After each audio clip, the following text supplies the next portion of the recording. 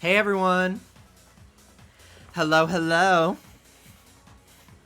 How's it going, guys?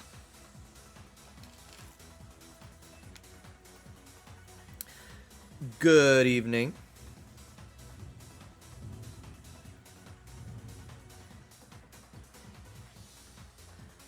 Hello, hello.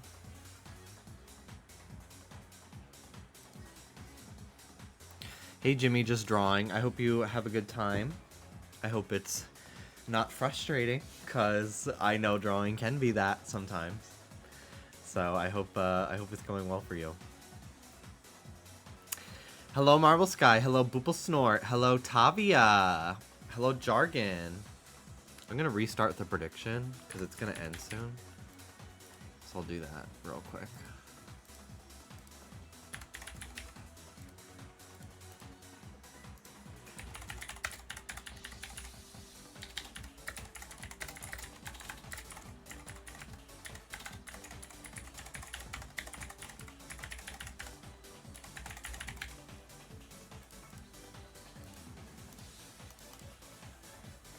Good.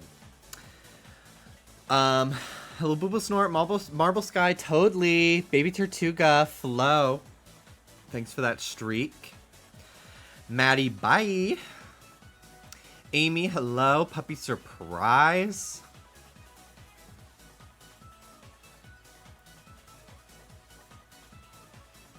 Topher, Dramatical Corgi, Shrub Crossing. Hello Kebra, hello Alan, Carmelian.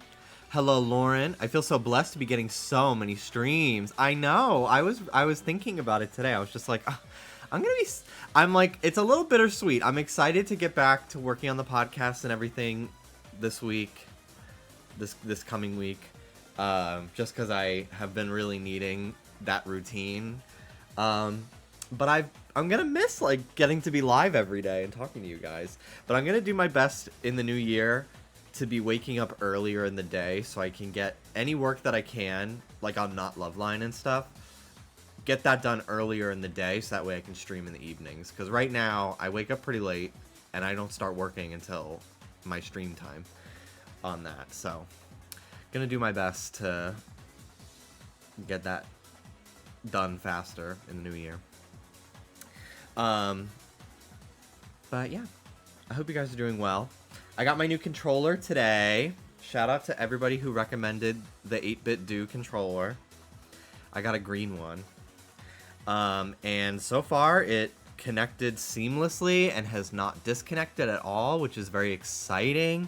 I love the color. It has a great weight to it. I really like it.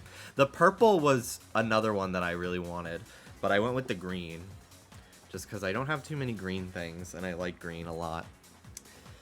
But the purple was really pretty too. But yeah, I'm excited because I've been getting back into Genshin. And my controller hasn't been working, so I've been trying to play with mouse and keyboard. And there are some advantages to it. Like, it's easier to do,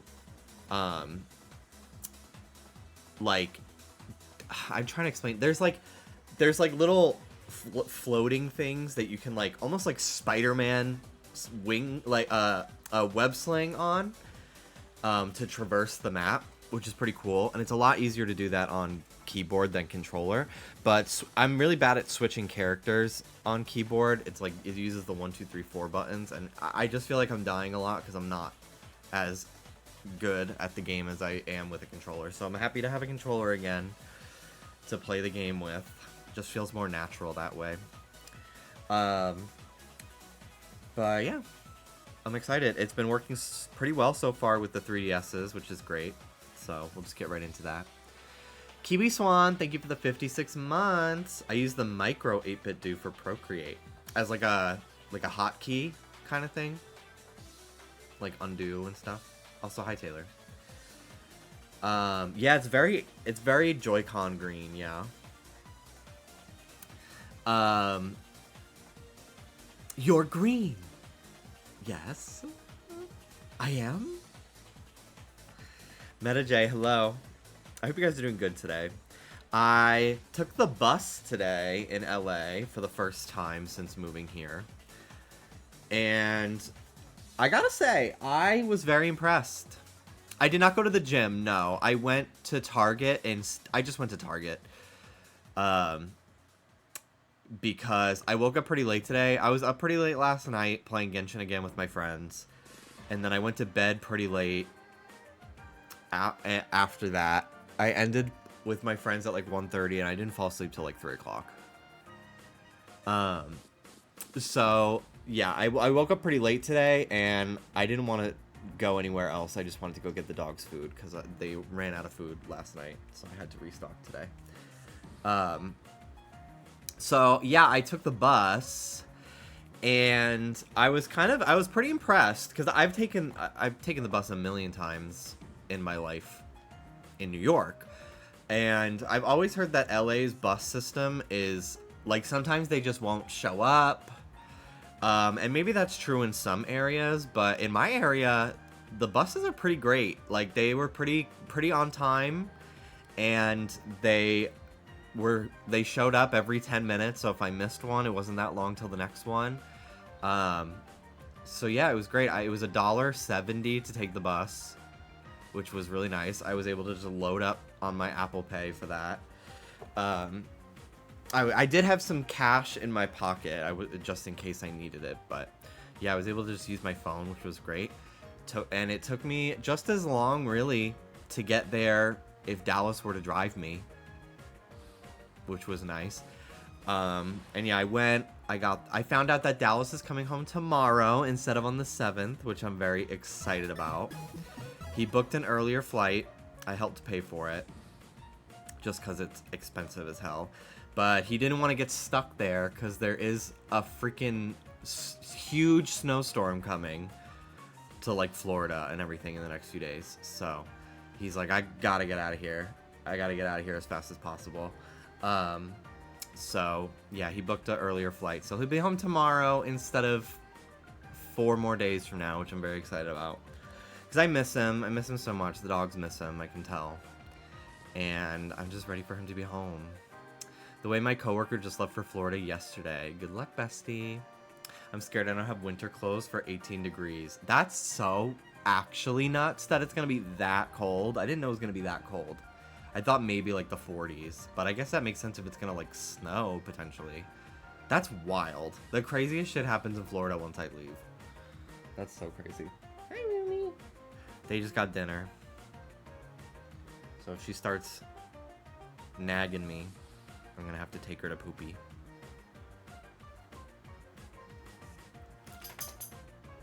She thinks it's now. You're fine. You're fine. You just ate. Give yourself like 20 minutes, baby. She's so sweet. Took a shower today, cut my hair. I think it looks great. I faded it pretty nicely today. I kind of fucked it up the last time. It wasn't like that noticeable, but it was noticeable enough to me, because I am very particular about it, but I did nice today. Sammy posted one of my favorite VODs ever today on my archive channel. I will link it. It is the stream that got us into Fortnite. It is Nicki Minaj in Call of Duty Modern Warfare 2, where me and David and Hannah and Mel played this Call of Duty game because they added Nicki Minaj to it. And it was hilarious, but the game sucks. So we don't switch in that VOD, but eventually during that stream we switched to Fortnite, so there might be a VOD for that as well, our first Fortnite stream. But yeah, this was the stream that we were like, maybe we should play Fortnite instead, because I have Ariana Grande. But this VOD is actually hilarious. Was Michael there? I didn't even see him pop up on my screen. Lauren Warapichi was there. Wild. Rich was in the call. There's some Mario Kart happening towards the end of it. It's a great VOD. It's fucking hilarious just to see pink Nicki Minaj in such a photorealistic war zone. It's just insane. So, yeah, go watch that if you want. It's from like almost 2 years ago now, but it's a great VOD. I'm so glad I missed the rest of the stream. I thought it was lost media. Sammy's been on it. with these VODs. There are some that I didn't even think I ever sent over to my YouTube channel. So, very excited about that.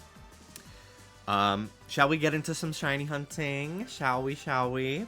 I'm so excited about my controller.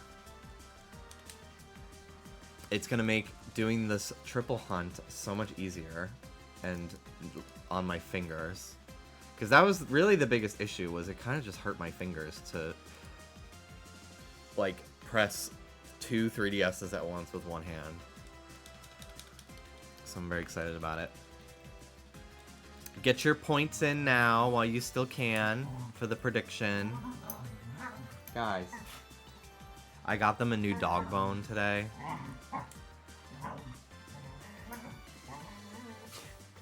While I was at Target. And they've been fighting over it. I should have got them 2, to be honest. I don't know why I only got 1. So, when Dallas comes home, maybe on Sunday, we'll go back out. I didn't get too much food for them, because I was originally going to get enough food for another week. And I was a little bit like, oh, I'm going to carry all that shit on the bus. And then before I left, Dallas told me he's coming home tomorrow. So I only bought... why does this A button control L as well? That's so weird. It's only on this one game that it does that. Or R, the R button. How odd. I must have, like, maybe done something in the...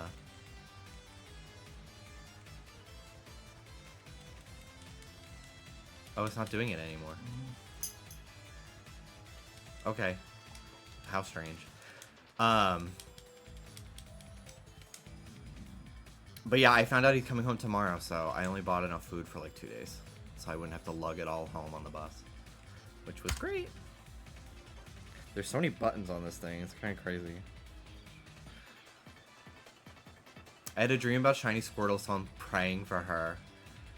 I had a dream that I found out that my 23andMe updated, and I found out that I was like 70% Mexican. And I was like, I don't know what to do with this information. And I found out that I had different parents.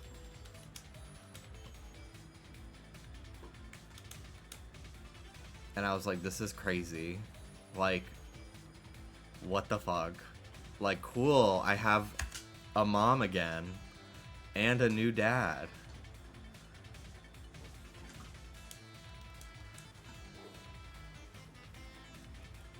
You need a granny cart? I would love that. Is Whole Foods expensive? There's a Whole Foods that's pretty close to me that I could walk to, potentially. It's like the closest grocery store. I knew it used to be expensive, but I heard that a few years ago when Amazon bought it, they lowered some of their prices. So I was curious if it was still like that. Because I always knew of it as really expensive. So I never went. They have some good generic stuff. I really want to go to Trader Joe's again, but I've been so nervous because they've been recalling so many things for Listeria. I think if you need specialty foods, it's good.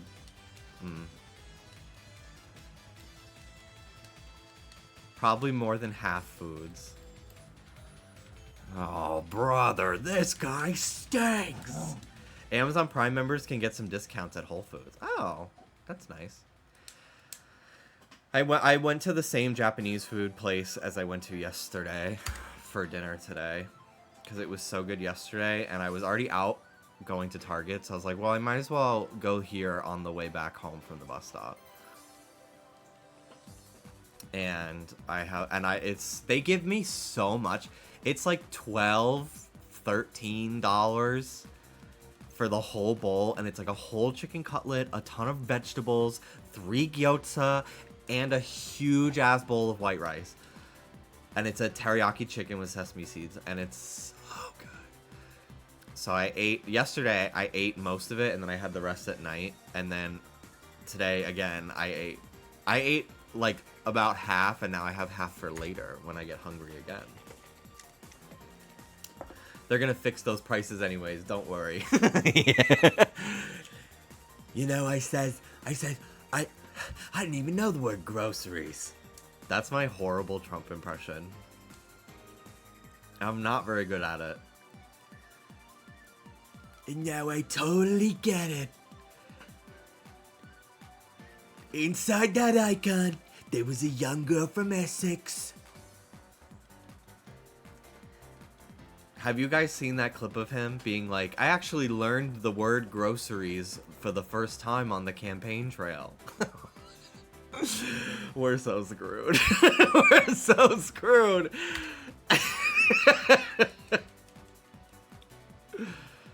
Listeria is a beautiful name for a girl.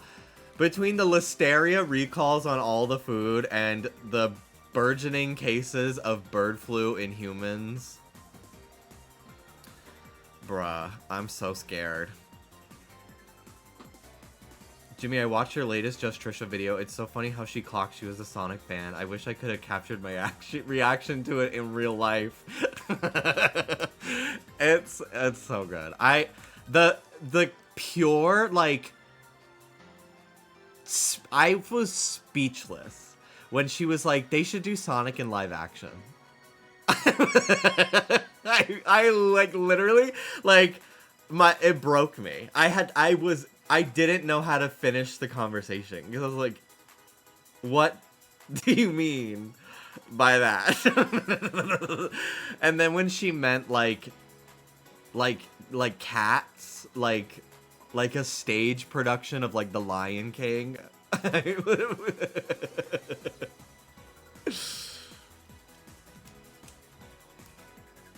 I'm very proud of that video as well as the Halloween one. It's so good. I have no idea when the next time I'm gonna be on there. It feels like a thing that we do around holidays, but I don't necessarily know if Valentine's Day or Easter are worthy enough for a little reunion episode. So I am excited for season 17. I'm probably just gonna wait till tomorrow to watch it with Dallas, because that's usually when it goes on streaming anyway. But yeah, I was curious if he would let me like watch it by myself, since he wasn't gonna be home for like almost another whole ass week.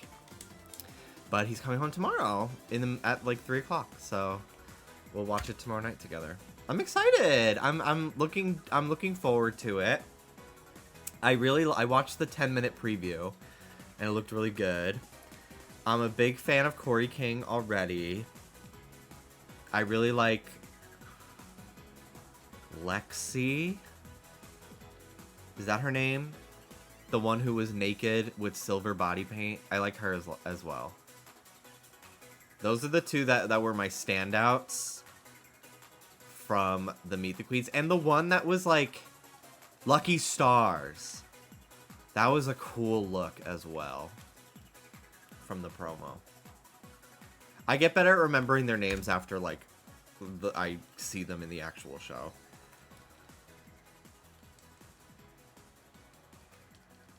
They were nasty for showing Mayhem's lace flying away. I am kind of gagged that so many girls agreed to have pies thrown at their face. Because, one, it looks like it fucking hurts. And second, it ruined their hair.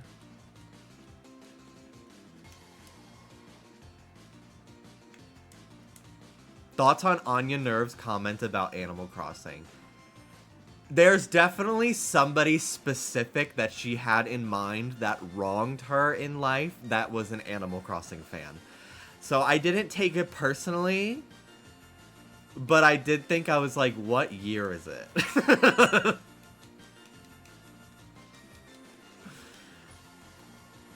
Jimmy, when will you try MRes?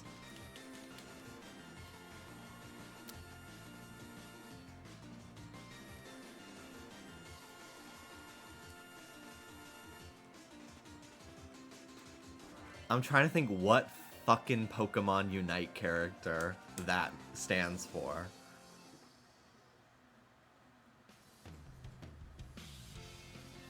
Meals ready to eat. What is the S part? Oh, it's meal ready to eat. I want you to eat army food that you have to heat up in a little aluminium bag. I'm cosplaying British today.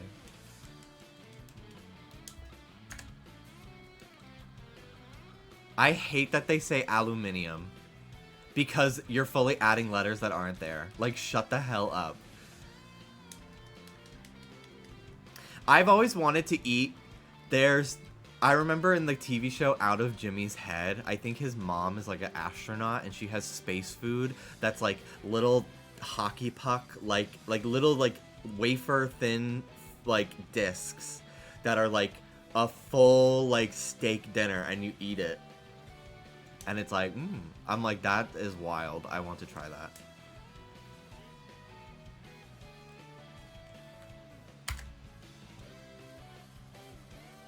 Groceries haul.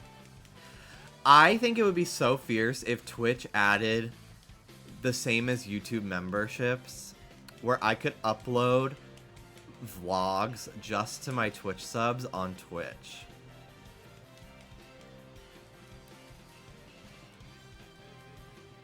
Because I would love to just be like, here's a 2-minute video that's only for my wetsies. I wanted the microwave and Spy Kids that made you McDonald's as a kid. That's so crazy. They had a collab with them, I think, where you could get like the little beetle. I think I had that from the Happy Meal toy.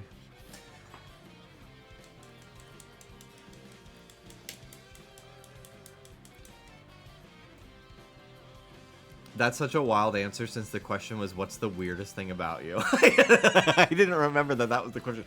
The weirdest thing about me is that I actually hate gamers. Specifically fans of Animal Crossing. Like, that's so wild. I vaguely remember that, but the best collab was Neopets. Yes. Or, I also, as a kid, I really loved the Beanie Babies collab. Because that was the only way my ass was getting a Beanie Baby. My mom did not like clutter. She was fine with me like collecting Pokemon figures, but she really did not like buying me plushies very often because it just was like, I don't know. She wasn't big on stuffed animals.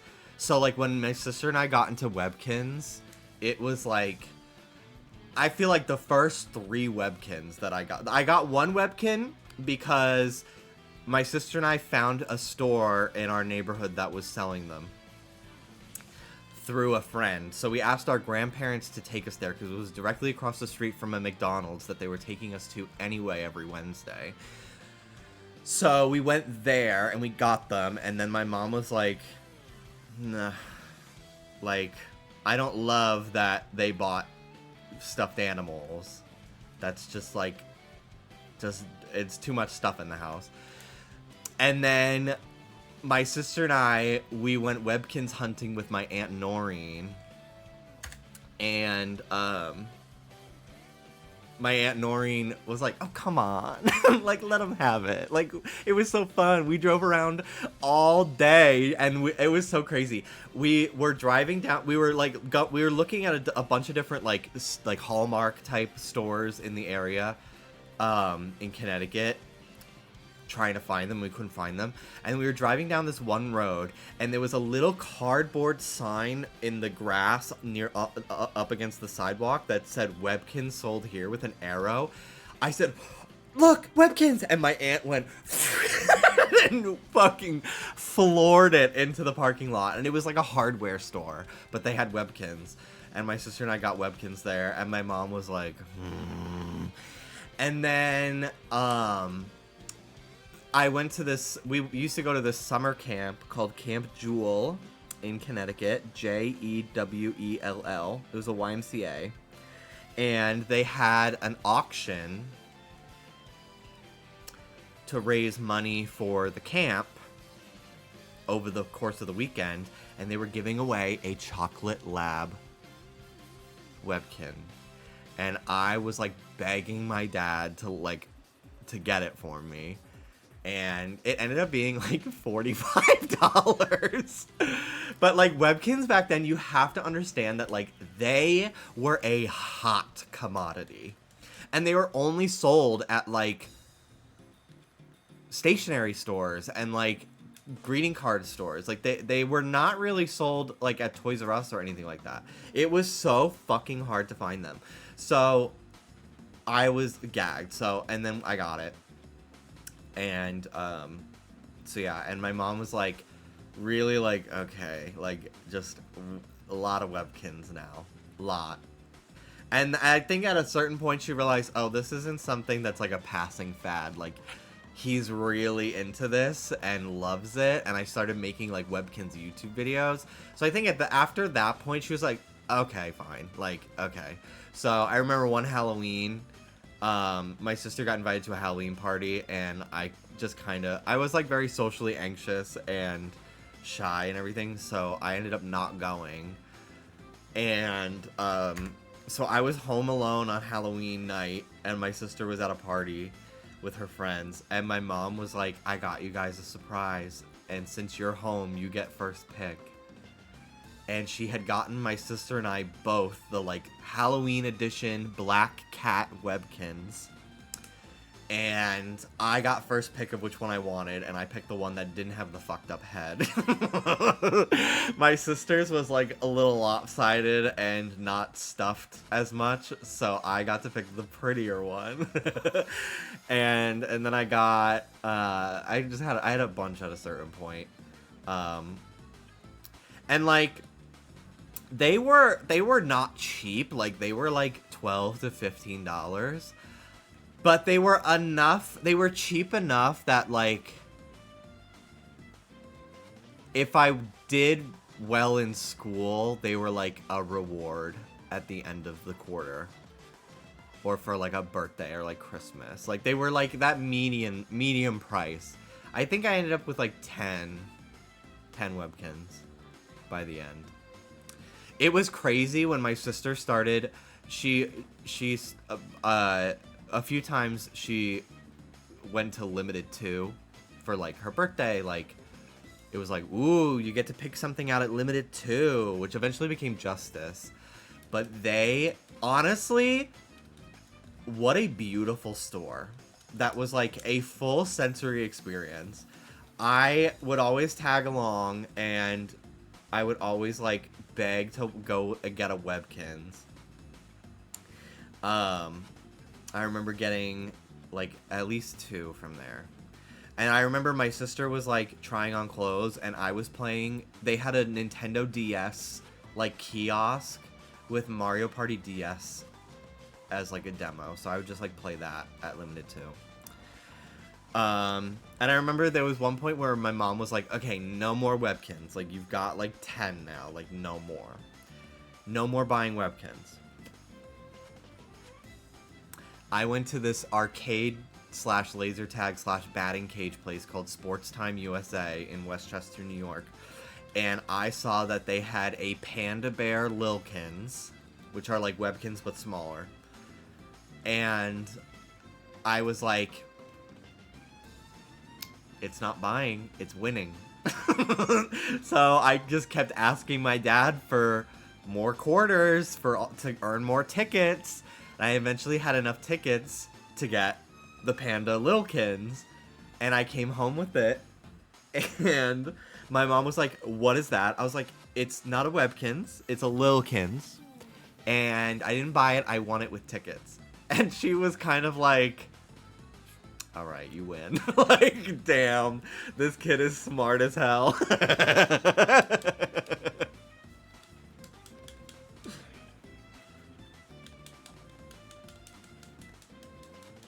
I don't have many of my old Webkins, sadly. I don't know what happened to a lot of them. I think we just put them in the attic, and then a lot of them got donated. I eventually found a good amount of them, though. My first one ever was the Black Bear, and I named him Zach, after Zac Efron. But I spelled it Z-A-C-H, and I think Zac Efron is Z-A-C. And I really had to come out to people. I also had a tiger webkins named Miley.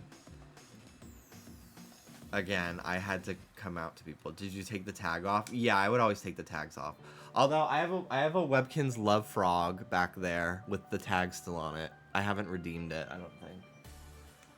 Because I just don't play Webkins. But it's still going. I should add it to my childhood account, honestly. That'd be fierce. Hello, Mando. But yeah, I always wanted the Love Frog because there was something so endearingly ugly about it. But I was like, I already feel like I get called gay just for the fact that I play Webkins. I cannot ask for this. Like, that would basically be me coming out to my parents at age 10. Like, I can't do it. I cannot do it. Have you seen the post about the Webkins cat with the milk? Is it the same copy pasta as the Hannah Montana boot pillow? Where the person would drench it in milk and then suck the milk out of it? Or is it something completely different? The first one I got, I cut the tag off and threw it away. Damn. Damn. I love that the art on the tag has not changed since 2007. I love that Webkins is still going. It's definitely got a smaller player base nowadays, but like, honestly, I feel like if I had a child, if I had a child now and they were like 5 to 7, I would absolutely sign them up for Webkins or like let them use my account. It's actually a really great game for kids. Like, most of the games are really simple, but there's a lot of like educational questions, like the quizzy guy, where it's like, it's basically like you're just doing math and like history questions and stuff all the time. The new 3D models in Webkins Next are kind of uncanny. I've never played Webkins Next, but I always wanted to try it because I have heard the same thing. Just don't leave them alone with Dr. Quack. I really need to finish my fan art challenge of the characters I hate because I started drawing Dr. Quack. The amount of YouTube videos I watched as a kid of Dr. Quack being evil or like killing Miss Birdie. That's why I can't really fault children for watching like Peppa Pig the Killer videos on YouTube or like playing like evil Peppa Pig on Roblox, because there is just something after a certain age, there is something that it's just a rite of passage that all kids go through where like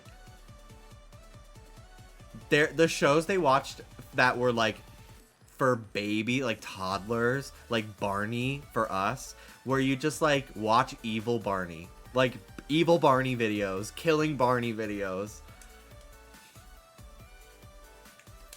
I just feel like that's such a common thing, and like it spans generations. The only thing now though is that those types of videos are not being made by other kids. They are made by adults who are coaxing children into spending copious amount of money on their parents' credit cards via Robux, which is sad. Like, there was something so pure about an unregistered hypercam video of somebody drawing red with the paintbrush and MS Paint over Miss Birdie's face. Like, cause you know that little kid was absolutely like 9 making that YouTube video. It's the gateway to headcanons. Yeah.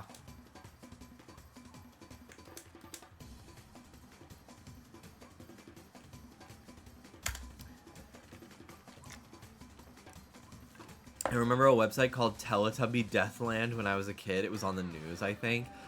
I never went to too many like sketch websites like that. I would just find stuff on YouTube.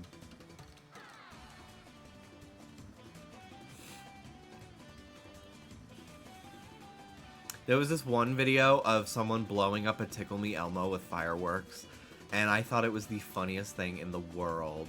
My sister and I used to watch it all the time.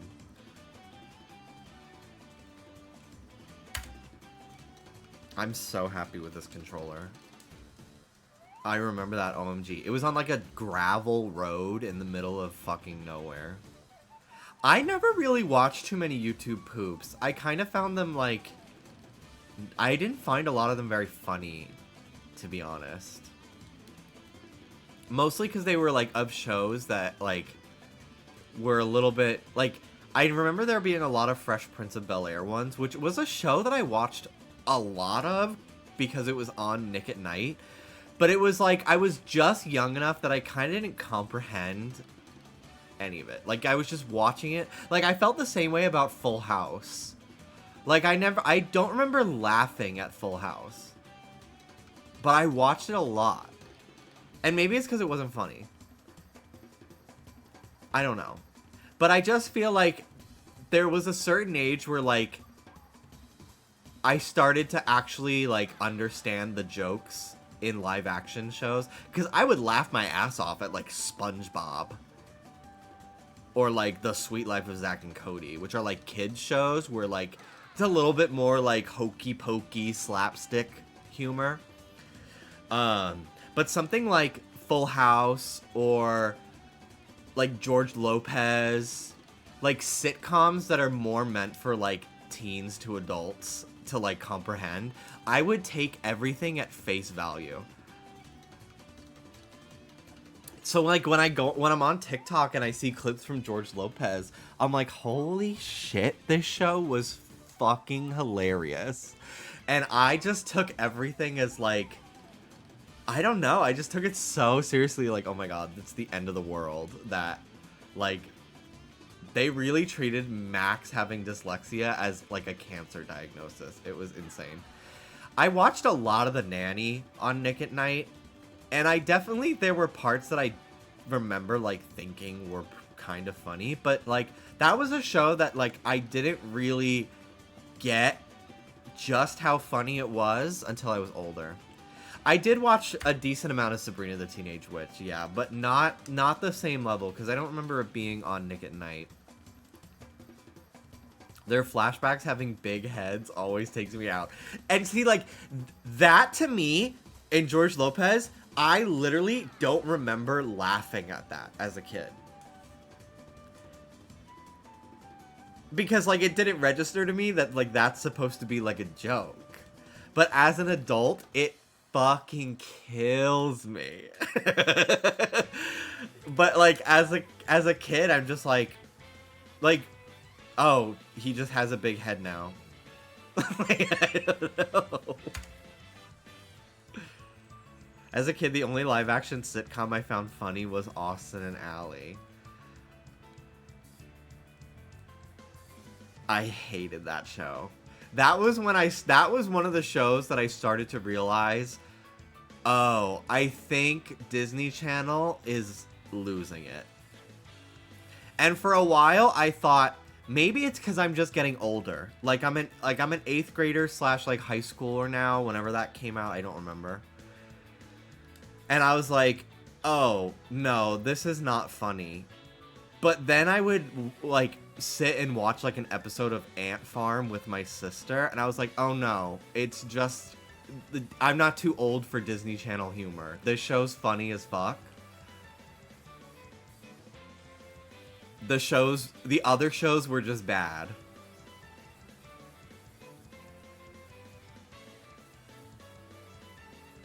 Rainey Rodriguez carried everything she was in.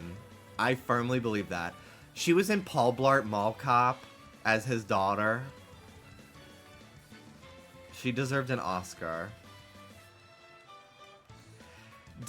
What's that guy's name from Austin and Ally, the blonde one?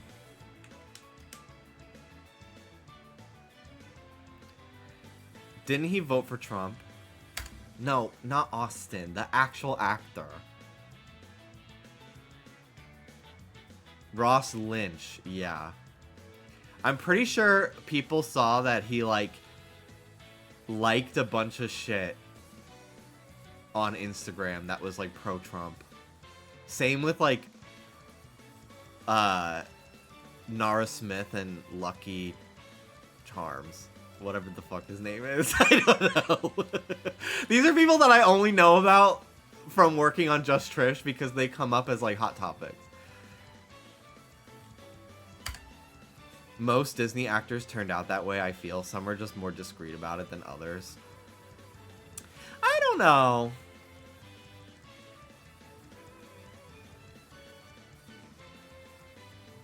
They're Scientologists. Ooh. Brianna chicken fry.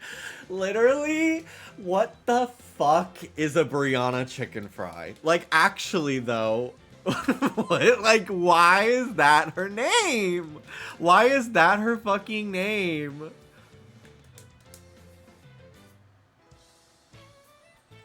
I have heard about her so much while working on Just Trish because she's a hot topic, especially lately.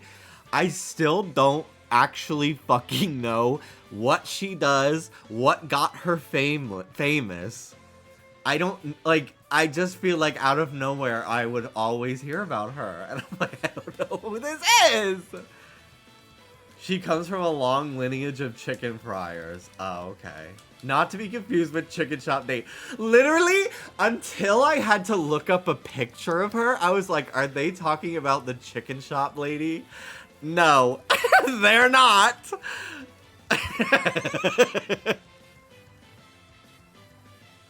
She has nothing to do with chicken, I think.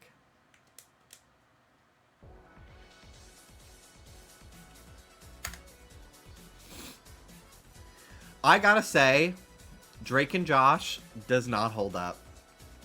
But iCarly does.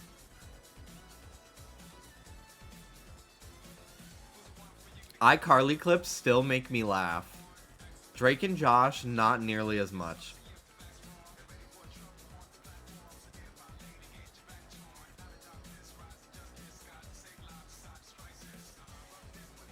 Victorious does not hold up either.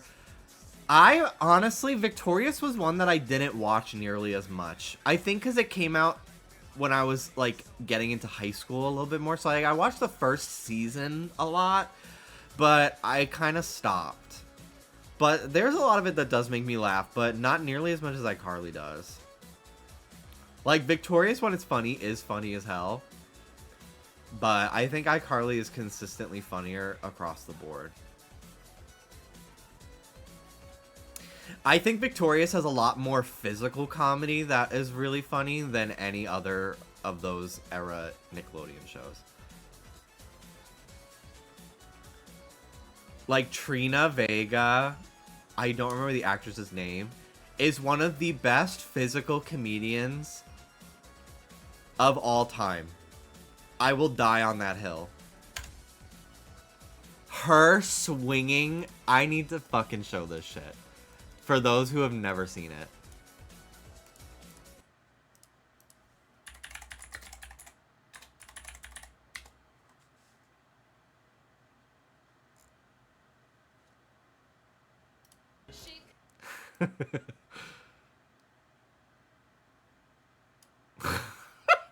This is not... Hold on.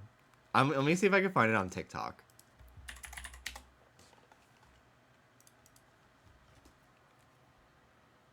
Chicago! Chicago!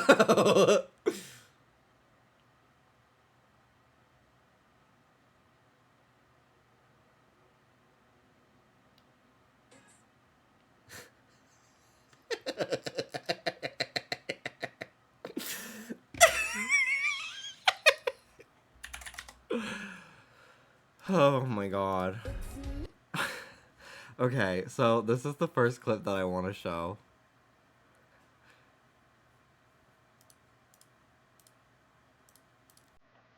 This is her. It's sped up.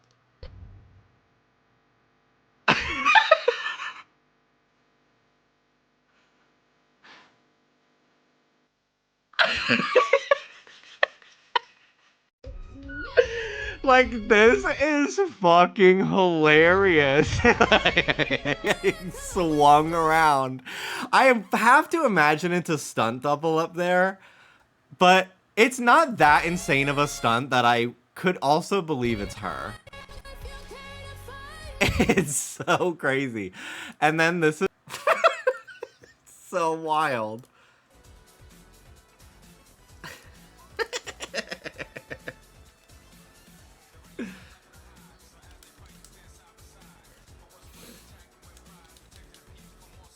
Chicago. She ate that. She did!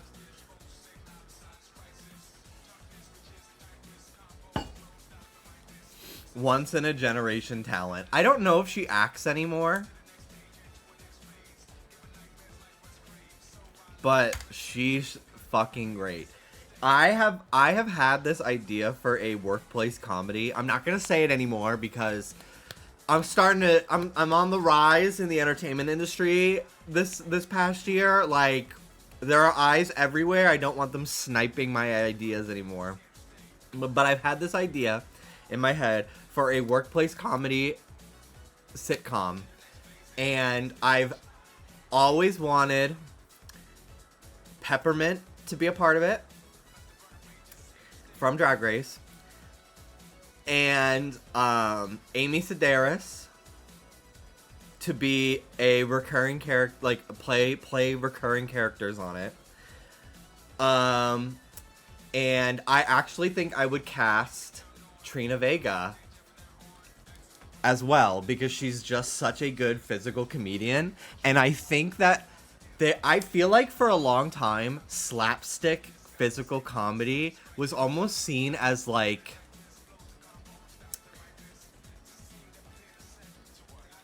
beneath people. Like, I feel like I remember watching so many nostalgia critic videos in like 2010, and all they did was like make fun of how everything, like, they would like dunk on the fact that like a lot of the movies and stuff would rely on like slapstick humor. And I feel like the occasional someone getting seriously injured in a comedy movie / TV show is necessary. It's so fucking funny.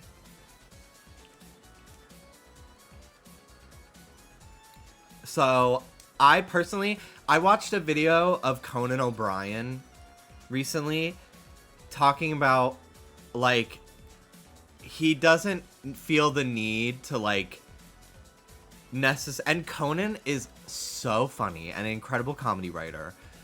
And he doesn't feel the need to, like, have, like, a witty remark about a person. Like, that's just not his, like, style of comedy necessarily. He was talking more, like, politically. And he wasn't saying, like, I don't like to get political in comedy. He was more saying, like, my personal favorite type of, like, humor to do is, like, more physical comedy based and, like, absurdism rather than, like, commentary. And I think that I think I can be pretty funny, I will say, about myself. But I don't necessarily think, like, I would ever want to do, like, stand-up or anything. I like being, like, I don't know. I don't really know how to describe, like, what I do. It feels more like situational and, like, conversational humor. And then occasionally, like, I do the most cringy, ridiculous thing that makes me laugh and Mel laugh, and that's kind of like, well, I only gotta please 2 people.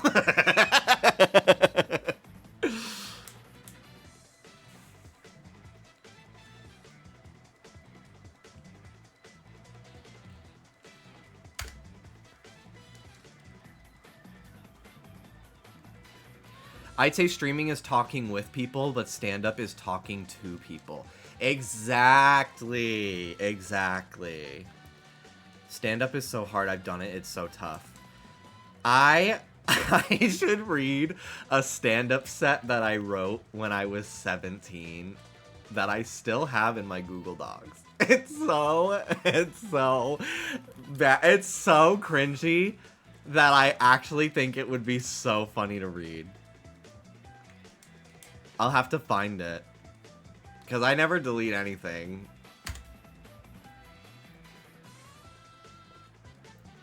You doing stand-up and just cackling after every sentence?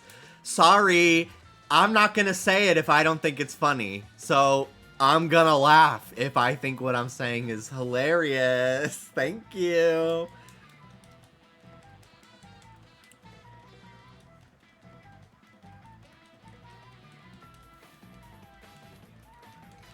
Yeah, donation goal. It's literally like 3 paragraphs because I was like, this is a quick 3-minute set. I gotta keep it tight for when they shine the light from the back of the room to tell me that my time is up. I was like, this monologue is gonna get me on Saturday Night Live. You wanna know who I think is the funniest person on Saturday Night Live right now? Sarah Sherman.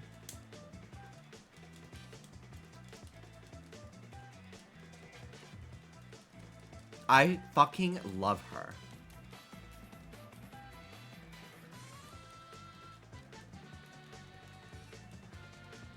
Do you remember the episode of Victorious where the puppet was in the hospital? Barely, but I feel like I can picture it in my head. Rex was his name, right? IDK, who that is. She goes by Sarah Squirm, I think, on social media. She is just very funny, especially on Weekend Update. I don't really watch much SNL anymore just because I don't have cable. But if there's like a sketch that's like particularly viral, I will watch it on YouTube. But I feel like this past season has been really, really strong. I feel like every week I'm hearing about it. And it's been a while since I've heard like about SNL on like Twitter and stuff. It's been a few years. I was really into SNL in high school because the Kristen Wiig, Bill Hader seasons were on Netflix. So I watched them all.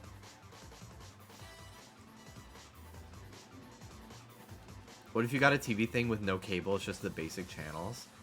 Well, actually, I am logged into Danny's Peacock, so I probably could watch SNL because they do have live channels. I watched the Thanksgiving Day parade on there. Scott Mimikyu, 53-month resub. Thank you so much. Happy New Year. Got any resolutions? Yes. Eat less takeout. Cook more food. To get more buff. And also, wake up before noon every day. Even if it's 11:30. That's better than what I have been waking up the last few months, which is at like 1:30 to 3 p.m. But it's because Monday and Wednesdays, I'm typically up until like 2 a.m. working on podcasts. So I'm kind of catching up on sleep those days. I thought you could tune into NBC with a plain old antenna. My TV has... Well, first of all, I thought that they got rid of that. I thought that they got rid of, like, antenna network TV in the Obama administration. I, like, remember, like, hearing, like, the last time it was broadcast. But if that still exists, I'm pretty sure my TV has an antenna, and it's always the, like, TV static can't connect signal. So I don't know what I'm doing wrong. Do you think meal prepping would work for you, or making and freezing things throw in a crock pot? Yeah, it absolutely would work for me. I just don't do it enough. And by enough, I mean at all.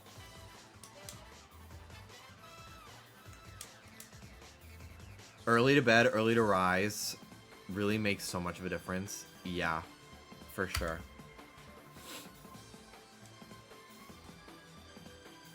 #2025 is the year of hashtag growth mindset. Yeah. I'm starting off the year perfectly, honestly. I've got a new computer that works amazing. My streams have been doing really well these last few days because my streams haven't crashed. So my viewership has been constant, and I feel like Twitch is actually sending notifications to people again. Because I think that was the issue. My streams were crashing so much, I think that they were like, this fucking guy is trying to abuse the push notifications, so we're gonna shadow ban his account because his streams are not consistent. But I actually think since getting a new computer, I don't think that's been happening as often. But maybe it's just because I've been live every day and everybody knows to come back here. That could be it too. The year of everyone taking their Christmas tree down in January. Yeah, we'll probably start doing that in the next few days. There was, back in New York when I lived with my dad, there was one year where our Christmas tree was literally up till July.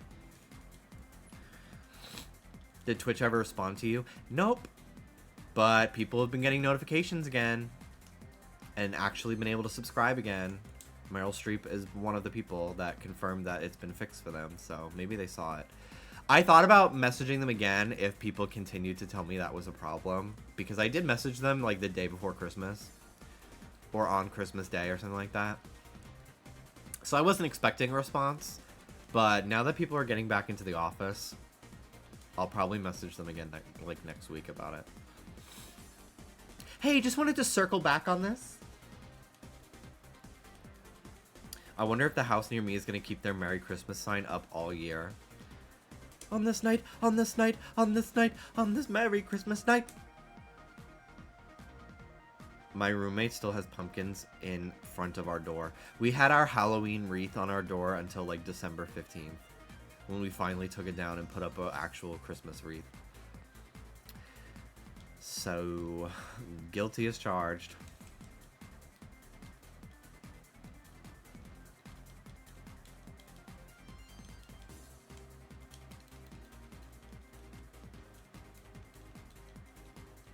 Getting Twitch to respond is like trying to get a dry situationship to respond. I don't think I've ever been in a situationship. It sounds horrible. I've definitely like been talking on Tinder with people for way too long. What even is a situationship? I don't know. I don't know.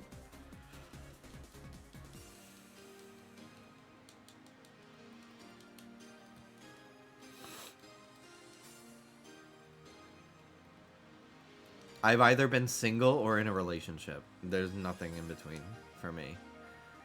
I have gone on dates, but typically I stop talking to the people after the date because it didn't go well.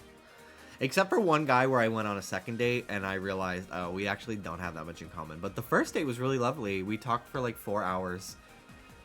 We got to Chipotle and we sat down and we talked for like 4 hours, and we probably would have kept talking if the employees didn't come over and say, we're closing, please leave. So, yeah.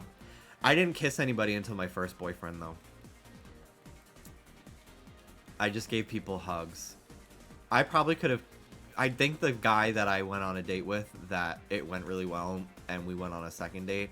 I think when I walked into the train, I think he kind of was. I think if I went in for a kiss, he would have reciprocated. But I was too nervous. I had never kissed anybody, so I didn't really know what to do. My first boyfriend taught me how to kiss. And then after like 30 minutes, he was like, you're a fast learner.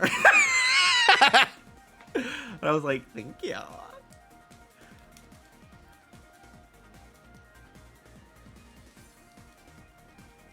I guess my last relationship was one we dated for like almost half a year. Damn. I guess maybe towards the end of my first relationship, the last like 2 months, I think we both were checked out, but like we did like each other, like as people. And like we had fun together. But I think we both realized that we just didn't have a lot in common. So I think we were kind of just like extending it to extend it until one of us finally cut the cord. Because after he broke up with me, like a day later, I was completely over it. And like actually I was like, oh, I think I was checked out like 2 months ago, just like he was. But sometimes I get him on my Instagram Explore page, and he has a new boyfriend, and they're very cute together, and he seems like he's doing really well. So, very happy for him. I do not talk to him, though. I texted him like a month after we broke up, just to say like happy birthday. But that was the last time I spoke to him.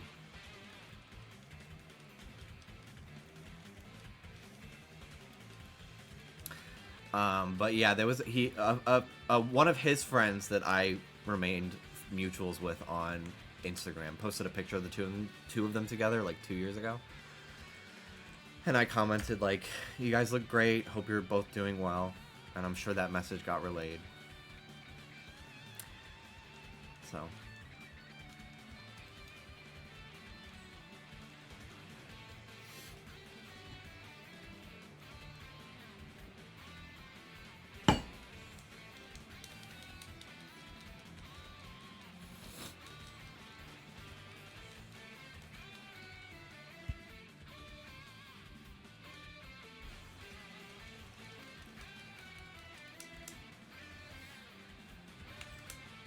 Michael, what controller do you use to play Genshin and stuff?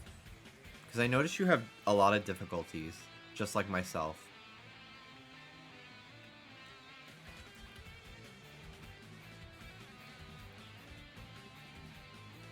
I've used this for about an hour and I'm already ready to recommend it to somebody.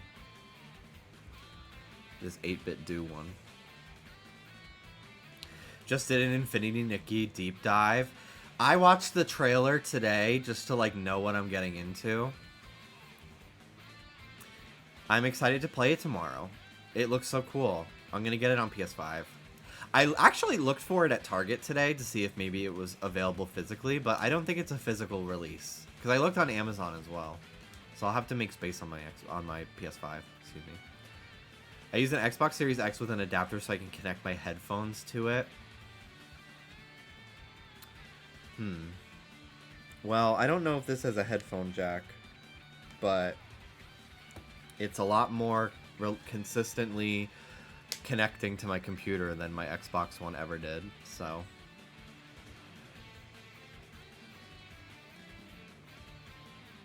They might have options with headphone jacks. I didn't look because I never use that. I put my headphones into my microphone and I listen through that.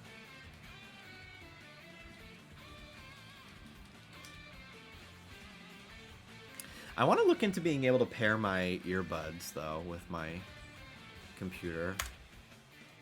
With Bluetooth.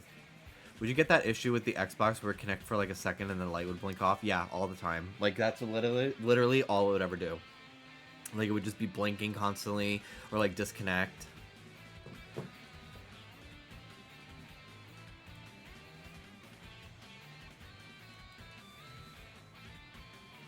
But yeah, I think what people were telling me was like these controllers are like built for PC first, so they are more reliable than like using a console controller on PC. I really like it. And the colors are really cute. I almost got the lavender purple one, but I went with green instead. You excited for new Drag Race? Yes, I am. Main season US Drag Race has been fucking amazing. I feel like it's always been really good. But when it's good, it's good. I feel like US All Stars has been really up and down. Drag Race UK is always amazing. Season 3 was just mid, but like still decent. But main season US Drag Race, I feel like season 11, a little bit of season 10, there was like some lower, not lower quality, but like just the challenges weren't that good. The queens were incredibly memorable though. But especially 15 and 16, like I feel like we're in like a new golden age of Drag Race. Like I would say 4, 5, and 6 is like the golden age. Season 9 is like the silver age or whatever. All Stars 2 season 9. All Stars 3. Amazing. And 15 and 16 have been so good. I would watch an All-Stars that is literally like just 15 and 16 people. I think my favorite season is when there's no clear front runner. I think I feel that way. I feel that way when it's like there is a front runner, but it could be someone else. Like 15 was amazing because it was just so fun to watch Sasha Colby demolish. But there were times where I was like, they could easily give it to Mistress. They could easily give it to Lux. They could easily give it to Anitra if they really wanted to.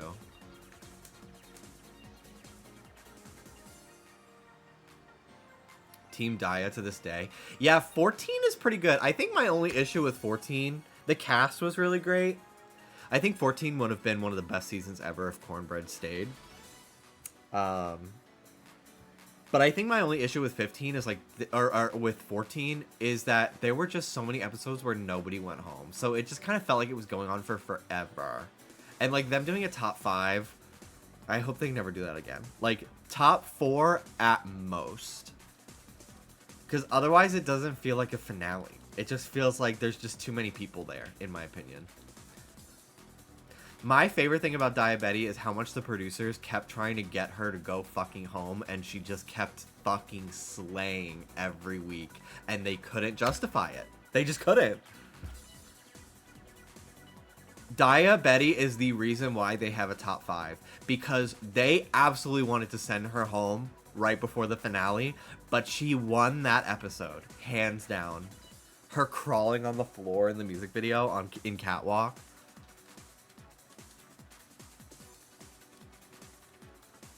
It is one of my favorite, like, Drag Race, like, fighting the edit stories ever. It's so good. Do you think the Emerald City has a big drag scene? I feel like that entire musical number is incredibly drag when they first go there. Wicked is on digital already, I think. I would see it in theaters again, but I don't know if I'm gonna buy it again. I think I will just get it on Blu-ray or something. Because I think there's like DVD commentary or something, which is kind of cool. And some deleted scenes. A lot of the deleted scenes that I've been seeing, though, I feel like would have made the movie even better. I'm surprised they cut a lot of them.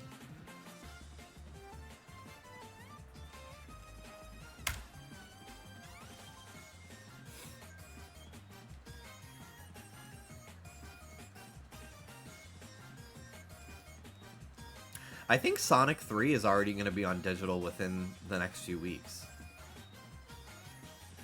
They cut so much from the Lion Cub scenes, which is wild to me because that's going to become such a big part of, like, not a big part, but, you know, like, it explains stuff that happens in part 2. So I'm surprised it was cut.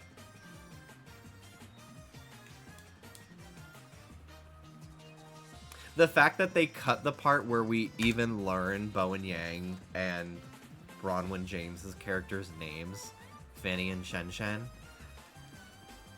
Like, we don't even know their names in the movie.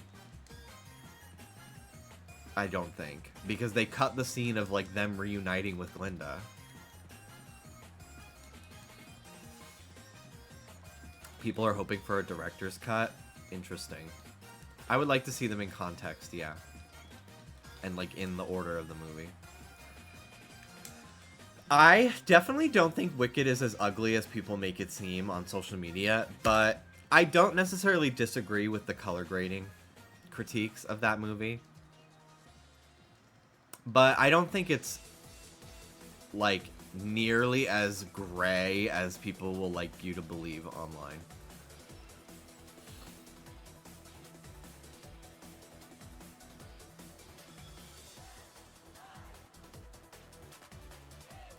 I want the fucking poppy field scene. I think color grading is just bad in most movies nowadays. I was watching a whole thing about how Marvel movies, every scene has the same lighting because they keep everything as neutral as possible while filming, because they redo so many scenes, like where they take place, who's in them, etc., etc., in post with CGI. Like, they're doing rewrites and re-edits on movies. I think Ant-Man Quantumania, like, a month before it came out, they, like, changed the ending.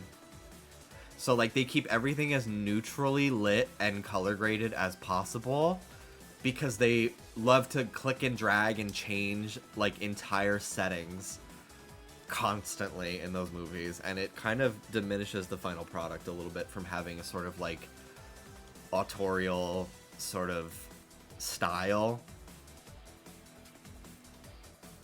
I know it's not, like, actually possible financially or, like, technologically to do Technicolor anymore, but damn, do those movies look good. I thought Barbie was pretty colorful, though. And that's, like, a pretty modern blockbuster movie. And I thought, like, they really contrasted the Barbie world's colorfulness versus, like, the real world sort of, like, more typical color grading. I thought it was pretty good.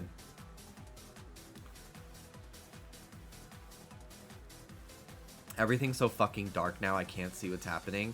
I feel that way in video games, too. I constantly, anytime I'm playing a game on, like, that's, like, a AAA, like, photorealistic, like a game with an art style that's, like, The Last of Us or, like, Until Dawn or something, they're like, adjust the brightness so the logo is not visible. That bitch is staying visible. I need the game to be a little brighter, because I can't see anything. I can't see the items it wants me to pick up, you know? So I always turn the brightness up on things, if I can.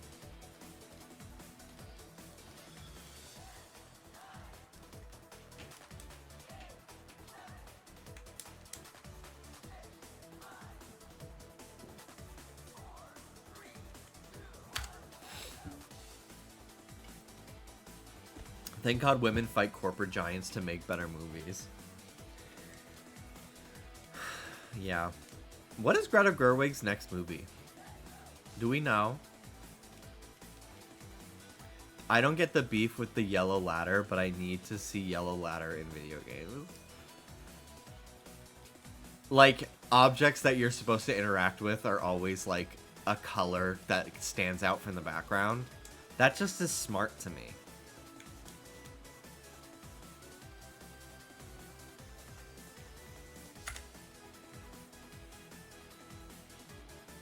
I think it's a series, though, not a movie. Lion, the Witch, and the Wardrobe for Netflix. Ooh.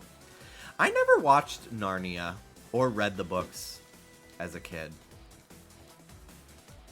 But I did watch whatever, like, whatever, was it Epic movie where they parodied it? They just parody, like, a bunch of movies, like Lord of the Rings and stuff. I think it was Epic movie. I remember seeing that. So I kind of thought I saw Narnia. I was really terrified of, like, prosthetics as a kid. Like, that's why I didn't watch The Grinch growing up. And I know that Narnia had, like, a couple characters that had prosthetics. I thought they were really creepy as a kid. Because they're, like, to me, it's, like, sticker adjacent. Like, I would imagine having all that shit on my face and, like, the sensory overload of it all. I hate on Drag Race when a queen has prosthetics. Not because I like how it looks on the runway, but when they show them taking it off, when they're, like, getting the fuck out of drag, I hate looking at it. It's so creepy to me. Epic movie made me scared of Willy Wonka. I was just scared of those movies in general, because I saw the original as a kid, and the scene of Violet turning into the blueberry was so fucking scary to me. I didn't chew gum for like a year. So I was really afraid to watch the new one when it came out when I was a kid. My dogs are so sleepy. They're so full of food and tired. It's so cute. Look at them sleeping on the same blanket together. Oh my god. I'm gonna die. I'm gonna die! It's so cute. Ah. They're the best.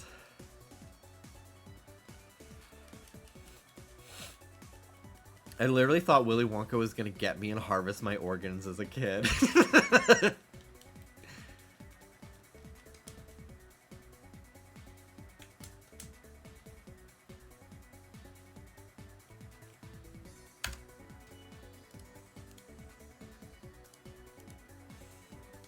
Where do you think his candy comes from?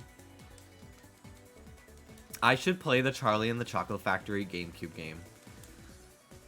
And see if it is actually as hard as it was for me to figure out as a child. Fantastic Mr. Fox is one of my favorite stop-motion movies ever. I haven't watched it in so long, though. But it's like it's a perfect Thanksgiving movie. I read the book, too, as a kid. I was really afraid of that one movie based on a Roald Dahl book, The Witches or something like that, where that kid gets turned into a mouse and, like, there's, like, a transformation sequence using prosthetics. I saw that when I was 6 years old, and it was so fucking scary to me, and I always thought that Hocus Pocus was that movie, so I was always too afraid to watch Hocus Pocus as a kid. I was afraid of the prosthetics in Halloween Town as well. I did not watch Halloween Town as a kid on Disney Channel. But now, I watch it every year for Halloween. I find it to be such a comforting movie. Can you please watch Matilda and do a live react? I've never seen Matilda. That could be fun.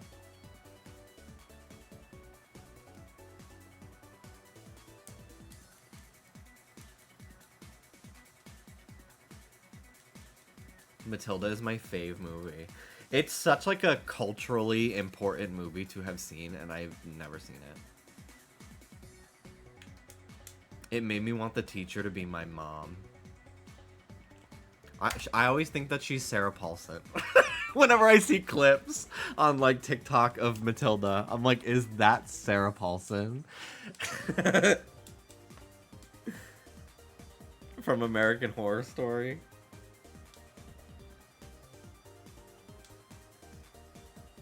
Have you seen the chocolate cake scene from Matilda? No, but I feel like I've heard of it. I watched a clip on TikTok a few months ago of how they did that scene from Harry Potter where he, like, the ant, like, inflates and flies away. And it was so scary. Like, I watched that as a 27-year-old and I was still like, ew, ew, ew, ew, ew. It's so creepy. I found out that apparently, like, the kid that Harry lives with, his cousin, like, he permanently gave him a pigtail, and, like, he probably deserved it, but, like, ew. Ew. Like, he just has to live like that now. That's so scary. I hate hearing about people born with tails. No offense if you were born with one, but, like, I literally, like, think of, like, having one. I literally just hate thinking about how humans have a tailbone.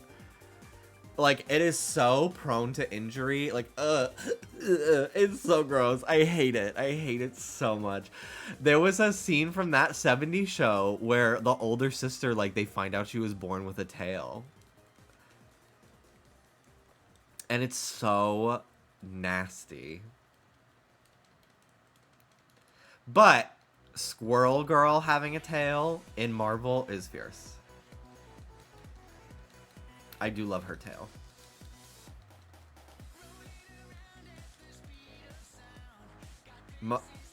I was, but my mother said mine fell off because my urine eroded it.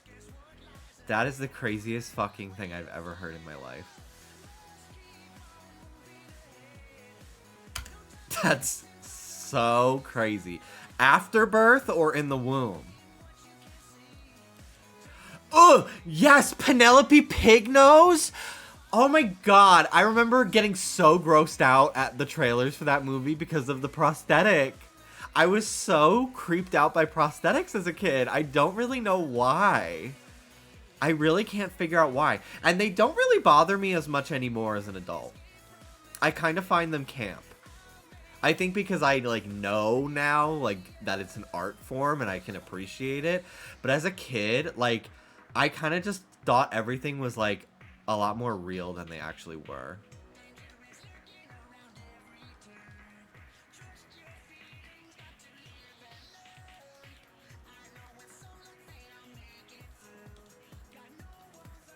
There's a scene in Legend of Korra where this human gets possessed by one of the spirits, and like it turns him into this like half human, half lemur creature, and he like looks at himself in disgust and fear.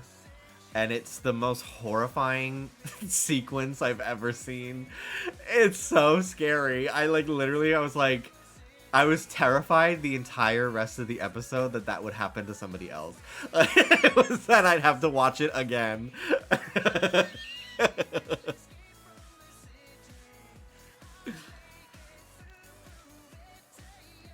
Hello, I see we're discussing gleeful things today. Gleek.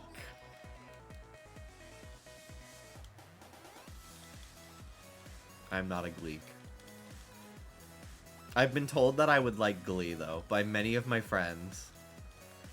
And I do laugh at every single Sue Sylvester monologue that comes across my feed. I can Gleek, yes. But I have to... It's very hit or miss when it happens. Often unintentional. How do you feel about the Scooby-Doo Zombie Island Werecat transformations? For some reason, did not bother me at all.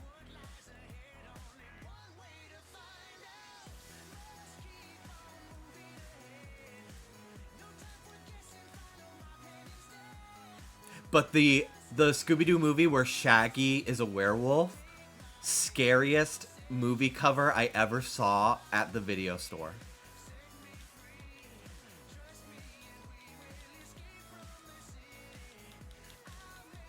I think it depends on the context. The cat ladies, they were kind of like, we love this about us, or something. Like, it felt more like intentional for them, even though I think it's a curse technically. They kind of just didn't care that it was the case. I don't know. I don't fucking remember. It did not scare me as a kid somehow.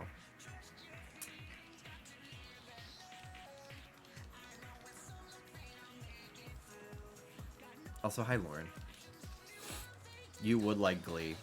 Degrassi better. I don't necessarily think the two are comparable at all, because I think that Glee is a comedy about high school drama, and Degrassi is played serious. I will never watch Euphoria. I was watching clips of Euphoria on my TikTok, and I was like, maybe I need to know the context, but how does anyone think this is like I don't know, how does anyone not find this like hilarious? Like, people are like, oh, this was such a good performance, and I'm like, it feels like a parody of shows like this, but I think it's supposed to be taken very seriously. Yes, Marinated Mars. The That's So Raven episode where they slowly became cows was the scariest thing ever. And I would constantly ask my sister to check and make sure before That's So Raven came on if it was the cow episode on the TV guide. Otherwise, I would leave the room. I also didn't like the episode where she's on that cooking show and she eats mushrooms, which she is allergic to, and she swells up, and that scared the shit out of me as well.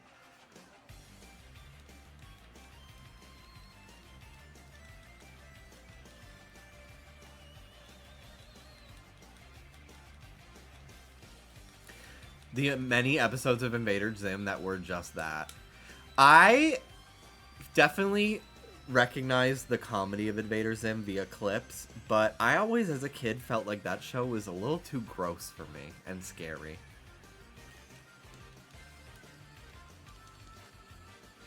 I did not grow up ever knowing about The Bad Case of the Stripes. I only found out about that book as an adult through TikTok. What a horrifying book.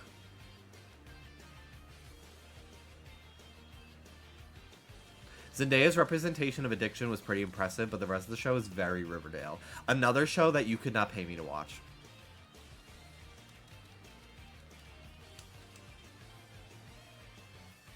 I do remember that episode, Jake attends, about the organs. I have seen that one. I am destined to be the way I am because that was my favorite kid's book. What's that kid's book about? He's like he's bald and he always like causes trouble and he has like a striped blue and white shirt. It's like No David, and it's like clearly a book about a kid with ADHD that is treated as a really bad kid because of it. I remember that book. I was often read that book as like, you are like this kid and you need to learn a lesson. My parents never made me feel this way, but a lot of my like aunts and uncles definitely made me feel, and like older cousins as a kid definitely made me feel like I was too much.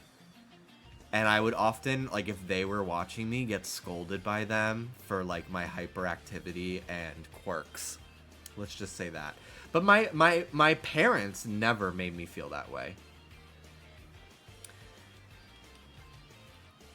Which I really appreciate. I think my mom definitely was like... some of my antics, she was like, oh, brother, this kid is going to be a lot to handle. When I would, like, imitate Mario in the middle of a basketball game, in the middle of the court, in front of everybody, when my team would score a basket. But I never felt like I was, like, I think both my parents, like, unfortunately, I can't ask my mom if, like, she ever knew I was neurodivergent in any way. And my dad, I've asked him. He's like, I don't know. So that's the depth of that. But my mom definitely knew I was sensitive and probably could tell I was a little queer kid as well. Just from, like, a lot of memories of, like, interactions I had with her and a lot of things. Like, my aunt would tell me she was, like, my mom always worried about me. Like, she always, like, she definitely, like, obviously cared about my sister very much. But she knew my sister was, like, a lot more comfortable socially. So, like, if we went to day camp for a day in summer vacation, she knew my sister would walk out of there with, like, 5 new friends, and I'd walk out of there with 5 new bullies. So she was always, she always had, like, a worry and, like, an anxiety about me, which I find very, very endearing to learn as an adult.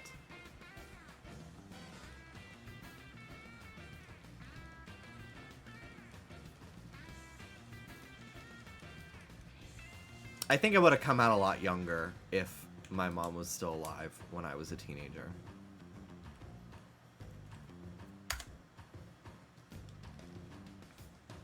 But my stepmom would always refer to me to my dad. I would hear as, like, your F-slur son, your gay son, as, like, a pejorative. And I kind of thought, like, it was an unsafe environment for me to come out. And how many followers you got now? That's a lot of bullies. Good job. Yeah, I got about 110 bullies here right now.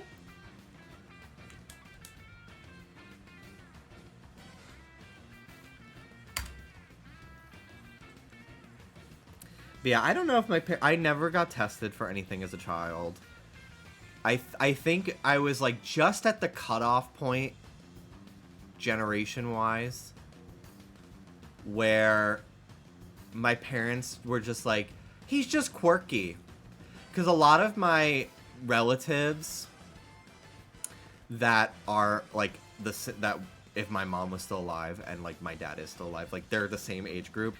So one of my little cousins is definitely showing some signs of neurodivergency.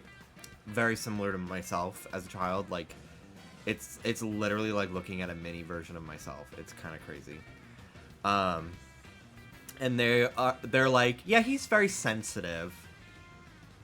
And he's very, like, artistic and introspective and, like, gifted. Which I never actually got called gifted, but I know what that is code for, you know? So, I definitely think that, like, they didn't know, like, that's what they were seeing in me.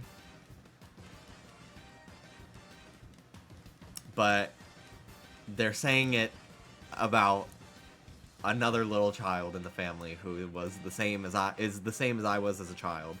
So I'm like, oh, so they kind of could tell something was up, but they didn't know the words, nor did they feel it was necessary to get tested. Because I did really well in school. So I think they just didn't, because honestly, because I was afraid of getting in trouble by not doing well in school.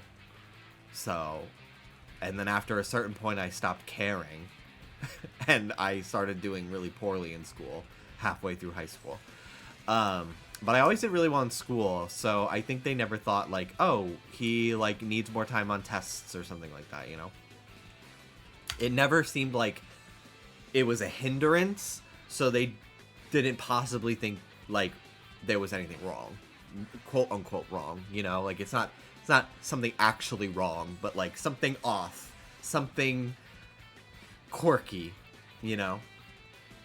But I think if maybe my parents were even, like, 5 years younger, like, instead of being boomers, they were, like, Gen X, I think I definitely would have, like, been tested for things a lot younger, instead of having to explore a lot of these things as an adult.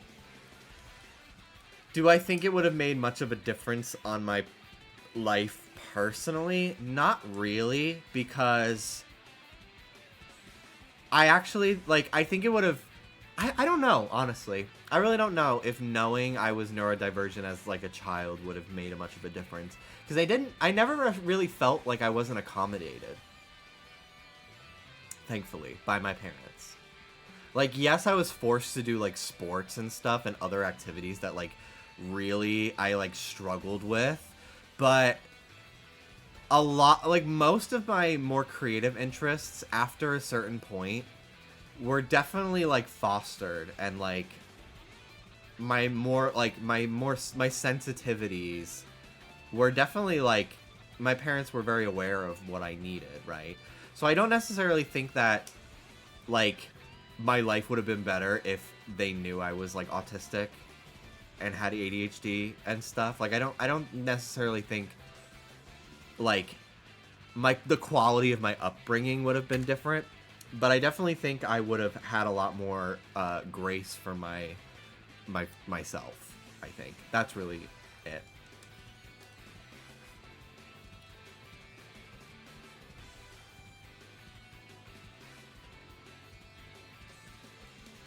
But, like, one of my dad's literally, like, favorite pastimes, once he kind of, like, accepted I'm never gonna like sports, and I was able to quit all the sports I was in 6th grade, finally, except for swimming, which I did really love, but I got depressed after my mom died, and I quit because I was depressed. And I didn't realize that, and I think if I went to therapy, I probably would have stuck with swimming and realized, like, oh, he's just depressed. He doesn't actually hate this anymore, you know? Yeah, my dad would, like, drive me all the way to Philadelphia for a Pokemon tournament that I found out about the night before, only for me to get there at, like, 6 a.m. and wait there in line for 3 hours just to not even get to compete because I didn't win the lottery system. And it was, like, the best day ever for him because he got to see me, like, in my element, which I, like, you know, like, he like, got it. Like, he was like, oh, this is not a sports kid, and I just gotta let that go because he was such a sports kid. Which is so funny because, like, I see so much neurodivergency in my own father as I've learned more about myself, and I'm like, oh, my dad's special interest is baseball. Like, holy shit. He doesn't anymore, but, like, he used to collect quarters. Like, hello? It's right fucking in front of me.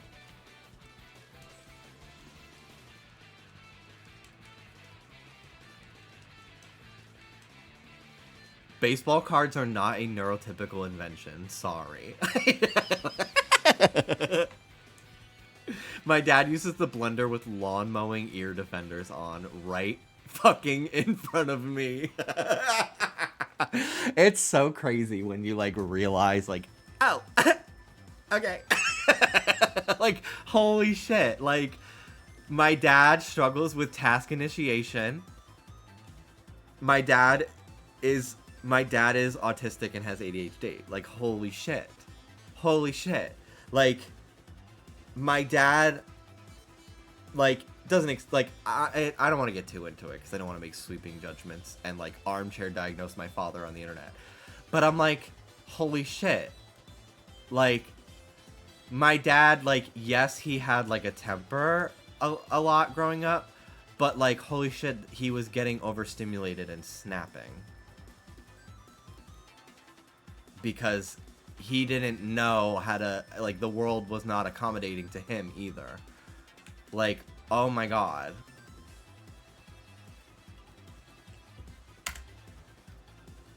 It kind of blew my fucking mind. And, like, as I've noticed behaviors that I have, that I never thought were weird until I moved in with Dallas, and, like, not weird, but, like, atypical. And Dallas would point out, like, things that I do, and I'm like, oh my god, my dad does the same thing. And as I've learned that these are, like, ADHD behaviors, and, like, out of sight, out of mind, like, if it's not right in front of me, it doesn't exist. Like, that's my dad's entire life. Including, like, texting me. And I'm the same way. Like, I don't text my family because I don't see them every day. My dad texted and called me more when I lived at home than I do ever in, like, a month of when I lived at home than the last 3 years of me not living at home. 4 years. 4 years. It's 2025 now. I think 3 years because I've lived in 3 apartments, but I lived in one apartment for almost 2 years.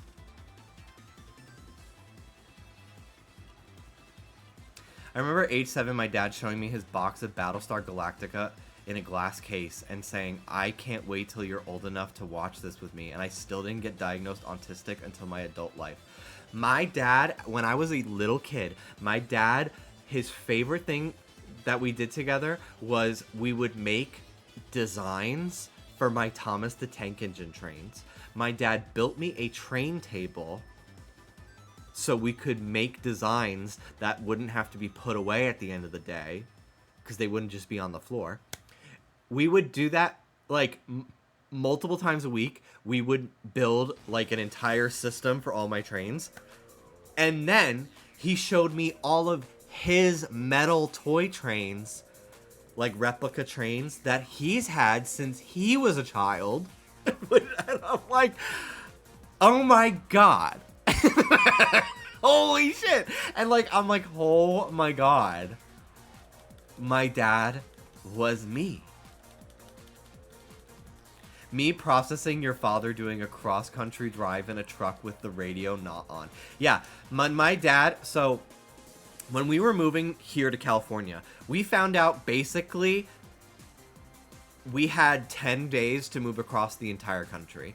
So we packed over the course of 2 days. We took like 2 days to enjoy Christmas, and then we fucking floored it from Florida to California in like 4.5 days. Only to find out that we couldn't even move in until January 2nd, so we spent like 2 days in a hotel. But after 3 days of the road trip, it was like the last like full day of driving, and my dad was like, hey Jim, like after our next rest stop, would you mind sitting in the truck with me for a little bit and like talking to me for a few hours?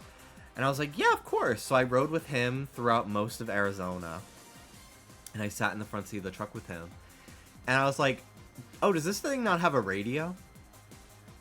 And he was like, oh, it does, but I just didn't feel like listening to it. And I was like, at all? He was like, yeah, I just had the radio off the entire time. For the last 3 days of 11 hours, 11-hour driving segments, he didn't have the radio on at all.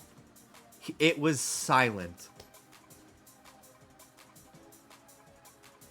That, to me, was like, when I told Dallas that, when I got back into the car with Dallas,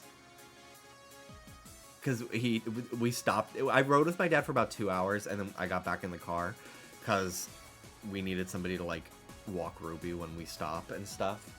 Because we would stop more often than he did, just so I could take Ruby out to pee, and then we'd get back on the road, and then we'd catch up with him.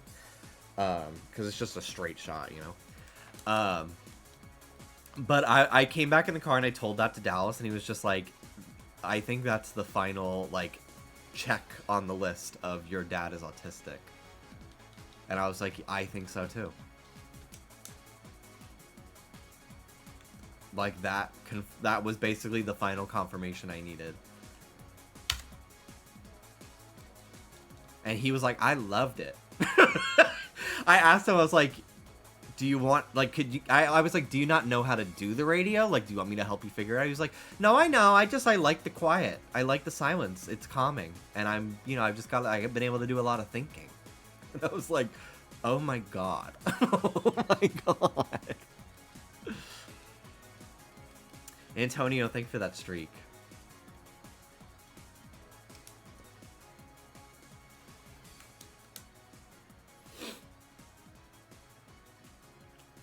My dad doesn't know too many Pokemon names, but he does know Minun. Because of how often I came to him with my Minun toy that's ear broke off for him to crazy glue it back on for me. Ooh, I want to show you guys this keychain I got today. What did I hit?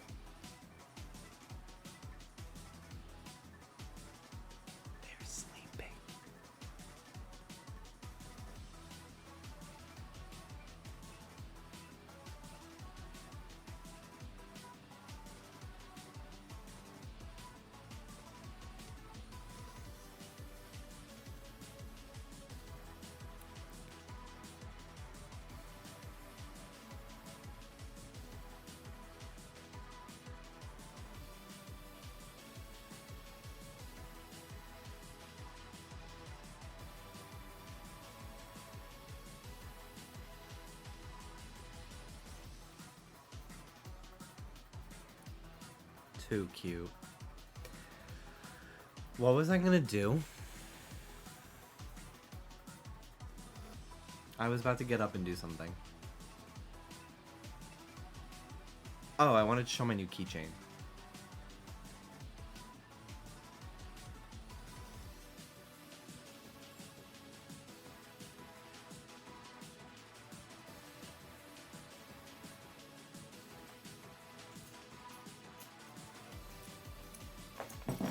So,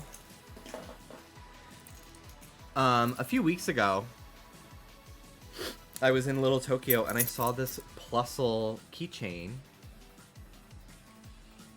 And it's definitely a bootleg because the cheeks are like smeared and stuff. But it's pretty cute. So I bought it because I needed a keychain because I lost my keys a few months ago, if you remember. We did not get the starter yet, Kawaii Small B, but welcome in. We're still working on it. And then I was like, I should look online and see if this is part of a set. And I saw that it was the official figures. And so I bought the official Minun for my purse. And then I was like, well, now they don't match though, because one's bootleg and one's official. So I decided, I was like, you know what? It was pretty cheap too. It was like less than $10. So let me get the official Plusle as well. So I got the Plusle. And they're pretty different looking. And a lot bigger than the other one. Like, you can tell this is fake. But still cute. So I'm going to switch out the official one for the bootleg one. And then put the bootleg one on my shelf.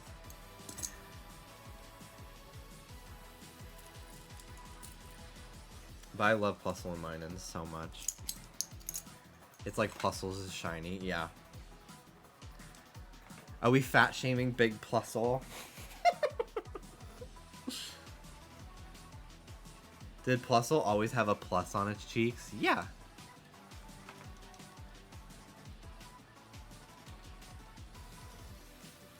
I saw a little shadow figurine in the Walmart checkout line today. I thought of you. Ugh. I need to go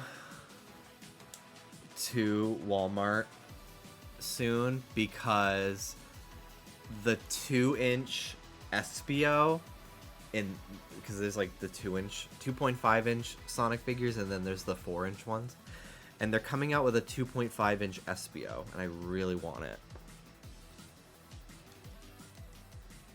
Who's your next target after these? I don't know. I'm not sure. The last thing I got before this, this hunt was my Mime Jr. in the Reflection Cave. So I'll be able to beat the 3rd gym, and get Surf, which opens up a lot more new routes for me. But yeah, I'm not really sure.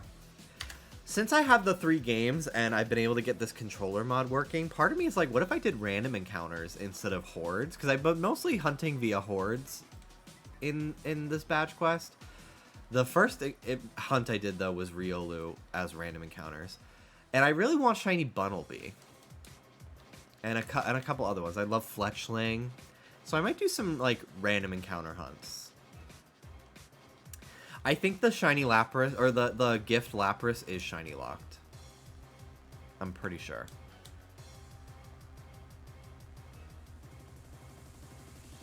That Charmander being female, like, made my heart stop for a second, because I saw red, and I was looking for the red star to show that it was shiny. And I was like, oh.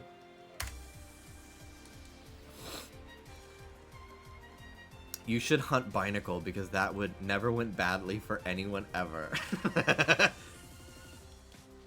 I really want Dallas to continue that hunt.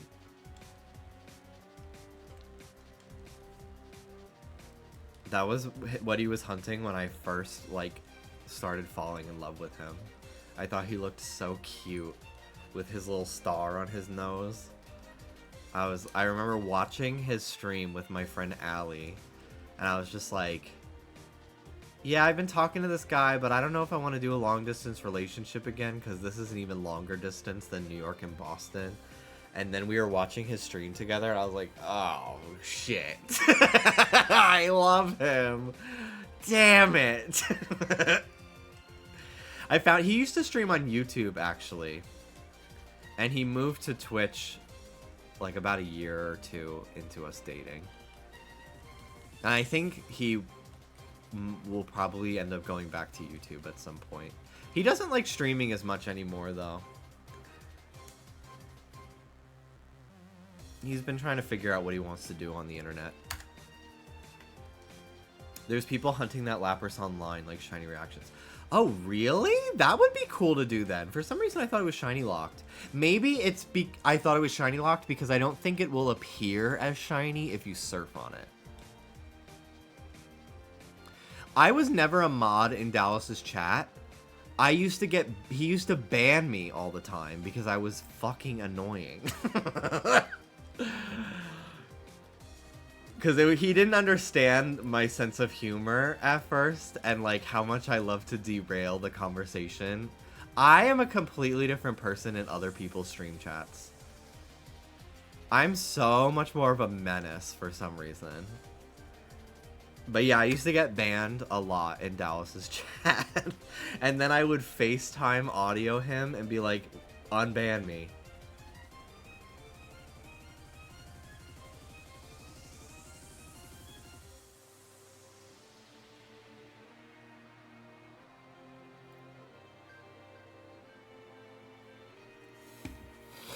Did you ever feel like being live was more pressure than making a YouTube video? No. I found starting Twitch to be one of the most freeing experiences I've ever had online. I have never been more confident in myself than I have been as a streamer.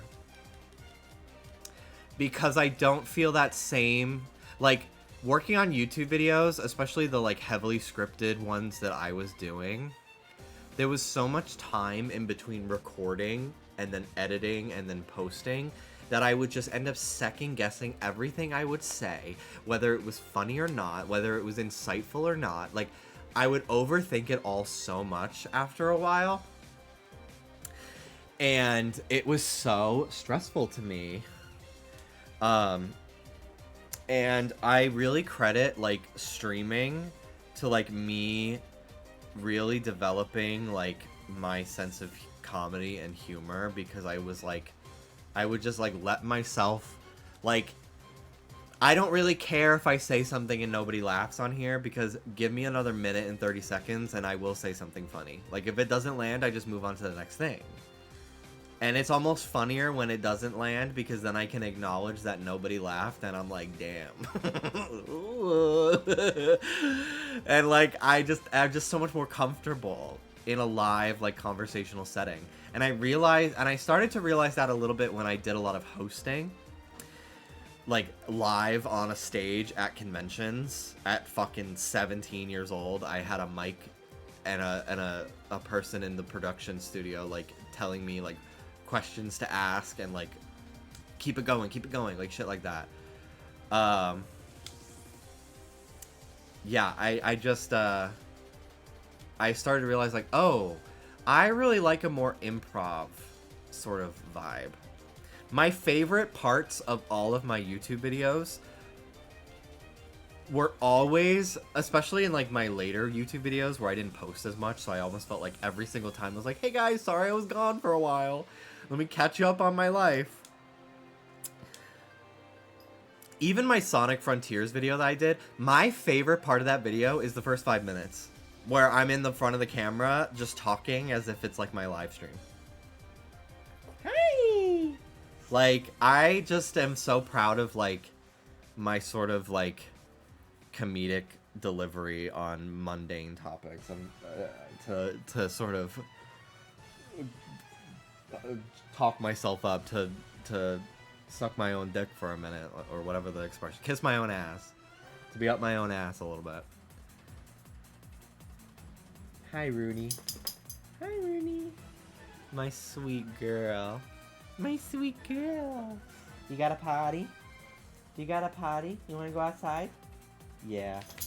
Alright, I'm going to take a break for like 5 minutes to walk her and Soda to get them to pee-pee and poopy. That's not my button.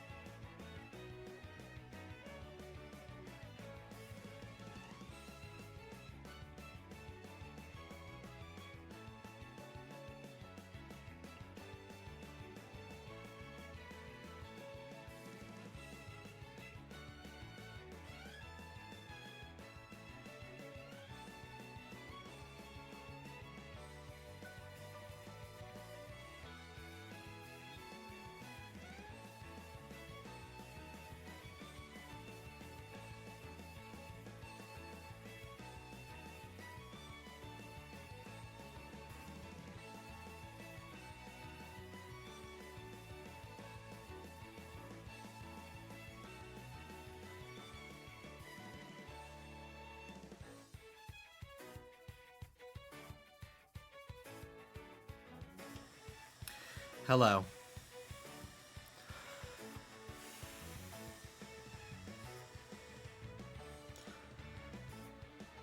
I remember you, yeah, because you said God wasn't real once. That is true.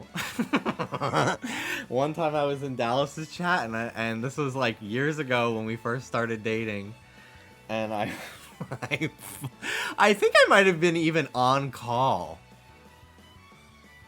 with him, like on his stream, and I was like, God's not real. He was like, dude, you can't just say that. I was like, what? Your walkthrough with Rue would go so well pre-Snatch Game, and then I would suck. I truly think if I ever did Snatch Game, I wouldn't be the worst in the room, but I'd definitely be like low safe to bottom 3, but they tell me to stay and I'm not lip syncing. That's how I think my performance on a Snatch Game would go. Not gonna lie, first time Dallas said you were dating back in the YouTube days, I fully thought he was joking. I loved your Frontiers video. Thank you. I had not seen you before, though. I followed through some Game Grumps highlights and I was like, this man is gay. We would kiki, and I followed your YouTube. I honestly think I really credit Pepsi Man and Metopia on Game Grumps as like what finally like garnered me a fan base of my own, because I had gotten a lot of my like audience from like Did You Know Gaming, which was like a predominantly like straight gamer guy audience who they subscribed to me, but I remember like they were kind of fucking mean to me in the comments of my own videos. I did a video on Sonic 06 when I was like 14, and I was like really trying to like start doing more comedic stuff in my videos, and I got a comment that said, you're not funny, stop trying to be, it doesn't work for you. And then I didn't try to be funny for like 3 years until I started doing stuff with like Maker Studios, more like off the cuff improvisational stuff, and everyone was like, you're really funny, but your videos aren't. You need to put your personality in your videos more, because you like, it's like you shut yourself off for some reason. And it really upset me at the time that they would say that to me, because I was like, I like my videos, like, what? And then I realized, oh, they're right, and they were only trying to help me, and I appreciate that they told me that. Because eventually it did click for me. It did. Now, do I think the things that I made were the funniest things ever? Absolutely not. But, you know, as a teenager, pretty damn impressive. I was really trying my best.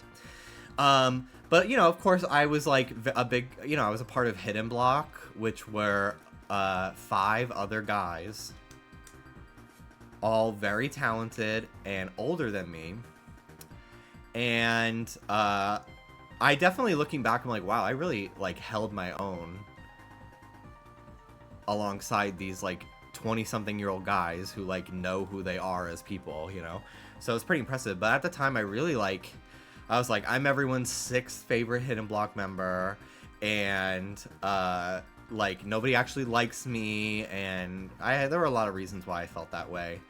There were some mean people in, like, the Hidden Block forums that we had that really, I think they were literally just jealous that their flop videos were not taking off, but, like, my high schooler videos were, so it was absolutely jealousy.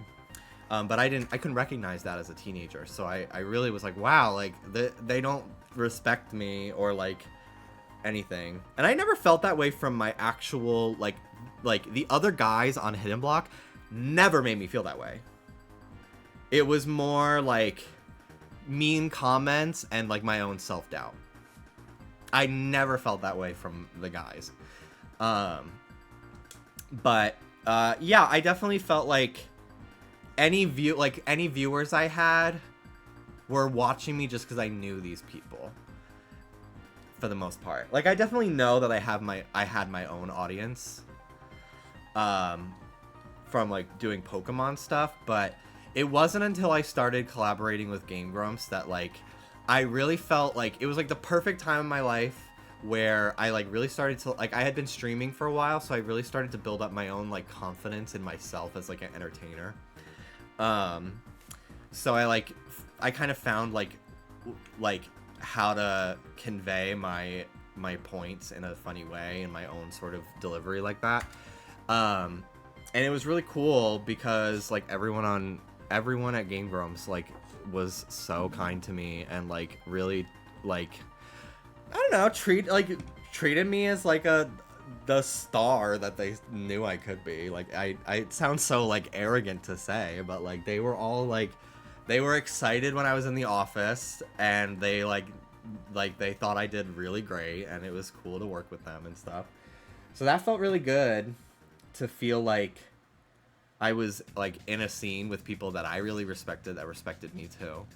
And the audience really took to me, and I ended up getting a lot of people that like yes, they found me through Game Grumps, but it felt more like they stuck around and liked me for me, which was really cool.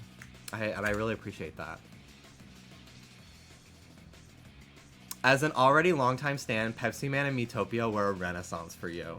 That's how it felt at the time, because like it felt like I literally got like 20,000 subscribers in a week from doing those, and it was very exciting. But unfortunately, it was around that time that my burgeoning mental health issues were reaching their all-time low. So yeah, shortly after filming those videos, I kind of like left the internet. I was like really struggling mentally for like 3 straight years. But you've always been my fave. Thank you, Danny. Literally started watching you during your Hidden Block era, and you were my fave. I loved watching as a fellow gamer who was at the same age as me succeed. I've actually heard that a lot from people in recent years. Like, I'll see, like, an artist that I really like on Twitter, and I'm like, oh, they're already following me. Like, that's so cool. And I follow them back, and then they DM me, and they're like, we're the same age, and I used to watch you when I was, like, a closeted little kid, like, a little teenager, and, like... It's crazy how you like queer people just get drawn to each other in that way. And they were like, yeah, it was really cool like when you came out and you were like just so comfortable talking about being gay on stream or like on Game Grumps or something like that. Like it was really cool to hear while I was still closeted and stuff. I was like, that really means so much to me. And I sometimes feel a lot of guilt because I'm like, damn, like I still, it's changing for sure, but I still feel like there is not nearly enough gay people, queer people and women who make gaming content. Like, and if they do, I don't feel like they get the same amount of recognition. Which is why I really don't watch straight people at all anymore. I really only watch women and queer people because I'm like, they don't need my view. They don't need it. They get enough. Like, queer people don't even want to watch queer people. They like to pretend that Markiplier is queer, unless he is, but like I am not aware of that.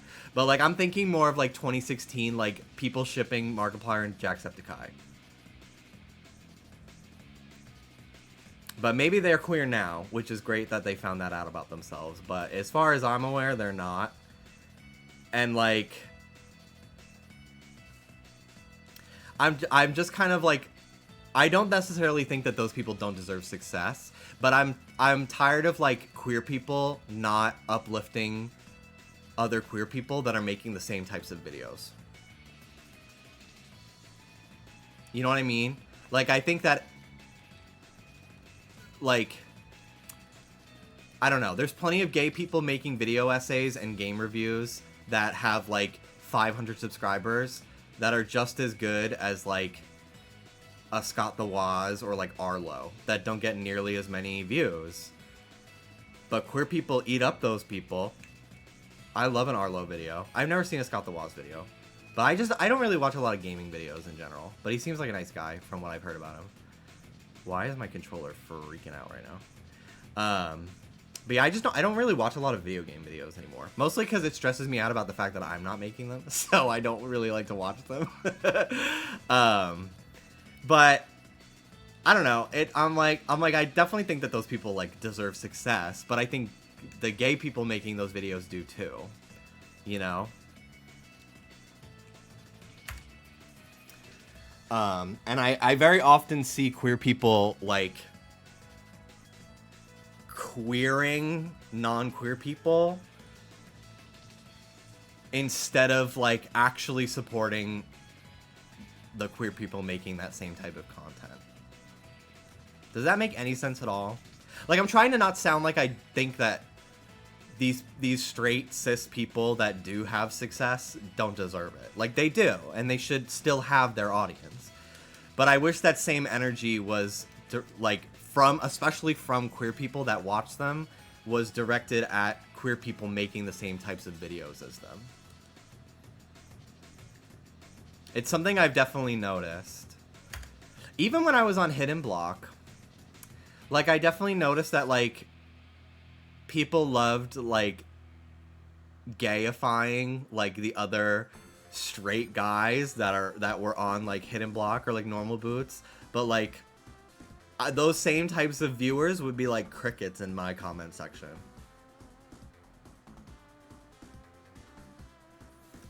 Which I always was like, I will take note of that.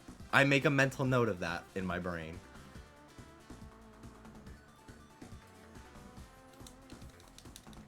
I've never seen a female or queer streamer be seen the same way Germa and Queso are. I barely have knowledge of who those people are. But I do agree with that.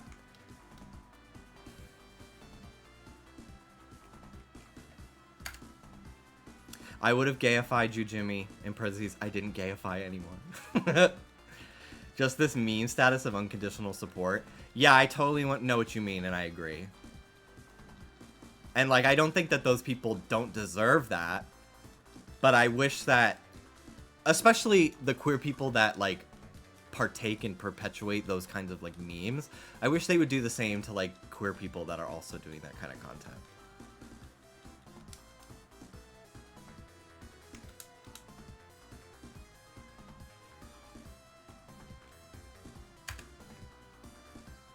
What reason is there for Warupichi not having the same status besides misogyny? Real.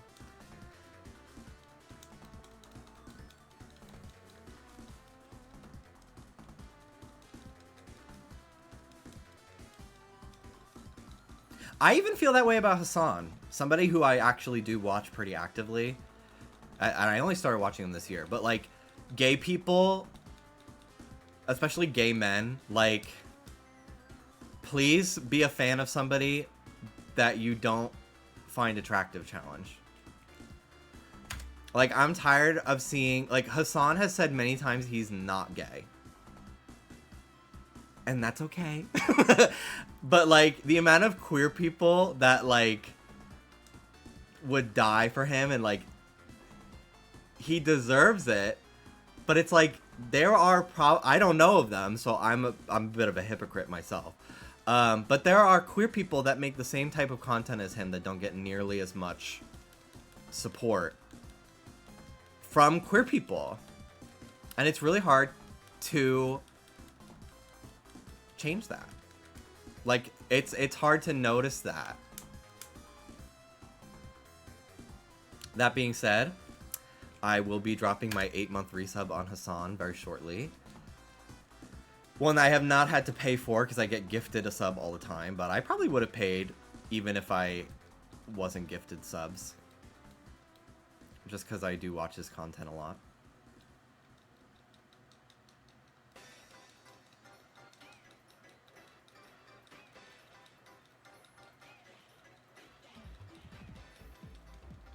Hello, little man.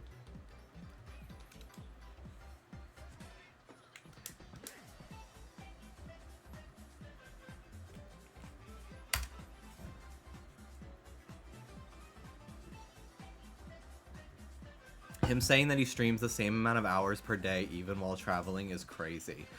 And he's not lying. Like, he fully is like, hey guys, I'm in England. And then he'll be live for 8 hours in a hotel room. And I'm like, couldn't be me. If I don't have access to my office, I'm not live. Sorry. 12 days without a stream. It's just how it is. Normalize streaming solo queue during your vacation in India. Okay.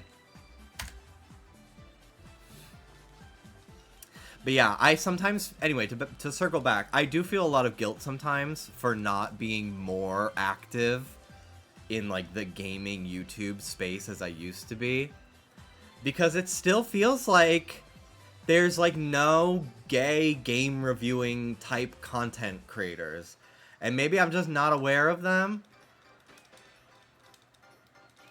But it just feels like it's a very underserved world. And I feel like guilt that I'm not being the change in that I want to be, you know. But I just don't have the time as much anymore. And like I do come up with video ideas and I do get excited about the thought of making them and putting them up, but I get very exhausted by the process of it. And I would not really feel comfortable asking somebody else to edit me. I just don't feel comfort in that. Especially, like, since I do have the skill myself, it feels like a waste of money and I just need to, like, get over it, you know? But you have a job, a man, and 2 dogs. I do. Yeah, now more than ever, I actually have the excuse of I don't have time to do that. I think before, I definitely did have the time, and my fear was talking more than my brain. Watching your streams made me feel more comfortable being a bit fruitier because I thought you were really funny and gay, so like I could be too. That's all I'm trying to do, I think, in this world anymore. It's so much funnier to be fruity than to try to like be mask and not cringe. Like the minute I embrace, like, I'm gonna be cringe no matter how hard I try not to be cringe. So I'd rather just be cringe and it's funny. Each day your stream makes me less and less comfortable with myself. It's working! I found a YouTuber who makes fashion reviews of main Pokemon NPCs for each gen, like all of my hyper obsessions in one. That's great. I've definitely seen a lot more gay gaming creators on TikTok, actually, now that I think about it, which is cool. I'm really gonna be really sad if TikTok goes away. It's really given birth to a, like, I do think that TikTok has done a lot of harm in a lot of ways to, like, the attention spans and the psyches of many people, myself included. But there is a lot of, like, old internet level energy that I find via TikTok of just, like, people really exploring their super niche special interests and connecting with people via the algorithm in that way. Like, I watch a person, I shout them out often. Their name is Nostalgia Replay on TikTok. They're great. And their whole pastime is going to, like, dead stock stores and finding, like, 2000s memorabilia and, like, showcasing, like, old VHS tape recordings of, like, commercial breaks from Disney Channel in 2005. Like, all that sort of stuff.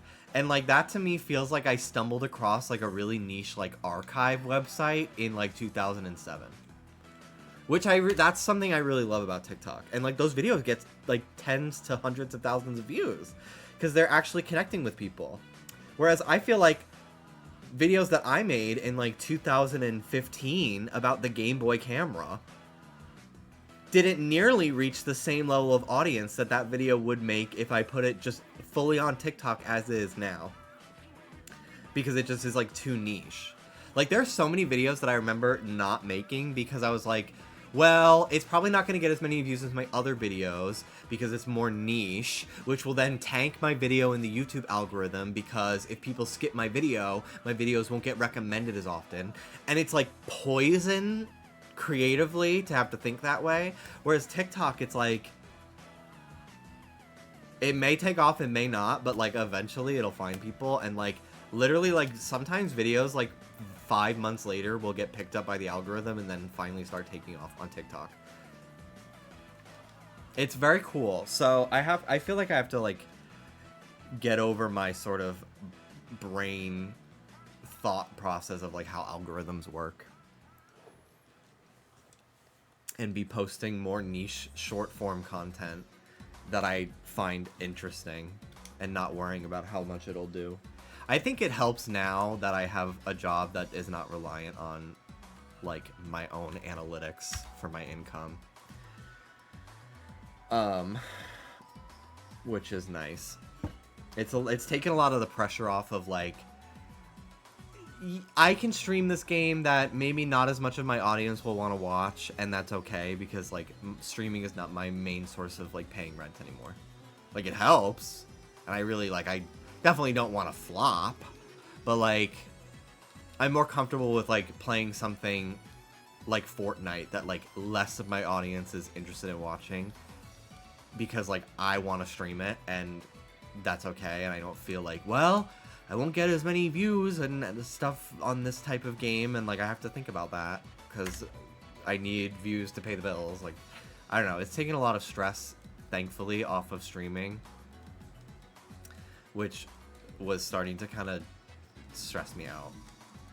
Like in 2023 I was a little stressed every time I went live, just because like my viewership had like gone back to normal from like very inflated pandemic viewership, and it like made me think that I was like underperforming when in actuality I was just getting as many views as I did pre-COVID, which was normal because people are back in school and work. But it was stressing me out for sure.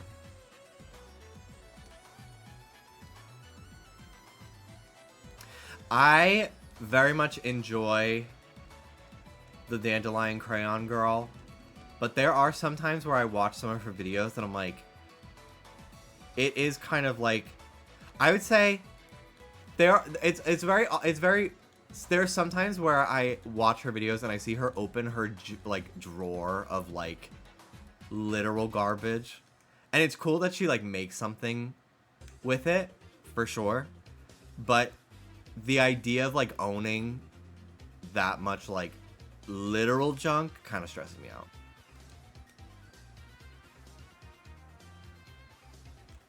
Hey Brosidon, how are you? Thank you for subscribing. Thank you. I'm gonna need that luck. I passed odds, so I'm just here. Although it's going by a lot smoother today now that I have my controller mod working again. Not a fan of the crayon smell. I love it. I love Pandemic Twitch. It was very... It did feel like it brought a sense of unity, similar to Animal Crossing in a time of uncertainty and chaos. So I valued that very much emotionally, having this outlet. Crafty Queen, I want her drawers. I do love her trinket shelf videos. It made me want to start, like, that's kind of why I did this. The color coding cubicle. I was very inspired by her videos. And I have a smaller shelf like this that I need to fix up because it's pretty like, it's like unsanded, unstained wood. Like I want to DIY it. I just haven't had the time. Mostly because it's been in a closet in our broom closet, and out of sight, out of mind. I forgot I even owned it. So, which is, you know, that's the ADHD. Doing well. How about you? Hope you had a good New Year. It was great. It was very chill. Sadly, Dallas was not here, but he comes home tomorrow. So I am excited to see him. I hope you're doing good in life. Shout out Brosidon. I'll do it. One of the nicest people I've ever freaking met. Great shiny hunter. Great mustache.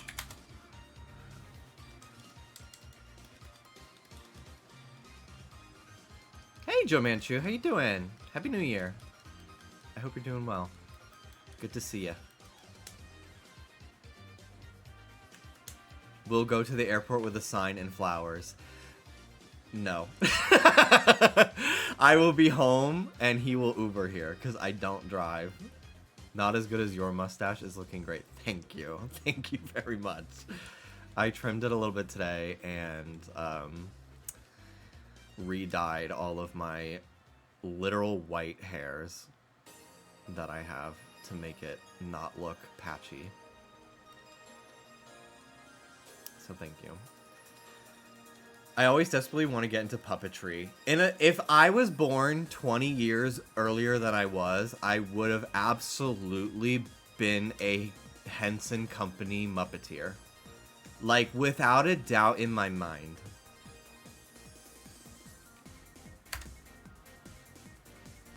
I have 2 mustache hairs that are growing orange. It's the 5G. What I don't miss is using memes to remember the days of the week. Flat Friend Friday was my jam. I remember it being Flat Fuck Friday. You should make a Muppet Sona. That's a great idea. Miss Piggy is on my Diva Mount Rushmore. Good. Miss Piggy and Joan Rivers. They are neck and neck. They are next to each other on my Mount Rushmore, and they're fighting. They are captured mid-argument. In stone, permanently. You would have been the voice of Miss Piggy. Down. I think Frank Oz is still her voice. As far as I'm aware. But if he ever retires, I'm happy to take over. It would be my dream. Although, I don't know if I'd be... I would need to really take some improv classes. Because I think I'm quick. I'm, like, relatively quick-witted. But, like, there is such a... Like, the actual quickness of every single Sesame Street performer and, like, Muppet performer. Like, they are so fast with, like, coming up with funny things to say. It actually blows my mind. I think I'm a lot better in the moment than I think I am. But it's like another level of comedic quickness. I did like Sesame Street, yeah. I actually didn't watch the Muppets too much as a kid. Because I feel like I grew up in an era where, like, there wasn't, like, a Muppet show on TV, really. And I watched a few of the movies. Like, I watched the one movie where, like, Taxi is from with Gonzo. But I liked them more just, like, as an entity in pop culture.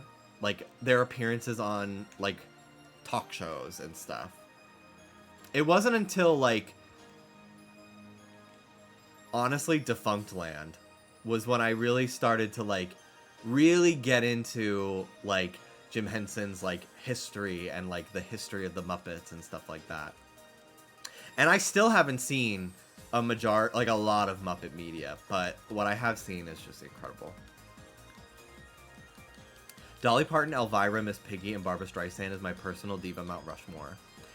Elvira's a good one. I think she'd be on mine. Elvira, Miss Piggy, Joan Rivers, and Wendy Williams. That's mine. That's mine. Hands down.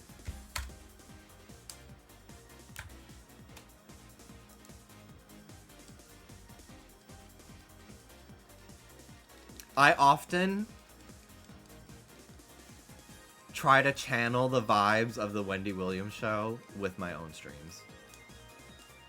And I didn't realize that I was doing that unconsciously, subconsciously, until someone pointed it out to me. I also feel like Just Trish. Trish is absolutely Wendy vibes. Oscar is her Norman. Moses is Suzanne, and I'm the shady cameraman. That is how I treat my job as the editor of Just Trish. I treat it as shady cameraman. I should do a clapping emote. I should. Clap if you care. So good. I think when I talk about, like, people, like, there was one clip where I talked about someone who bullied me. And I ended it with like, yeah, and he's dead now. And like, I didn't even think anything of it. And everyone was like, that was so Wendy of you. And I was like, oh my god.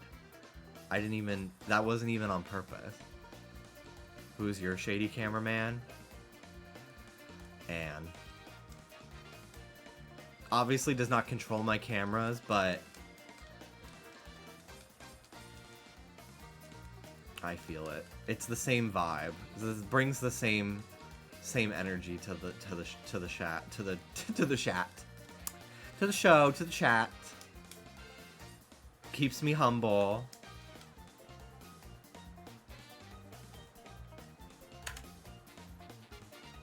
I love Wendy's obsession with the killer. The killer's gonna get you. It's the perfect hiding place for the killer. Does that make Mel Suzanne? Yes. Yes, it does. Because I often make fun of Mel. And they just go, ha ha! Like right now.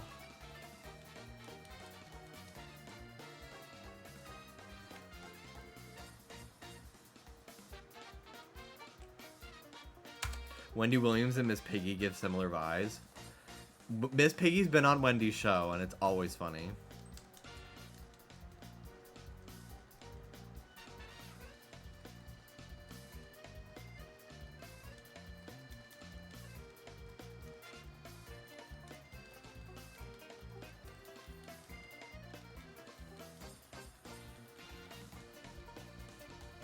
This Sonic playlist has been good. There hasn't been a single song where I'm like, I wish this was not in here.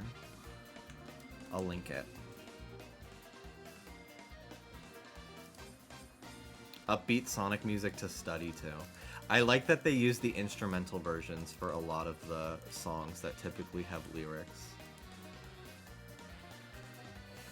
Because I don't really like streaming, listening to a song that has vocals, typically. Unless it's like Fortnite, I guess, where I'm not talking as much. But I feel like it's very hard for me to, like, think straight when I'm also listening to lyrics.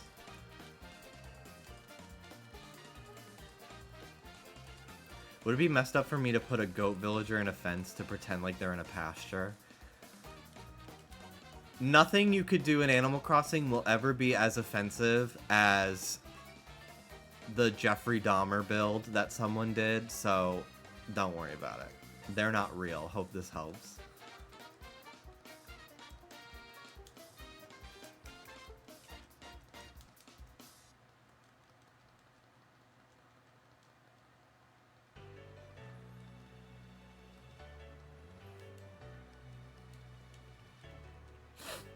I would often trap my villagers in jail cells made of holes. I am so excited. Obviously, like, gameplay-wise, I'm so excited to have a new Animal Crossing game to play someday. But what I'm most excited about is the memes that will come from the first, like, 2 weeks of it being out. Like, I am so excited for that. Animal Crossing memes are some of the funniest ever, in my opinion. Animal Crossing, Sims, and Fire Emblem Three Houses. Those are the funniest gaming memes to me ever. I was talking about Catherine last night from Fire Emblem Three Houses. And that one meme that's like her and Rhea. And it's Catherine to Rhea. Undying lesbian devotion. Rhea to Catherine. Thank you for your service, knight. If you get it, you get it. I have the oldest Xbox known to fold limb. I don't have Uno.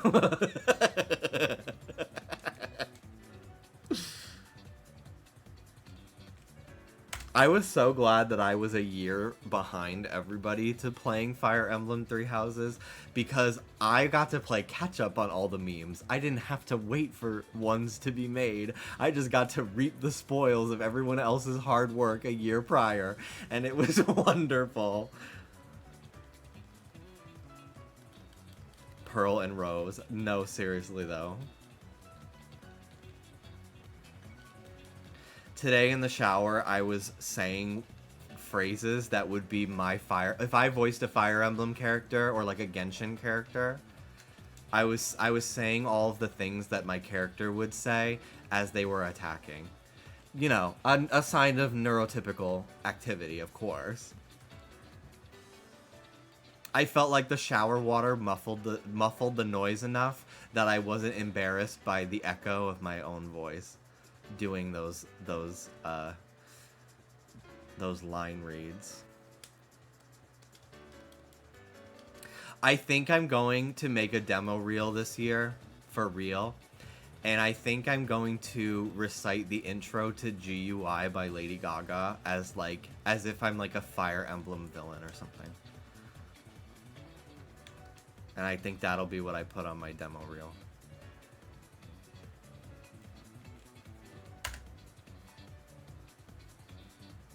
Greetings, Himeros, god of sexual desire, son of Aphrodite.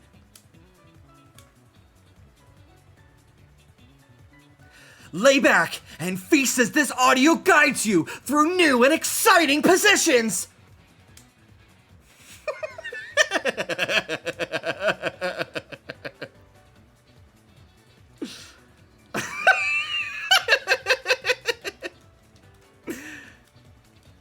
I was listening to that in an Uber a few days ago, and I was like, oh my god.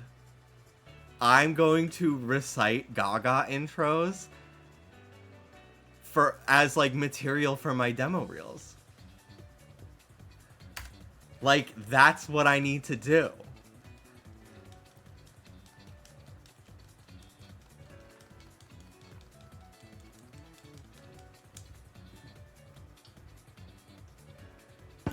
Government Ukare Gaga Ahua. That is probably top 5 Gaga songs for me. I love Government Hooker.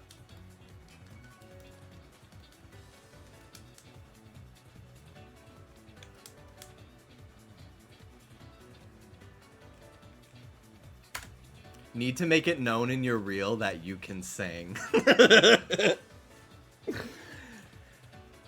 Honestly, like, I feel like I've got good potential. If I took, raise your ya, ya, ya.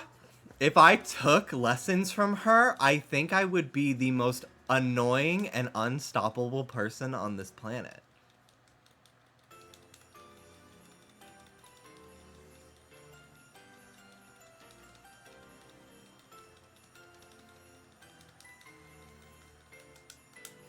One of my favorites was the "I disagree" speech that Colress had in the animated trailer from Black and White 2.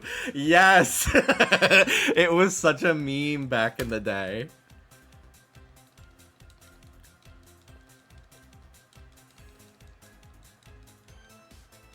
She's so nice, but she seems like she would call people Luigi's without batting an eye. Who are we talking about again? I immediately forgot. Jimmy, what organ processes blood? The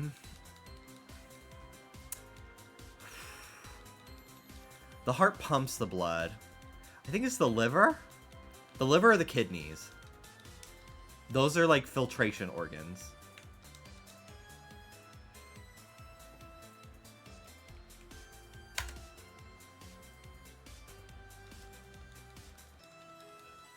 I'm 90% done with the outline of my drawing. Oh, I was looking. Deliver! Deliver! Deliver!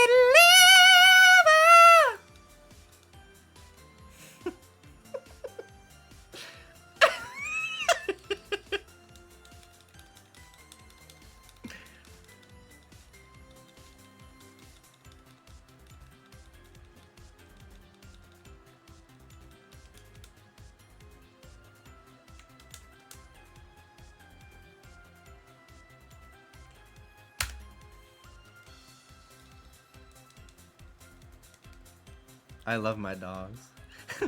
Dick Kidney! Dick Kidney!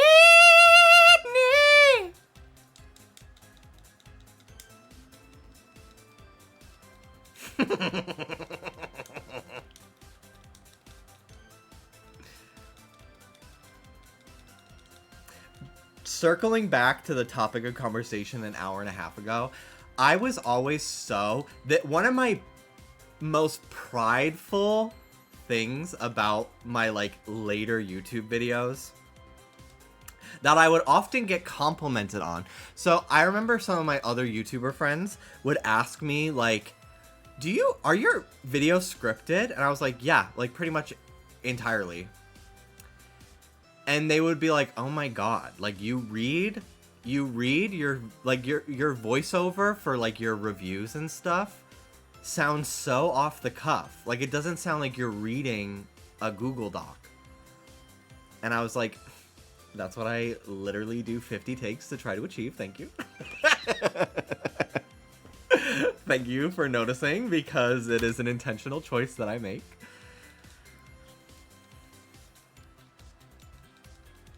That is a skill. Thank you.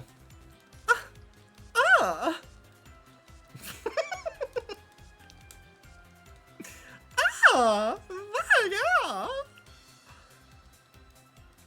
Hi, Scooby. Rudy. My Ruby. Oh my God. My Shayla. Oh my Shayla. Oh my Shayla. I love you. I love you. I love you. What would be the root in your skill tree for that?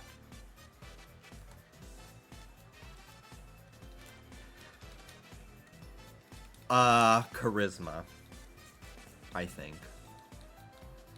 At this point, we can make a demo reel from clips.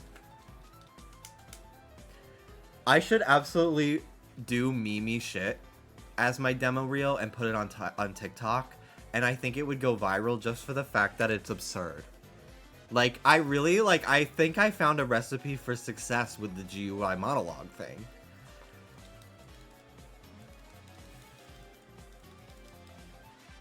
I'm very honored to be in the presence of so many locals. Hi, Callie. Welcome in, everybody. How's it going? Gaga.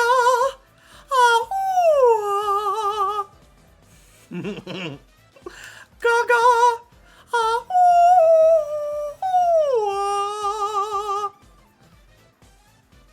Aw, little man. Little man, little man. Hey. Come on. I got him.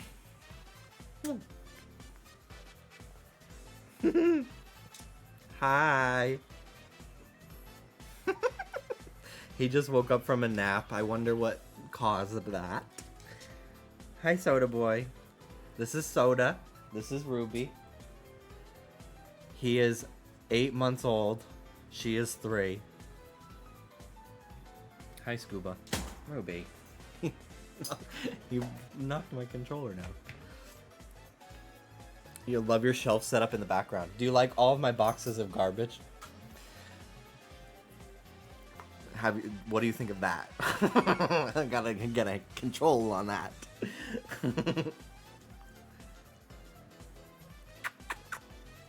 The garbage is Gore's. Thank you, thank you. Thank you for the raid, Callie. I hope you had a great stream. Thank you for everybody stopping by. My name is Jimmy. I edit Just Trish and Not Loveline, and I do whatever this is every day. Actually, not every day. It's been every day lately since I've been on break, but it'll probably go back to being like twice a week. Pretty soon. But yeah, today we are trying to get shiny Pokemon. If you don't know what a shiny Pokemon is, it is a Pokemon that is a different color than normal. There is a 1 in 4,096 chance for the Pokemon to be shiny when you receive it. I am hunting on 3 games at once with a controller, and so far I have checked 4,929 times. So that's what we're doing. Riveting gameplay, but the payoff will be great. I wish I had an example of a shiny Pokemon in my party right now, but I don't. But like Pikachu, for example, yellow. Shiny Pikachu, orange. This is like taking candy from a baby, which is fine by me. Dusky, thank you for gifting us up to Callie. Thank you so much. Do you have a shiny Rayquaza? I've not hunted it. I didn't do any of the raids, but I did get the shiny Rayquaza Sitting Cutie plushie. But I haven't opened the box it's in yet.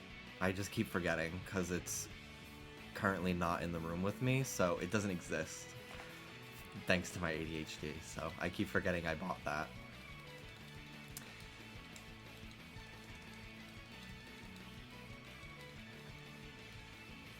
What's up, guys? I got that Sitting Cutie. He's goofy. Dallas got one, and I got one. I was kind of gagged that I even was able to get one, because we woke up like 6 hours after they went on sale. So I thought they would be sold out, but they limited it to 1 per customer, so that's probably why they didn't sell out. That, and they probably made so many of them. But I usually take the tag off of my plushes, but that shiny Rayquaza, the tag is staying on. That's gonna get me a down payment on a house in like 15 years. I know it.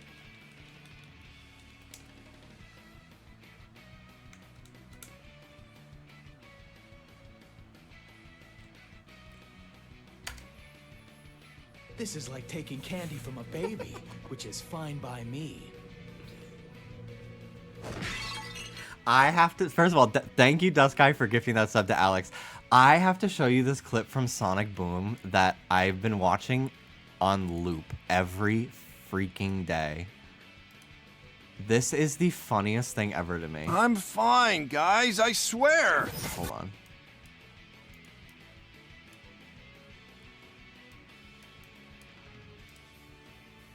Oh, you can't hear it. Hold on. Can you hear it? Is it playing audio or no? Let me open it in VLC instead, actually. Oh, I don't have VLC yet. Okay, open with movies and TV.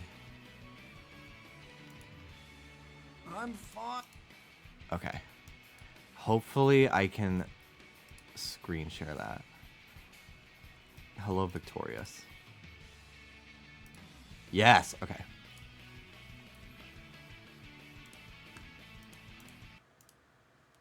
This is so funny to me. I'm fine, guys, I swear. I hate it when he does that. What the hell is the context for this clip? I'm fine, guys, I swear. I hate it when he does that. So I'm gonna make that into an alert because that is so hilarious to me.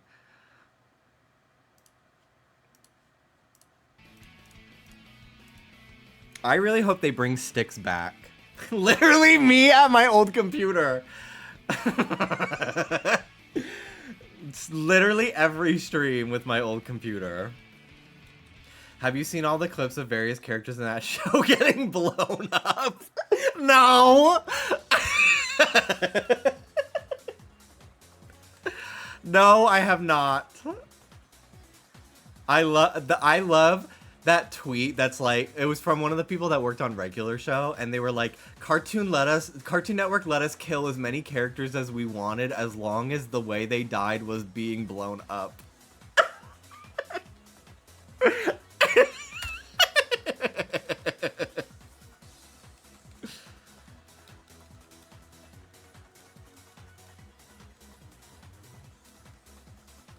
It's so ridiculous. I need to watch regular show because I watched like the first 2 seasons when the show first came out.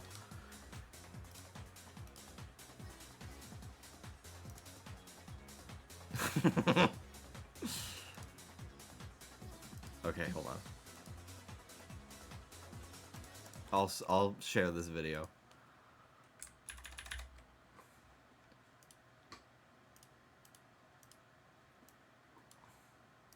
What does Dr. Eggman have in his pockets right now? I don't know, a hippopotamus riding on a skateboard?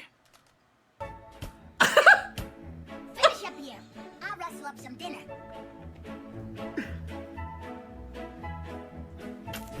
Sunny skies ahead for What the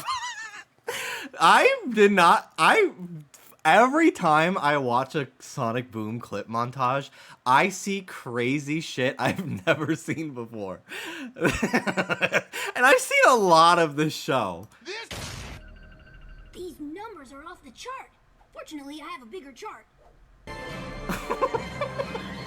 They've clearly mistaken Tails for a lemon. I need to change the scenery. It gets boring watching a majestic sunset over an endless tranquil sea of blue outside my beachfront paradise every day. Hey, little fella. Oh, gosh, you're cute.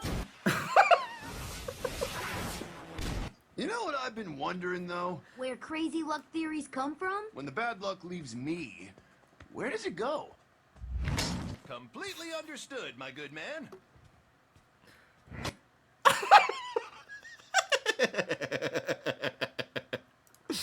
What a fucking weird show.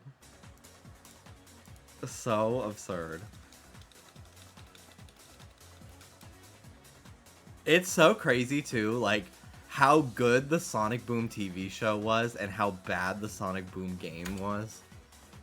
I think there was a 3DS only one that I heard was better, but Rise of Lyric was a Philoptina Dupree.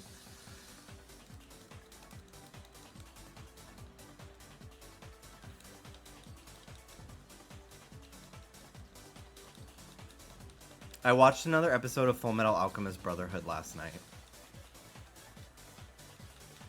And then I got too tired to watch another one. But it was the episode 3. With the, like, guy who's a priest, but he's faking miracles with alchemy.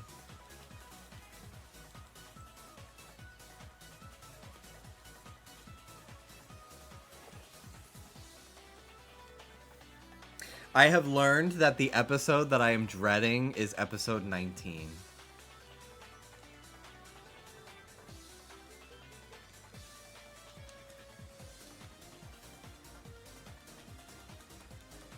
I need to rewatch it.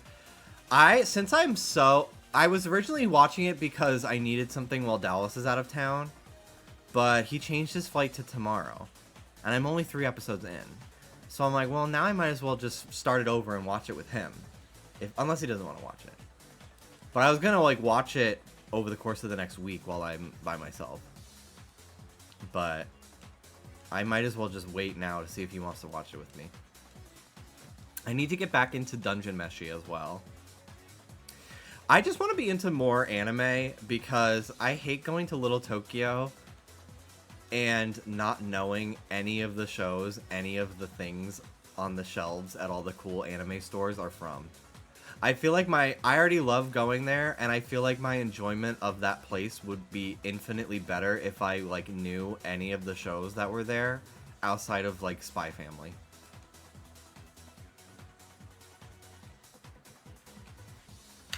I've been watching the anime Parasite for the new live-action show that just came out on Mix on it, but the music eats. I've heard of Parasite. That's like the guy, he has like the hand with an eyeball. I've heard Chainsaw Man is really good. Yeah, I want to get into that. I like that little puppy with the chainsaw head. What anime do you know of?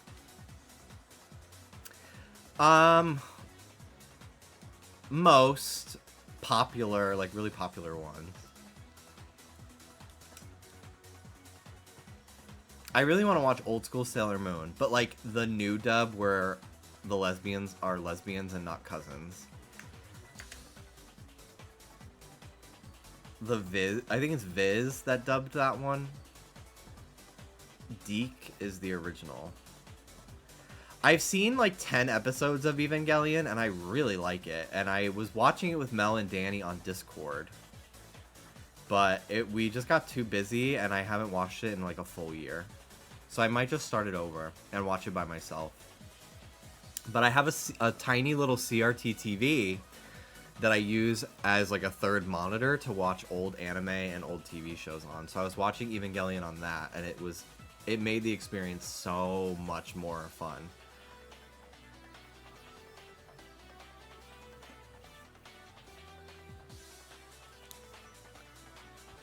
If you're interested at all in getting a CRT TV, check Facebook Marketplace. There are boomers that are just trying to get rid of their crap. All I had to do was go to a CVS parking lot to meet the guy and pick it up.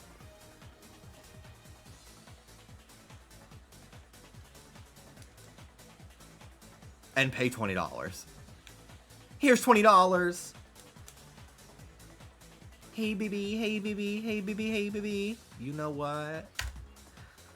Certain CRTs are expensive now, too. Yeah, I wish mine had a built-in VHS or DVD player. A parking lot where? A CVS parking lot in St. Augustine, Florida. Outside of Jacksonville. That's where I met the guy to get mine. But yeah, it's cute. It's like... I think like, I want to say like 13-inch diameter. It's a pretty small one. But I have a HDMI to AV cable converter. So I plug the HDMI into my computer and it outputs it to the converter, which goes into there. And it basically acts as a third monitor, and I just drag the window that I'm watching the show on. Like old Pokémon on Netflix, I just drag the window onto my CRT, and it looks incredible. I think it's a great investment for anyone if you like old school like anime or TV shows. I watched some X-Files on there. I actually even watched like the first 2 seasons of Drag Race. I watched some episodes on there. It was really fun because it's like 4:3 aspect ratio. It's very cool feeling because they still got the season 1 filter. Me watching Pokemon anime on my CRT to feel like a kid again. Yeah. Currently watching Twin Peaks on there, kind of ugly. Damn. The only thing I know about Twin Peaks is that one lady that gets stuck in a doorknob. I'm like, wow, that sucks for her. That's all I know about Twin Peaks. Mel wants me to watch it really bad, though. I love nostalgic tech like wired earbuds. Oh, I exclusively use wired earbuds because I always have trouble pairing my Bluetooth ones to my computers.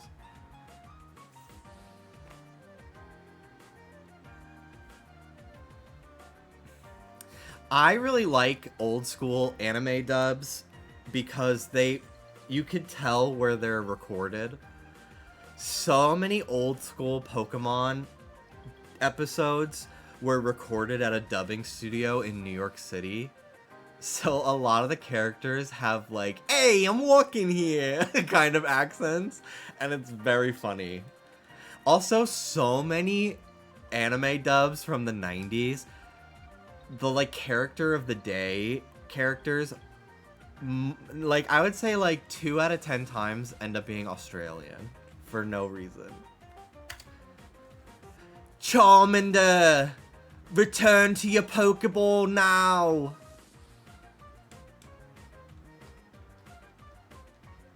Literally, the douchebag that left Charmander out in the rain to die has that voice.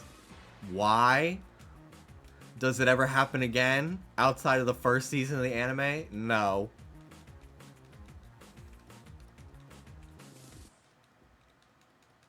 But even like Usagi in the old Deke dub of Sailor Moon has like a little like New York accent. Or maybe it's her friend. It might be her like non-Sailor Scout friend that does.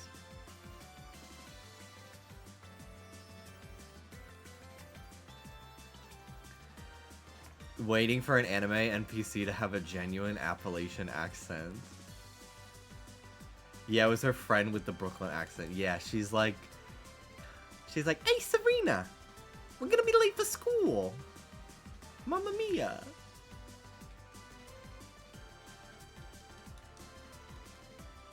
Yes, a lot of Texan accents as well.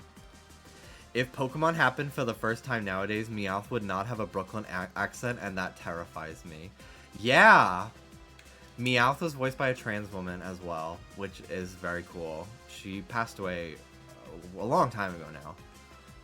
But literally so iconic. Like one of the most iconic just TV characters of all time. Hello, Apprehensive Monk. How you doing? Happy Friday. I thought it was Thursday, so thank you for letting me know that it's Friday.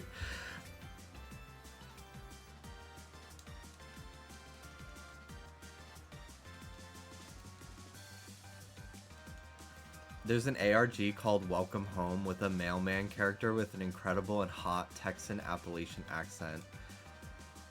I don't know. I'm so out of the loop with a lot of these, like, new, like, Don't Hug Me, I'm Scared-esque shows. Like, I haven't watched anything from, like, Digital Circus. It all seems really cool from an outsider's perspective, but I have not taken the plunge into these shows, personally. Yet. Maybe someday. But I know they're very popular. I have been seeing, like, a lot of, like, increasing amount of, like, people, like, being contrarian about the, like, cute kid show aesthetic with horror elements. But I don't really care, personally. Like, it's a very fun genre of storytelling.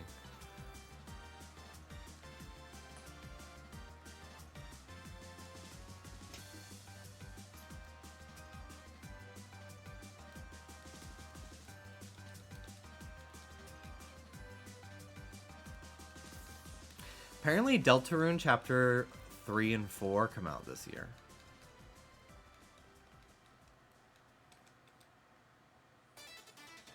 Like, confirmed. I think someone sent me a Toby Fox tweet saying that. Which is so exciting. And I'm really glad that they are releasing them chapter by chapter. Because I personally feel like the chapters themselves are so content filled that I like that they have time to stand on their own. It allows the characters introduced in them to really shine. Like, I don't know if, like, Birdly and the Queen would have been nearly as, like, iconic characters if there were, like, 5 other iconic characters introduced at the same time as them for other, like, people to focus on, like Spamton and stuff.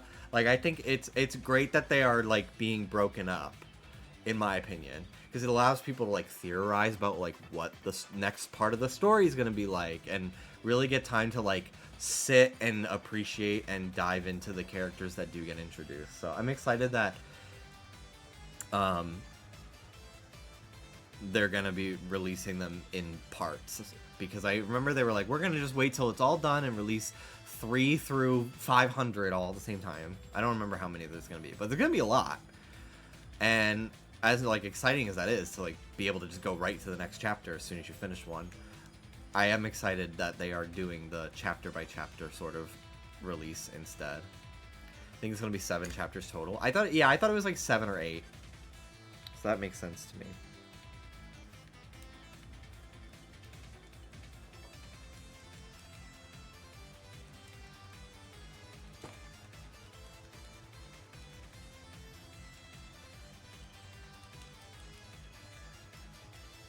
Deltarune is really cool because each chapter is like a smaller Undertale, so the game when done will be massive. Yeah. I've started to kind of like Deltarune more than Undertale. Like, they're both masterpieces in my eyes. But I think I like some parts of Deltarune Chapter 2 more than, like, parts of Undertale. I think it's Deltarune Chapter 2, Undertale, Deltarune Chapter 1 for me. Like, 1, 2, and 3 in ranking.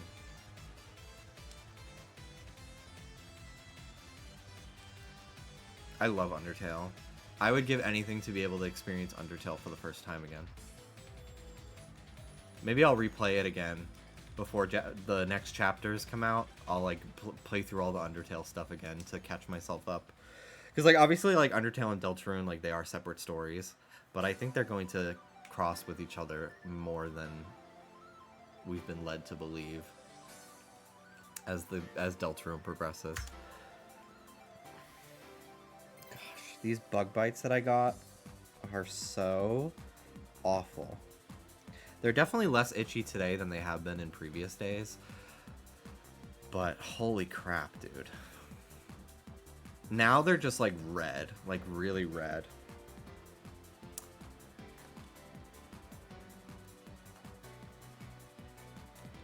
I think the setting of Deltarune's more interesting. The commentary on the game itself is really interesting. Yeah. I think I'm more intrigued on how the world of Deltarune works more than Undertale. Because I feel like Undertale, it's like there isn't as much like mystery under the surface as there is in Deltarune, which is not a bad thing. Like I feel like the only thing that like is left for theorizing with Undertale, because it's a complete game, is like Gaster.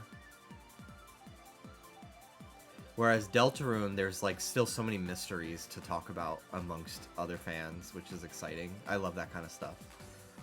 That's why I really wish shows were not like binge format anymore.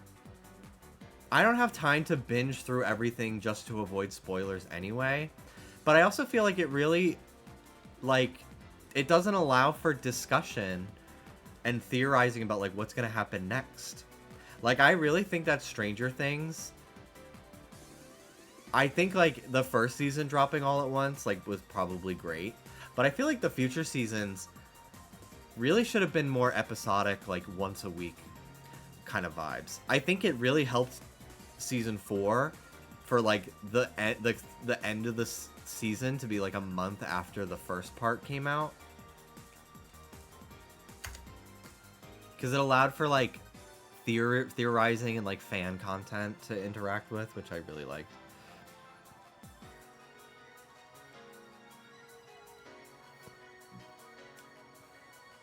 I remember trying hypnosis videos on YouTube as a child to remove the memory of Mystery Dungeon's ending from my mind, and when Undertale came out, I contemplated the same thing again, knowing full well it did not work.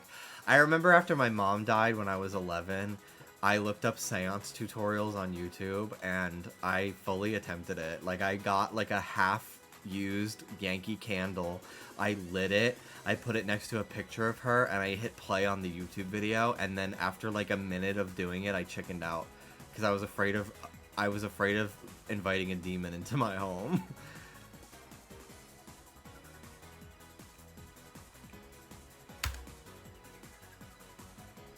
Wait, seance stream. I believe in that shit way too much. I don't fuck with the Ouija board. You gotta say goodbye and close the door, yeah. You have to do that.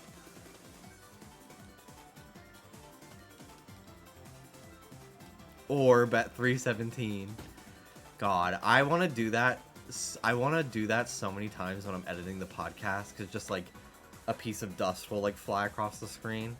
But I don't know if anyone would find it funny but me, so I'm like, I'm just gonna not.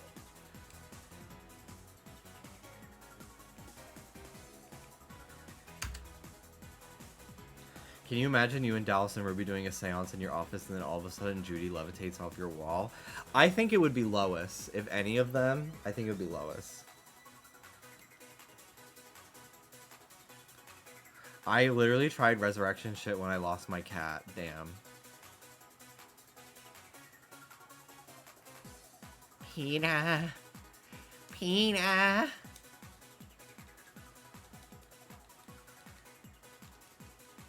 Alright, we're gonna hit 5,000.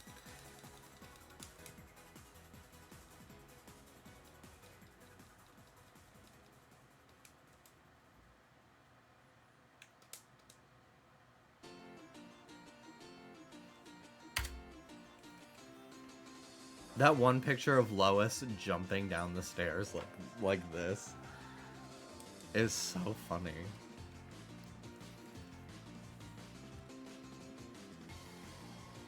I can't believe I've been live for 3 hours already. These shiny hunting streams, they go by so fast. Probably because they're some of the most conversational ones that I do.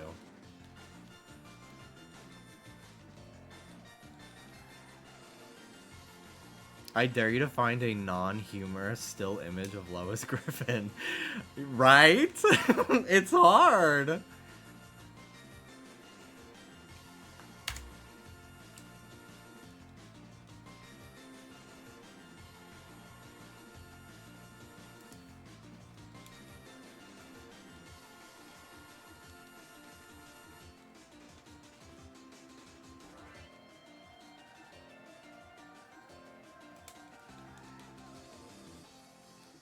How do we feel about gay people live tweeting their testicular torsion journey?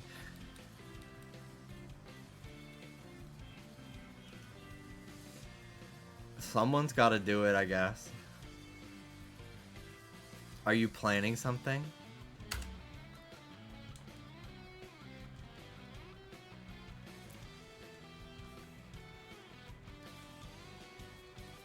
Anytime I have any sort of pain down there,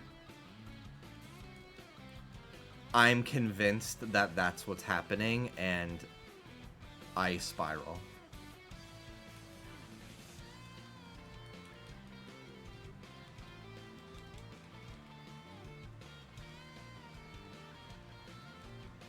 But it usually is my underwear is too tight. Because I've not been nearly having that type of pain that I used to now that I upgraded from medium to large underwear. Also, shout out MeUndies. They were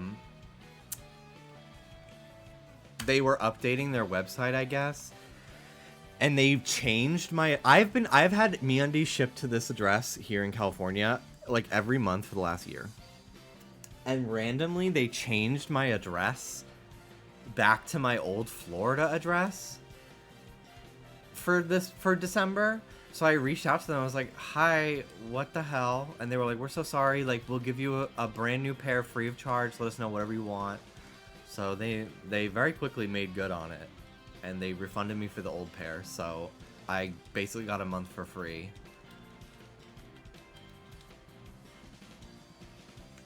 They're really the only type of underwear I can wear. Anything else, I get, like, itchy from the fabric.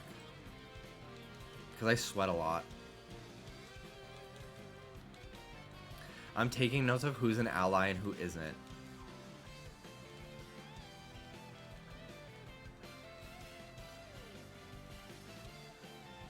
Always check yourself out, people, for lumps and bumps. Yeah. Hi, Pisces Psych. Hello, hello. Welcome in. How you doing today? Is anyone here a fan of Nacho? Me!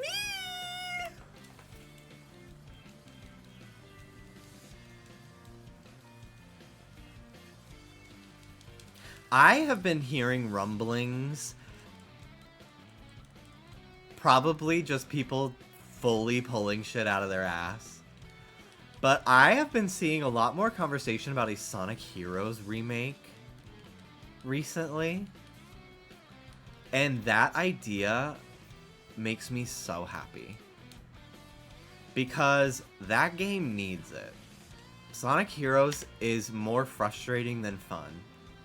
But it oozes charm, and I just feel like with better controls and like level design, it would be the perfect Sonic game. Because it just has so many playable characters. I think Sega is really realizing that they have a bottomless well of iconic characters that they are just not using enough. And I think it's thanks to the Sonic movies where they're like, holy hell, how do we keep these movies going and introducing new characters? if we don't have the character, if we're not using the characters that we actually have enough. So I think that they've been making a real effort in the last like couple games to really like introduce people to lesser known characters and stuff like that. So that way, like, if they appear in a movie, people aren't like, who the hell is this?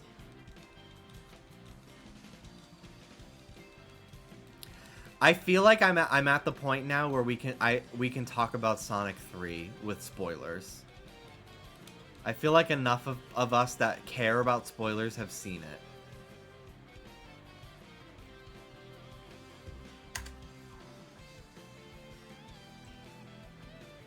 I had it spoiled for me. I don't give a fuck.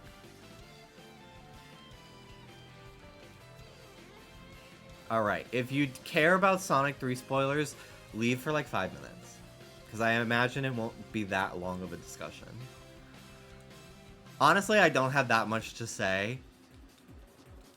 But like, the end credits, dude! I can't believe it! We're getting Amy!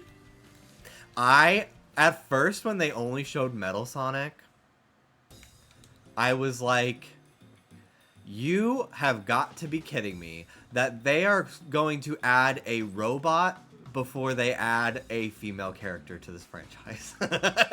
Like, you have got to be fucking joking. And then Amy showed up and I was just like, yay, yay, woo, yeah, woo, yeah, yay, woo! I'm very sad that Rouge was not in the movie.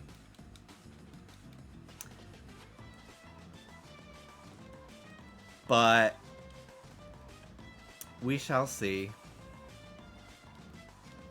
what the next movie brings. Because I feel like the next movie shows that, like, depending on how they introduce Amy, like, it really like opens the door for, like, because I feel like one of the big hurdles right now is, like, how do they justify these Sonic characters coming to the human world? Like, Tails had like a whole exposition about like why he's there. Knuckles had like a whole exposition of why he's there. Shadow, like, they have a reason. And I feel like hopefully with Amy it becomes a lot more just like they've just heard about this world and they want to start a life here. Like, I'm hoping that is just, like, what the sort of, like, the reason why they're all on Earth is. Because that'll just make it so much easier for them to introduce characters like Rouge and stuff like that. I think that Kristen Ritter's character is going to be more of a villain going forward. Because she's too big of a talent to, like, have such a small role in Sonic 3. So I can see her being, like, having the government be... Because they've shown that, like, in Sonic 3, they showed that, like, Gun is more problematic than we are led to believe. Which, like, we know from playing the games that they are. But in the movie universe, they were not really portrayed that way until Sonic 3. Where, like, even the commander had his, like, his secrets and, like, differing opinions from that of the actual government, you know? So I could see her be, like, a storyline where she is, like, anti-animal creature or whatever, and that's, like, a plot point or something. How do you feel about how they portrayed Maria? Great. Great.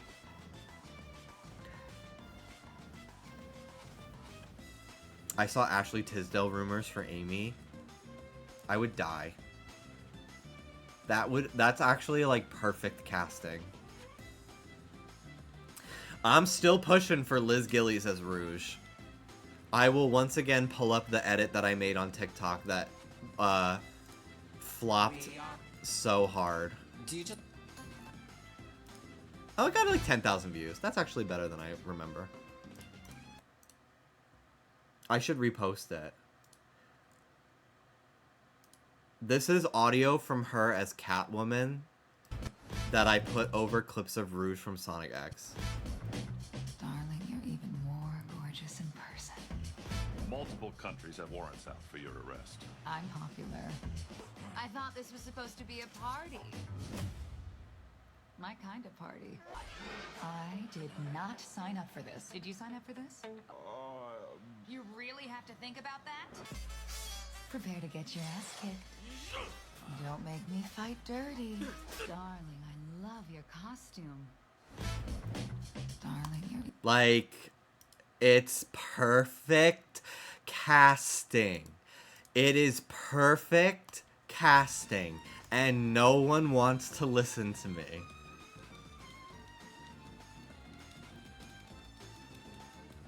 Voice aside, you slayed that edit. Thank you. Thank you. I got my dream casting for Shadow. Anything is possible. Yeah, it is actually kind of perfect how, like, everyone wanted it to be Keanu, and then it was. I would have absolutely been okay with Robert Pattinson as well. I really love that he to me is going to be like a modern Mark Hamill. With how seriously he takes voice acting. Because, like, a lot of, like, screen actors, especially for these, like, big budget, like, Hollywood movies, they kind of, like, I don't know if they necessarily, like, treat voiceover with the same amount of respect as actors like... Honestly, Ashley Tisdale, she has a very prolific voice acting career. But, like, Mark Hamill is, like, the go-to of, like, iconic on-camera actor that arguably has a better list, a more prolific list of voice acting roles. See that Jim Carrey is down to play Eggman again? That's so fun. Before they revealed that Shadow, like, crashed to Earth and landed and lived, I thought that he and Robotnik, he used chaos control at the last moment, and he and Robotnik, like, went to another dimension or something, and they were, and, like, the spin-off movie that they're gonna do for Shadow was gonna be about, like, them getting back to Earth or something. But I think them making Shadow's origin more, it's very much how I feel about what they did with the FNAF lore for the FNAF movies. Like, they kind of streamlined everything while, like, keeping bits that are important, but making everything just, like, easier to just explain in one sentence in a movie, which I think was really smart. Like, having Shadow come from a meteor from who fucking knows where is just a lot easier than, like, he was made in a lab and Gerald Robotnik made a deal with alien DNA with the black arms. Like, it just makes so much more, it's just easier, and they can still bring in, like, Black Doom and stuff if they really wanted to go fucking crazy ass game bullshit mode with the lore, right? And it could just be like, he sent Shadow to Earth. Shadow is just from their planet, their comet, you know? Like, I just think, like, it streamlines it, but in a way that doesn't completely erase the possibilities of them doing Shadow the Hedgehog game storylines. Also, if you did not know, Jeff Fowler, the director of the Sonic movies, was the cutscene director for the Shadow the Hedgehog game back in 2005. And there are a lot of scenes in Sonic 3 that are references to iconic, like, moments from, like, shots from the Shadow the Hedgehog game. Like, there's a scene where Sonic's, like, struggling to get up and then he falls, and Shadow's standing over him. Like, that was a shot that was referenced. Shadow teleporting and fighting a bunch of army soldiers was very similar to the opening scene from Shadow the Hedgehog on GameCube.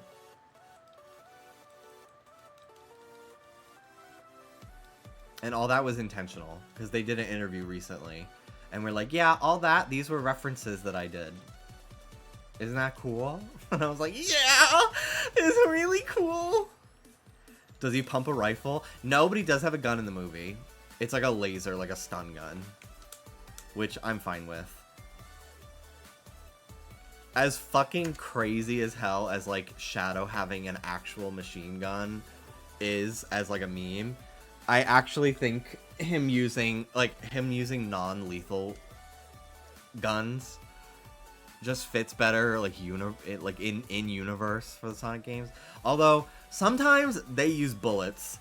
Like, there was recently a anime, a short limited series anime that they did, like animated series to promote Sonic X Shadow Generations. It was like an animated prologue, and there you cannot convince me that Omega was not pumping lead through various robots and enemy ships. They gave him Trizuka, yeah.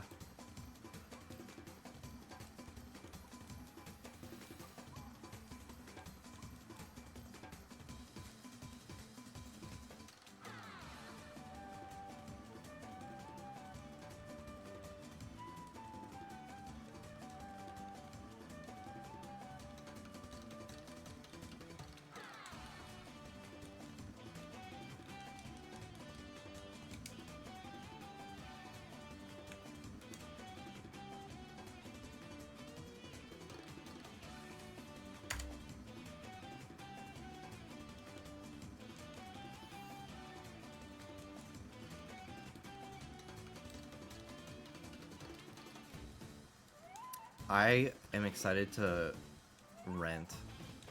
I'll probably buy the Blu-ray for Sonic 3, honestly. Because I'm going to want to watch it a million times. The first Sonic movie, I only rewatched once. The second Sonic movie, I've seen like 3 times. But Sonic 3, I want to rewatch that movie a lot. I'll probably skip a lot of the Robotnik dancing scenes. Because like they were fun, but it's very much like, this is for 7-year-olds.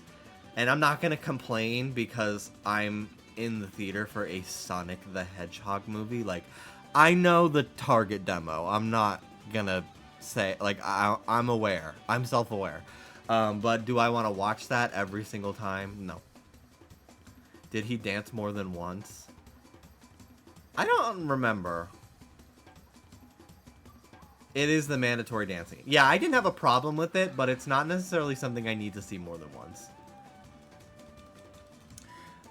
Tiny object. Let's see, do I have anything? I'll get something off my shelf, hold on.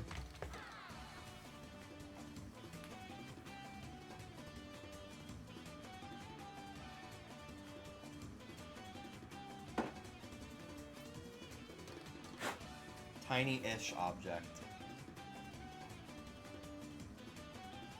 Omega. Literally, the fact that there exists merch of Omega is the craziest thing ever to me. I never thought I'd see the day.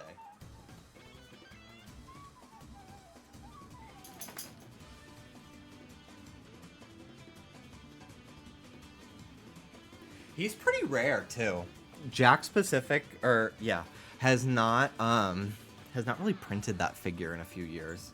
I have one that's still in the box that I'm glad I have. The store near me only stocks the Sonic figures. I'm so mad they never stock anyone else. Yeah, I never see a problem with... Jack Specific also makes Mario figures, and they will stock the most obscure Mario characters that they have. But for some reason, the Sonic figures, they only ever have Sonic on the shelves. It's really annoying. The only reason why I have a lot of the Jack Sonic figures is because I have a friend that gets them from his job. And he'll usually snag me a duplicate and just sell it to me at MSRP and ship it to me. But I haven't had the best luck, especially since moving here, at like actually finding the Sonic figures in store. There was one Target in Jacksonville that had that shit on lock. But every other one there was not good. And then same here in LA. The Sonic selection is pretty bad. Occasionally I will encounter Rouge, but it's very rare. My one problem is that the gun commander thinking Sonic is now evil was a contrived way of adapting the opening of SA2, and her character didn't really amount to anything in the end.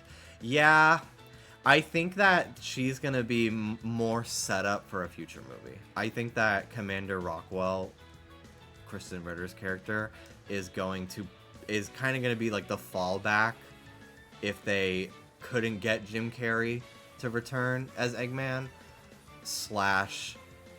will just replace him if they are done with Robotnik as a character. I still stand by the fact that I think I would be fine with the Sonic live action movies ending and them rebooting everything as like a fully animated separate franchise like the Mario movie, where it's like completely like in-universe Sonic, like it takes place in Sonic's world. Because I still feel like there's a lot of things that they just have to stick with because they were made in the first movie by executives that didn't know what fans actually wanted. But every movie they break away more and more from like the rigid structure the first movie set out for them, which I do like. Are you an Agent Stone fan? I honestly don't really care for any of the human characters in the Sonic movies, just personally.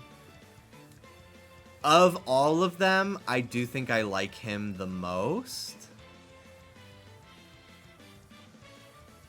But I vastly prefer when the story is focusing on Sonic, Shadow, Knuckles, and Tails, personally. I thought he was really good in the new movie, though. Really, the only human character I can't stand is that Wade guy. And I know a lot of people really like him, almost ironically, from, like, the memes that came from the Knuckles show. But I just can't. I don't know why. But he's in the Sonic movies, and I'm not. So who's really the one laughing? But I just don't like that character very much.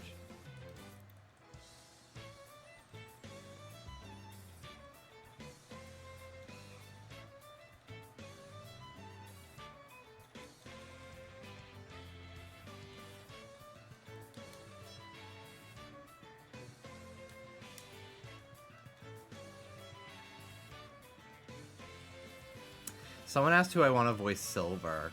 Me. I honestly haven't given it much thought.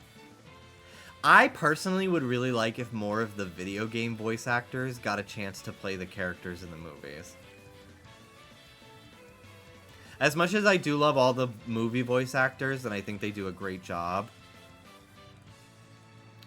it does make me sad when the people who have been voicing the characters for a long time are almost not even considered when it comes to like putting the movie in like a big budget blockbuster or even like TV. That kind of makes me sad. I'm so glad that Tails' voice actress got to stay Tails, because she's amazing. She's probably my favorite Tails voice he's ever had.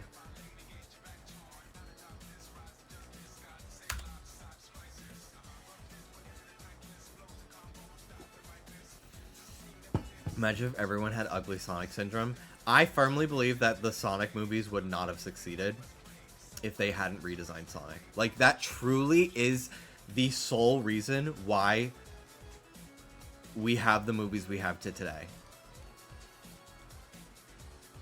They would not have done well. Like, it's hideous. It's like, actually, like, the more time has passed since Ugly Sonic, the more actually baffling it was that was done. And so many people really believe that it was all a marketing stunt. No. No, it was not. There was merch made of that Ugly Sonic. They had to delay the movie and spend so much money reanimating those scenes. It was not a publicity stunt. You're giving these Hollywood executives too much credit. It was not a publicity stunt. It worked out in their favor, but it was not. There's no way.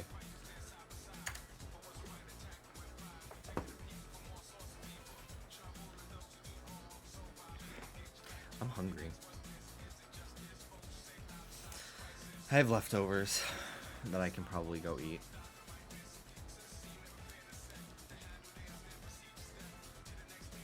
Maybe we'll go do that after this reset.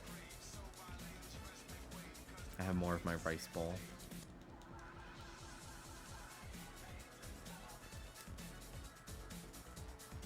People that lost jobs too. A tale as old as time. BRB.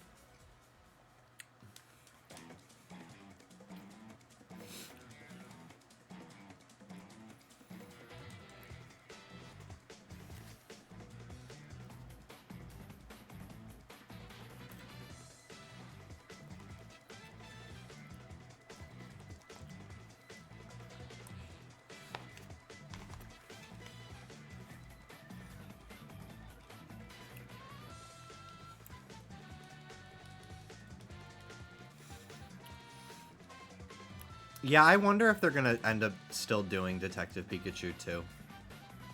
I feel like I'm over it. I'm open to another Pokemon movie, but I just don't really know if I care that much about that storyline. think one of Detective Pikachu's biggest shortcomings was how little like action there was. Like people see a Pokemon movie to watch Pokemon battles, and there like was barely any in Detective Pikachu.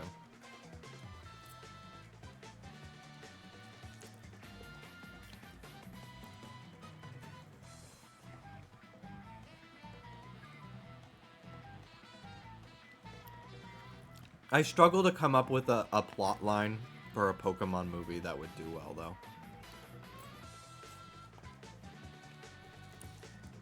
That isn't, like,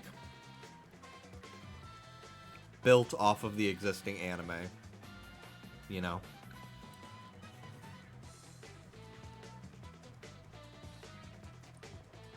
Honestly, I'm over the realistic textures, too. Yeah. That was one thing I really liked about the Mario movie, was outside of like a couple of character design tweaks, it looked like the games.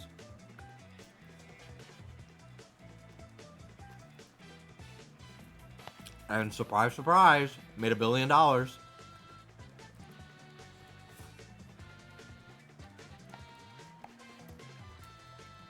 Funny.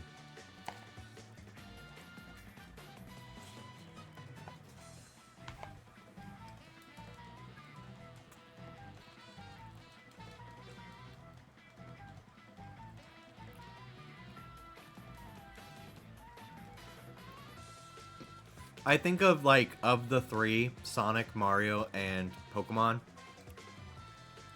Pokemon, I think, is obviously the most, like, profitable.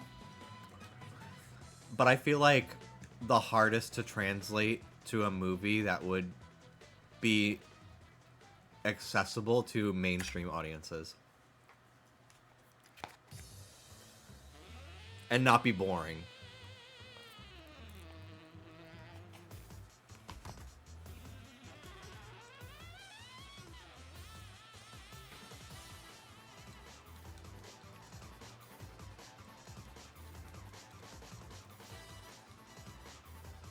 Hi, Ruby.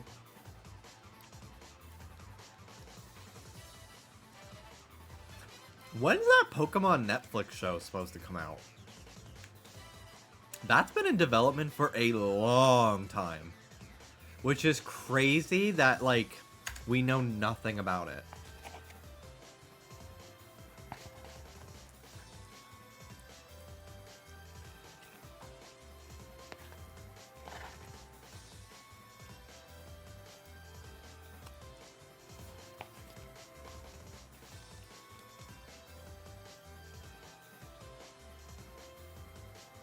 No, this is different from Concierge. It was a live action show. A la, like, Avatar, The Last Airbender, and Death Note.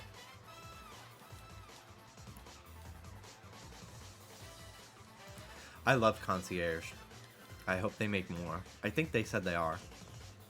Was it Japanese only? No.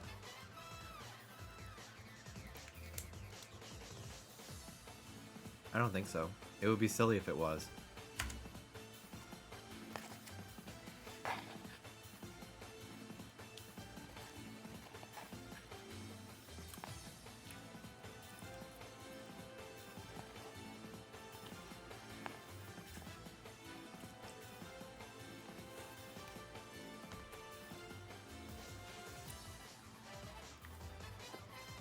See, if Concierge proved anything to me, it's that casual fans want battles, longtime fans want slice of life.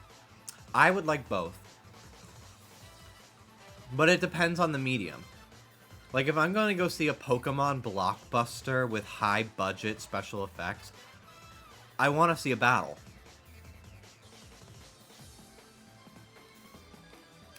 But in the endless supply of Pokemon TV shows, I love the option of a slice of life.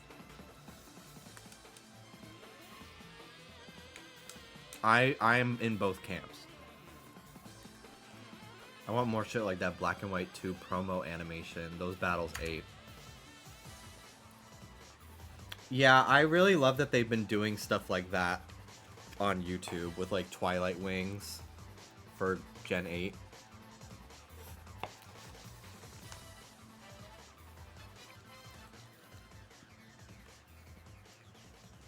Like, they clearly invest a lot in animation to promote their games and franchises nowadays, which is cool.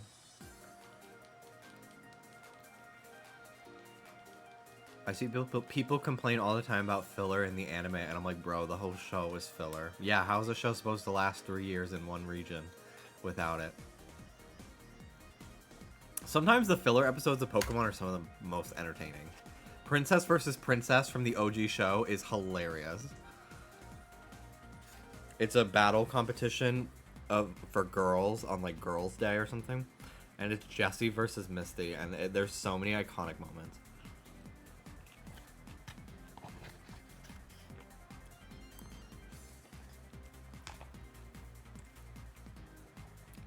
A live-action blockbuster, I agree. But if I had my way, the next Pokemon movie would be a Ghibli-esque slice-of-life animated movie. I agree. I would say I would want it to be Ghibli style, but a healthy balance of slice of life and like spectacle, because I would love to see that type of animation style with Pokemon battles. Hey Ellen, how you doing?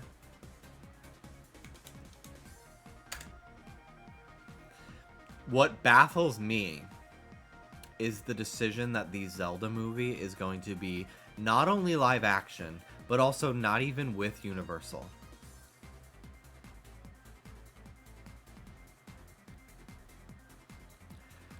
Why they made that decision, despite the Mario movie being animated and making $1 billion, is actually so batshit to me. I don't get it. And I hope the lack of news about it in the last like 2 years or so since they announced it has been because they are heavily restructuring the project. Because already I feel like it's gonna be shit.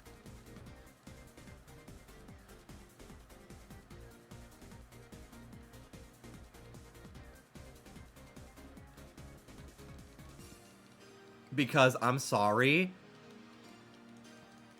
unless you cast a complete unknown, which they're not gonna do because it's a Hollywood movie and they think they need big actors to draw in views from casual audiences.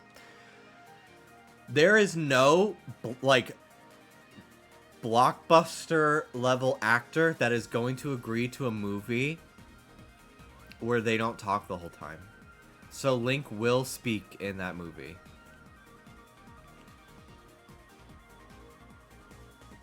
That would not be an issue for an animated movie.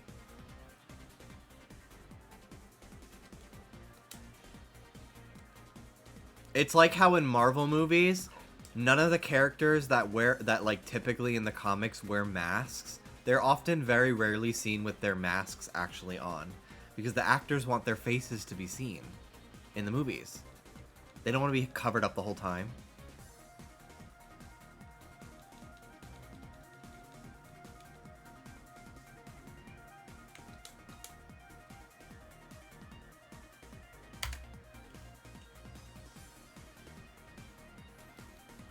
So, it's already going to be weird as fuck because Link will be talking.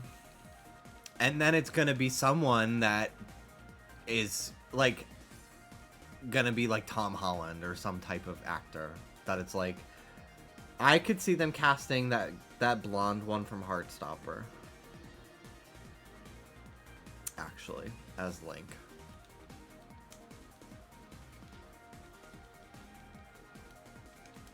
They aren't brave enough to hire a short king to play Link. That's true, too.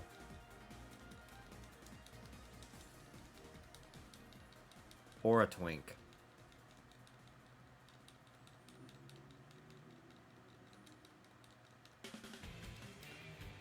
And he'll be British for some reason. I actually did not mind that Zelda was British. I didn't really care in Breath of the Wild. It didn't bother me. It did for some people, but I didn't really care. I thought she was a good voice.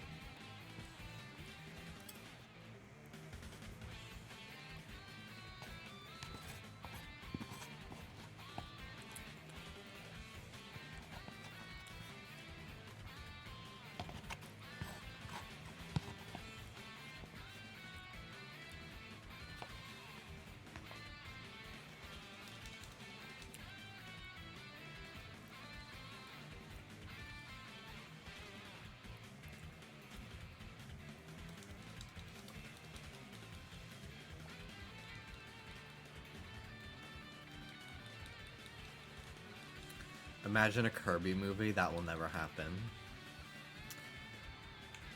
I think it's also wild to me that Nintendo didn't stick with Universal for the Zelda movie, because they partner with them for the theme parks. So it really decreases the possibility of like a Zelda land as a part of the Nintendo theme park.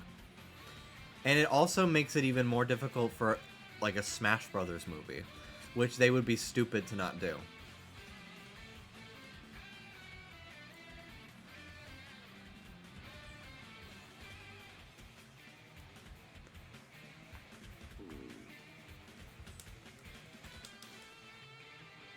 They really messed up the vertical integration on that one. Yeah, it just is so odd to me. Because Nintendo is an incredibly business-savvy company. They've had their hiccups. But especially right now, with the Switch era, like, they are, like, killing it in every vertical.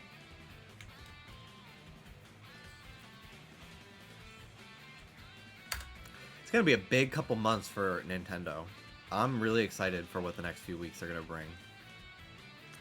I think we'll hear about the Switch 2 reveal direct presentation within the next, like, 10 days. And I think it'll probably be, like, January 20th or something. I think a Smash movie would have to be multiple movies. There would be so much to implement. I don't think it's that complicated. Do I think the plot will be good? Not really. But the spectacle is going to be what people are going to see it for.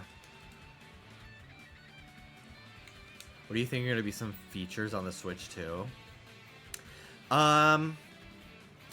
Honestly, I don't really have many predictions. I do think that we'll have, like, home menu themes. And I think there will be, like, actual, like, music for the menus again. Part of the reason why the Switch's UI is so simple and boring is because Nintendo, it's a portable system. And, like, yes, the 3DS had themes, but the 3DS was also not as powerful and not running games with as much intensity. The reason why the Switch's UI is so simple and almost, like, non-existent is because Nintendo prioritizes games loading faster. Like, look, compared to the Wii U, the Wii U's menus are, like, pretty intricate, but the Wii U takes, like, a full 30 seconds to even turn on. Which just does not work for, like, an on-the-go system where people are, in their minds, playing the Switch in their, like, 15-minute bus ride to work, or the train. Which is more common in, like, Japan with public transport than America, but, like, the Switch is designed to be, like, ready instantly to play. So having a more intense UI makes it a little bit harder for it to, like, it makes it takes longer to load even just the menu to select a game. Have you been to Japan? No, but I would love to go by the time I'm 30. I'm 27. I'll be 28 in 5 months. And I see it. I used to not think that, but I have a pretty good job now that's pretty consistent. And I have actually been developing a semblance of a savings for the first time in like 5 years, instead of living paycheck to paycheck. So I can see in like 3 years time having enough for like a 5-day trip to Japan. It's even easier now that I live in California because the flight is a lot shorter. It's like 12 hours compared to like when I lived on the East Coast. So yeah, I would literally stay in capsule hotels the entire time.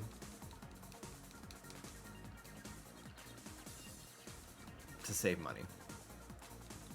Do you think they'll change up the color scheme for the Switch 2 or stay red? I think if it does change, it's going to be blue.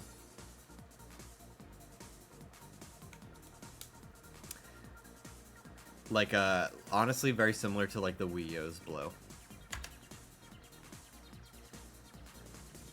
But I honestly don't think so. I think red is just, like, iconically Nintendo. I don't see it changing.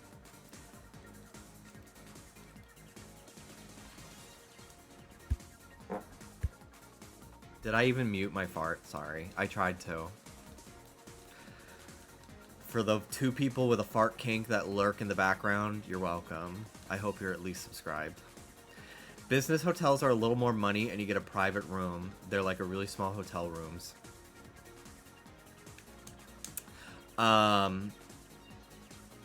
Yeah, I'm definitely gonna consult my friend Kira, who has lived in Japan for like 6 years now.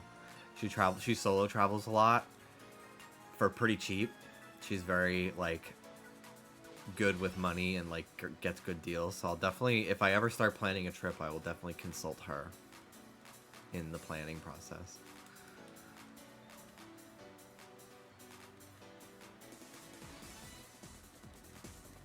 Our moment is here. Ridiculous.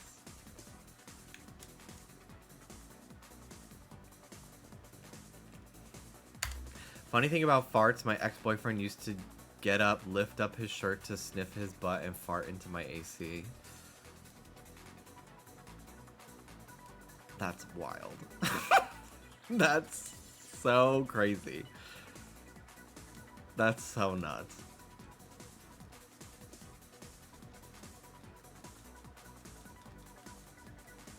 Oh, read that again. Lift up his shirt off his butt to fart into my AC. Okay.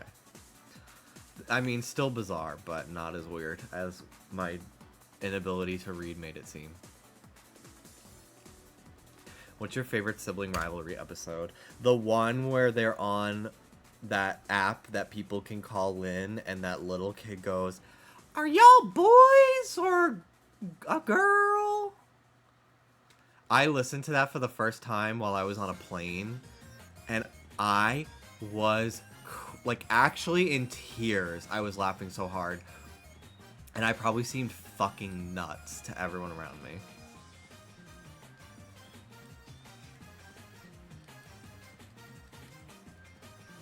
I'm so glad Monet's hosting Pit Stop again, but I am sad that that probably means no sibling watchery.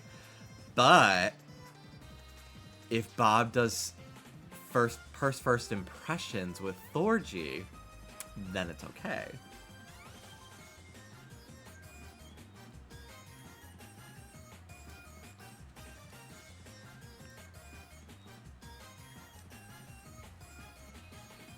I did become a patron again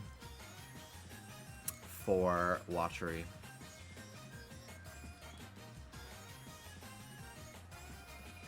I wasn't a patron for a few months while I was saving money, but I can justify it again. But I was one of their first patrons. I've been watching Sibling Rivalry since their like second episode.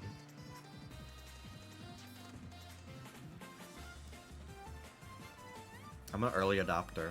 I did not see Bob at any of the Madonna shows, no. I have not been to a concert since I saw Lorde in 2022. Which makes me sad because I do like them. But they're just so expensive. And I've just been so busy. And they're usually on weeknights for some reason. And I'm usually working nighttime. So I'm so sad I didn't go to the Sweat Tour. Thorgy is my #1 diva. Thorgy is one of the funniest people in the Drag Race realm.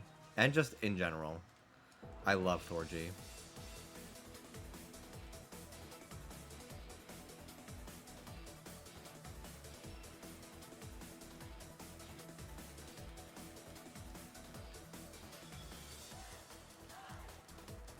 Love Pink. So good.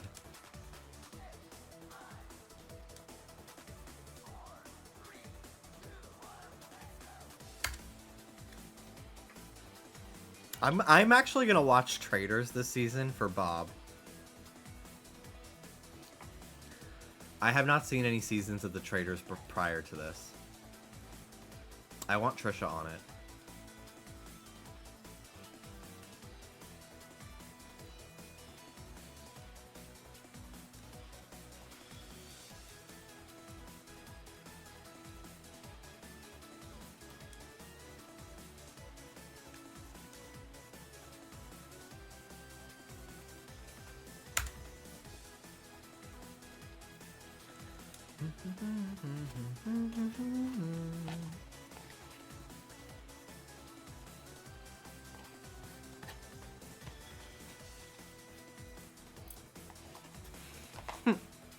The fracking.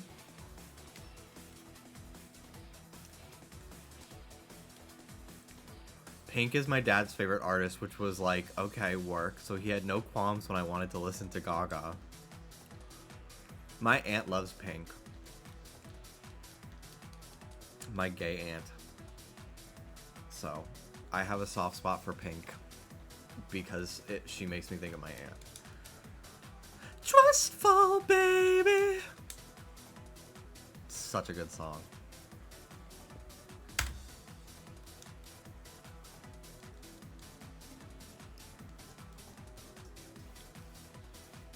I've seen so many people lately being like, why is Katy Perry fumbling so hard with being like an aging pop star? And I don't mean like physically, like your career is at a later stage compared to someone like Pink, whose like music has kind of like matured with her. And I thought that was so interesting. She's still got Nickelodeon slime in her brain. Yeah. I would not be shocked if that truly did have some sort of like cognitive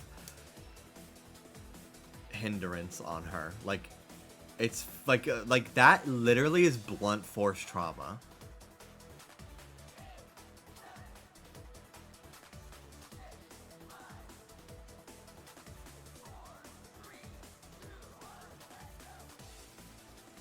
I used to kind of feel sorry for Katy Perry, but after this like most recent album rollout and like her collaborators that she chose to work with, fully knowing their history, I kind of was like, oh, no, it's actually entirely her fault that she has the reception that she is getting, so I don't really feel bad anymore.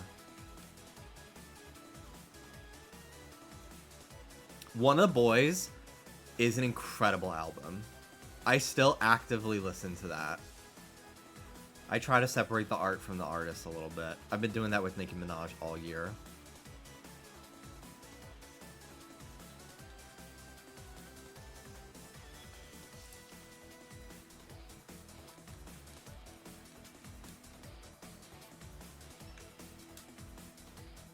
I don't know the deal on Nicki Minaj and Ice Spice's fallout, but I'm kind of sad because I felt like they had really good chemistry together as collaborators. Princess Diana I still listen to that song. What's your opinion on Rihanna? I love Rihanna. Watch and Learn is my favorite Rihanna song.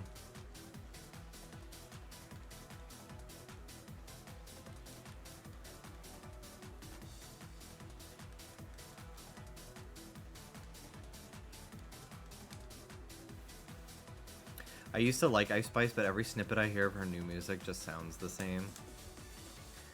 Yeah, I'm actually not too familiar with a lot of Ice Spice's music outside of like her most popular like trending features and stuff. But she's one where I enjoy the aesthetic more, and the persona intrigues me. I did buy her Fortnite skins because they are cool. But I wish that one of them was like her iconic afro. Because I feel like one of her skins where she doesn't have bangs does look like her. Even though she has straight hair in it. But the other skin where she does have bangs does not look like Ice Spice. I don't know who the hell that is. Cute outfit. But I don't know who the hell that is. Who's the one that did a rant about Ice Spice and she's like, she doesn't even want to play Uno. That, I don't know who that is, but that is the funniest shit I've ever heard. I cast the Dookie spell on you. 1 poop, 2 poop, 3 poop, blue poop. I cast the Dookie spell on you.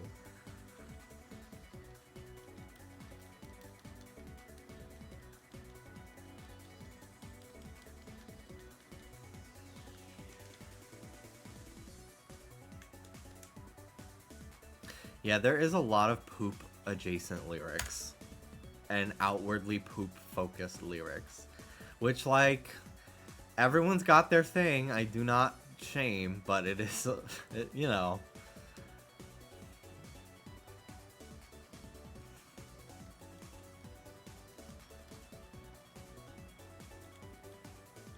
I remember one time I saw this video. It's a bunch of these like little horses with ponytails, and they're like, "I've got a ponytail, a ponytail." And they were like, "This is what every Ariana Grande song sounds like to me," which I was like, that is not true. I wish Ariana Grande music sounded like this, but it did make me laugh. I really liked her new album. I was like, she's finally giving like vocals again. Because I don't know what the fuck Positions was going for, but it was not it. I did not enjoy it.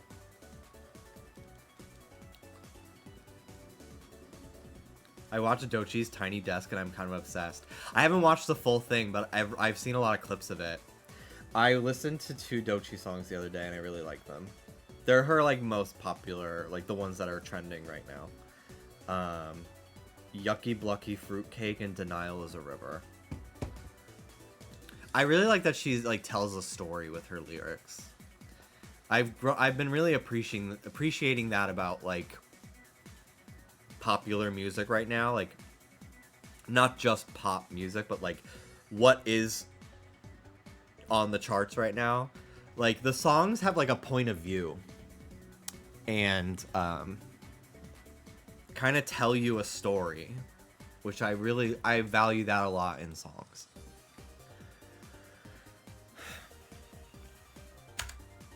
I think that's why Brat was so successful, because it was incredibly personal, and every song told a story in some aspect of Charlie's life. I think 2025 is going to be the year of music. I think 2024 is a hard one to beat. How do you feel about the Oasis tour? I don't know what that is.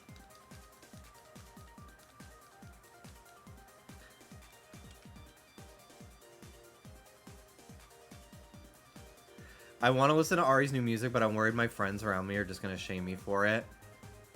Well, I encourage you to get a thicker skin about that, as blunt as that sounds, because it's really not as serious as I think your brain is making you think it is.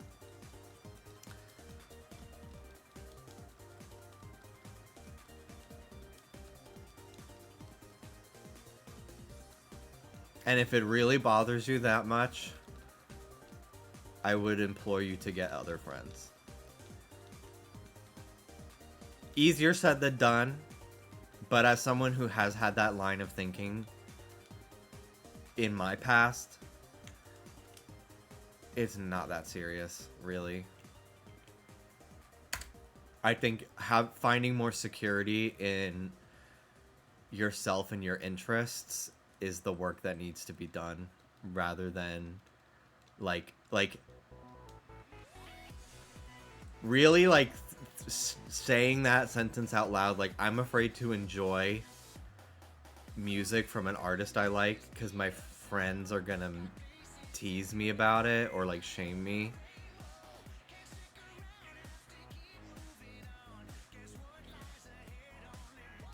And I hope I'm not sounding too like blunt or insensitive, because like I've spent most of my life with that exact mindset. I literally spent like most of my early teens and through high school like hiding the fact that I liked Pokémon. And the minute I stopped caring and was more outward about it, suddenly in high school I had other kids who I had never spoken to before coming up to me and being like, hey, what game should I get for my new 3DS that I just got? And then we would play games together in class, or in between classes in the hallway and stuff during lunch.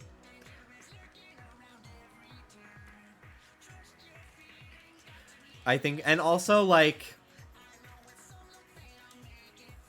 sometimes there are gonna be things that you're into that are just cringe. And, like, my friends tease me about shit. Less now than they used to. Because I feel like we all have a lot of the same interests. But, like, that's just kind of the vibe of my friend group, is, like, we all kind of take the piss out of each other a little bit. And it's okay if that's not something you feel comfortable being a part of. You just gotta, like, find different people. But, like, stream Yes and, bitch. It's a good song. But also, like, I fully think, like, a lot of the Ariana Grande, like, it is giving a little bit, like, watching the side-by-sides of, like, how she talked in interviews in, like, 2017 versus the Wicked press tour. Like, the way it is kind of crazy. It's a little wild. And I, like, it didn't not happen, but it's also totally okay to like her music. Because a lot of the people who comment on those things also love her music and like her. Even if it doesn't seem that way.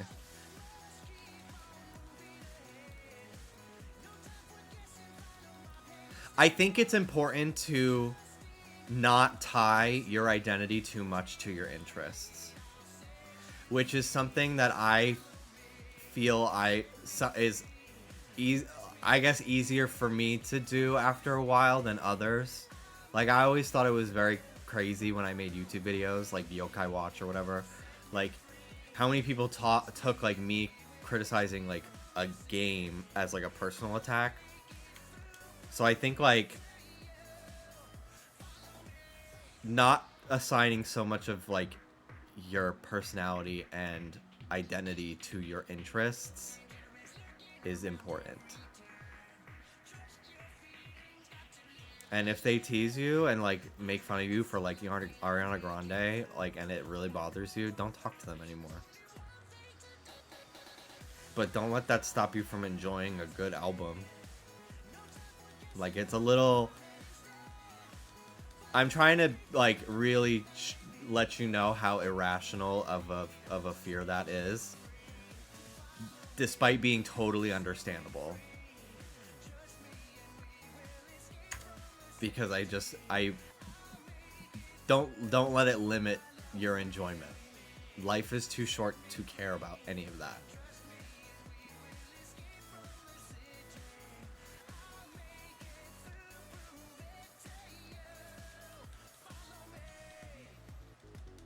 Thank you, Ellen. I actually don't think that my yokai video is that good in retrospect. I kind of thought I stopped thinking it was good even like a few months after I posted it. But I appreciate that people did like it, despite all of the vitriol it received. Literally everything is cringe to someone probably. You're never gonna win trying not to be cringe. Exactly. Exactly.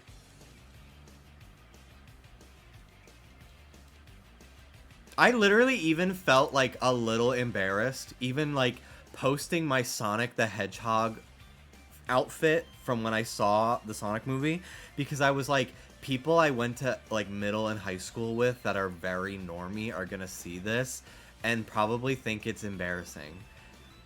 But I posted it anyway because it was a raw as fuck outfit that I pulled off incredibly. And surprise, surprise, the people that I grew up knowing that I thought would think I was weird liked the post and commented that I looked cool as hell. So, like, nothing bad actually happened. Also, why was I caring? I have not spoken to these people in 11 years, some of them. We're just oomfies.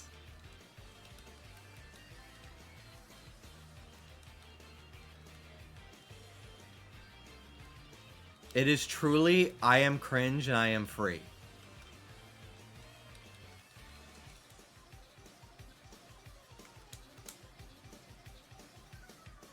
That is the motto to like live your entire life by.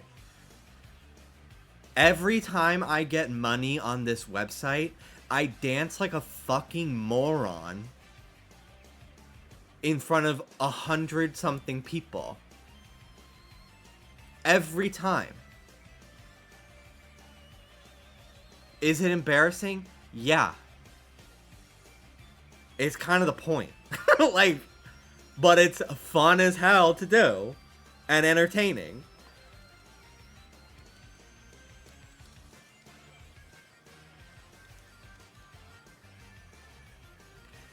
Could you imagine how boring my life would be if I did not do the antics that I did? We would not have the Like a Bird by Tiffany Trump fan cam made by Ivan the OK.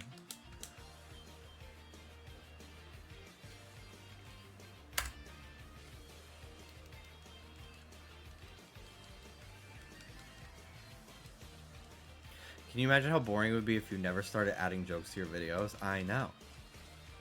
Wild.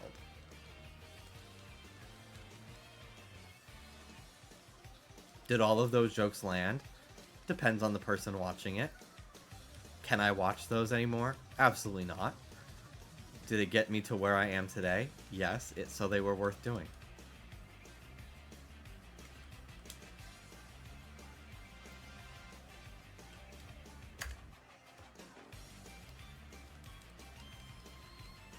Yeah, I don't know too much about Avril Lavigne. Outside of her, like, big radio hits. Like Skater Boy, Girlfriend. What the Hell is one of my favorite songs, though. A world where Jimmy Wetzel feared being cringe is a world with one less editor on Just Trish. Period!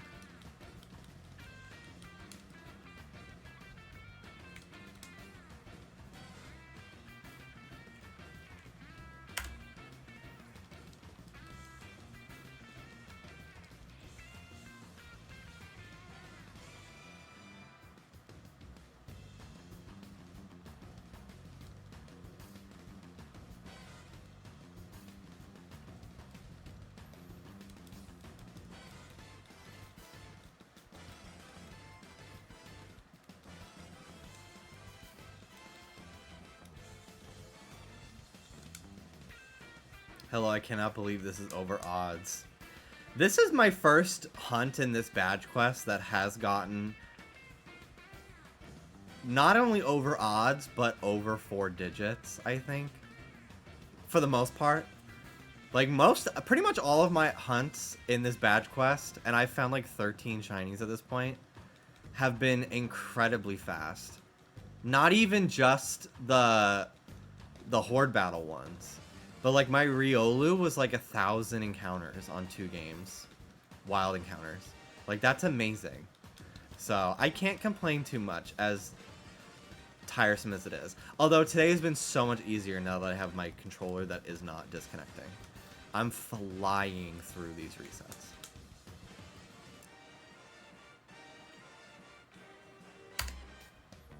Why couldn't one of the Hordes gone over instead? Yeah, I actually don't remember how far I went into a lot of these. I think the Mime Jr. hunt went a long time. Maybe over odds. But I also was seeing 10 Pokemon at a time. So, in reality, it was very fast.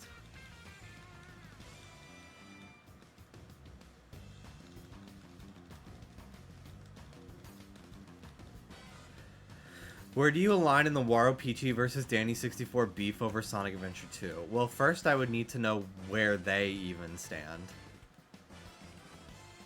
And their criticisms of the game / enjoyment.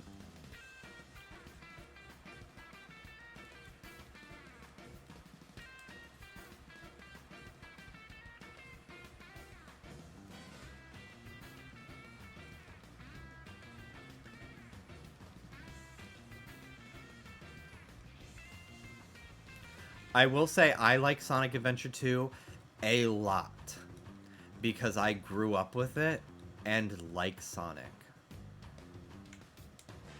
But I'm also going to say there's a lot of shit in that game that I hate doing when I replay the game. And I think I would not enjoy it if it was a game that I was playing for the first time as an adult, necessarily.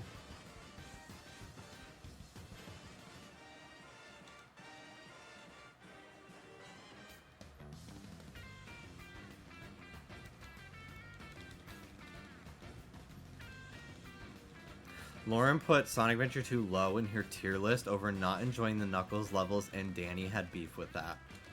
As someone who watched her play those Knuckles levels, I think her beef was valid. I like watching her play Pumpkin Hill was torture, but not necessarily her fault, even if it was hard to watch.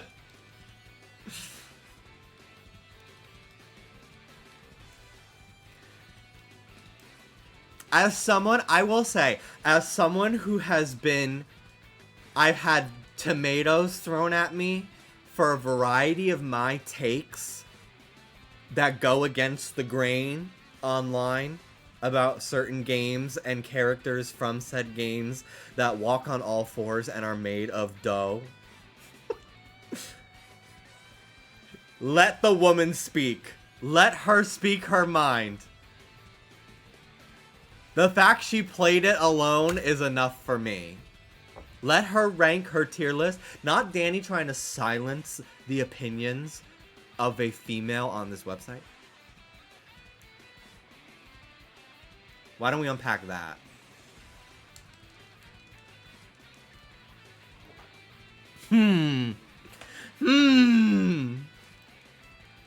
Me when I bully my biggest supporter. I will never forget that message when I was dragging Danny like 3 years ago. In my chat. I was like, oop. So you're saying female now. Interesting. No! I actually do find men that refer to women as females to be... let's just say it is definitely alarming. Definitely raises suspicion about their political beliefs.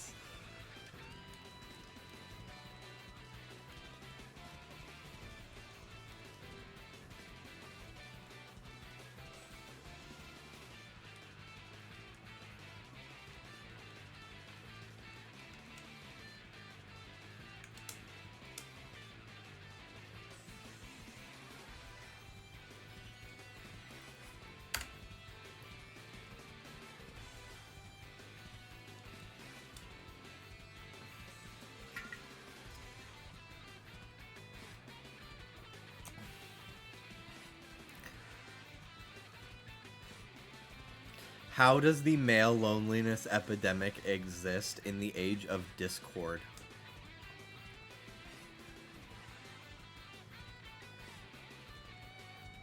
Like, get on call with the boys and play Fortnite.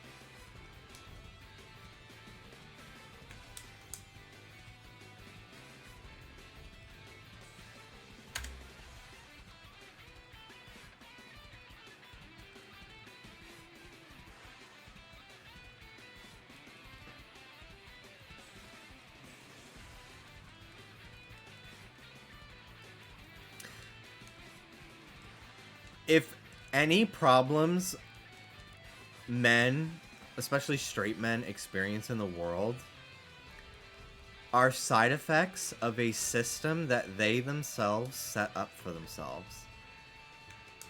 This, like, growing, like, resentment that men feel about, like not feeling, like, masculine enough or, like, whatever. Like, that is because of a society that has instilled these patriarchal beliefs. Men experience the downsides of a patriarchal society as well, but, like, who's in charge? Like, who's causing that? Who's making those decisions? Oh, me oh my, but is it the consequences of my own actions? Exactly. Like, there's that one clip. It's from some fucking Jubilee video, and I fucking hate that channel. But there's that guy that's like, most people that die in the military are men, or something like that. And then the woman goes, and who set that system up?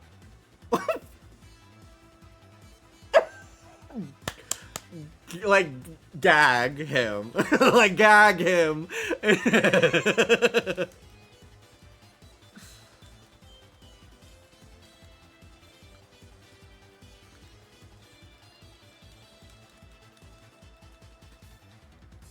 It was a sewer slide statistic? Yeah, I think you're right. I think you're right.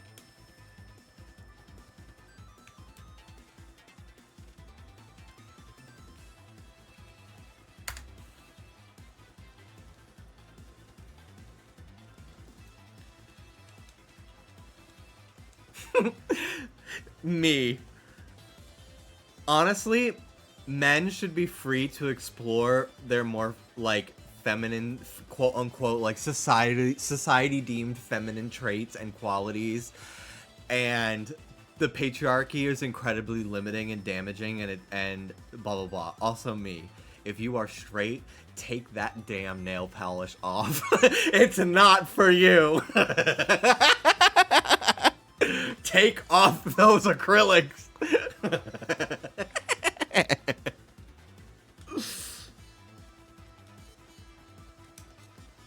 Stop wearing mesh. I can't take it anymore.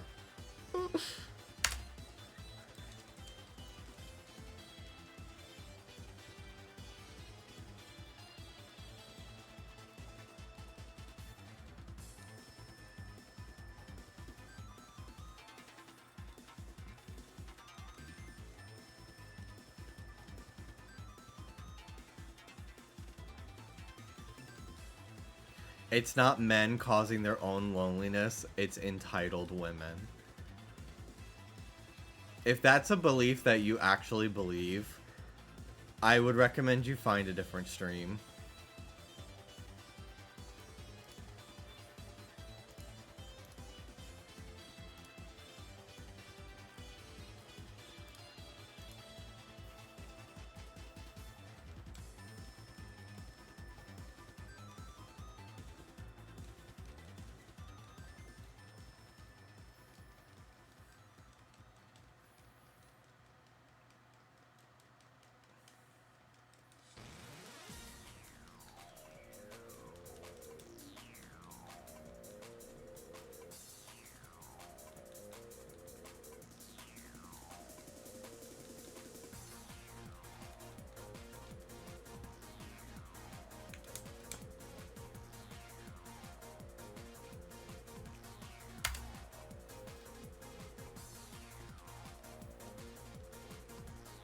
I implore any man who genuinely feels that their loneliness is the actions of another person to seek therapy.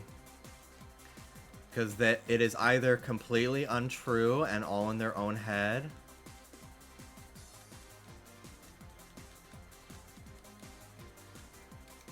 or they are in a bad situation and they need to get out of it. Maybe instead of making fun of men, you could actually listen to their problems. Baby, I'm he, him. I am that. I've had the problems. I have many. What the hell are you talking about? I'm not the one that brought it up.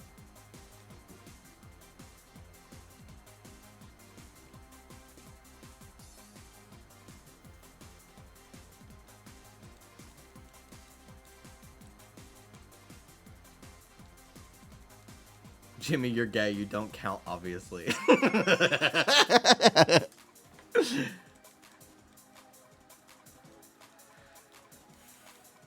Yeah, my friend, I am trying to get a shiny Bulbasaur and or Squirtle and or Charmander.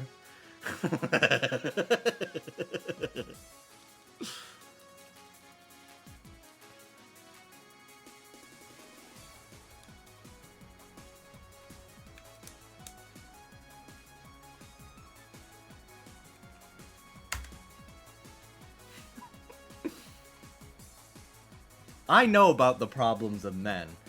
I look up men on the internet a lot. I do a lot of research. And I follow a lot of them online. And I even look at them naked. I know all these things about men, let me tell ya.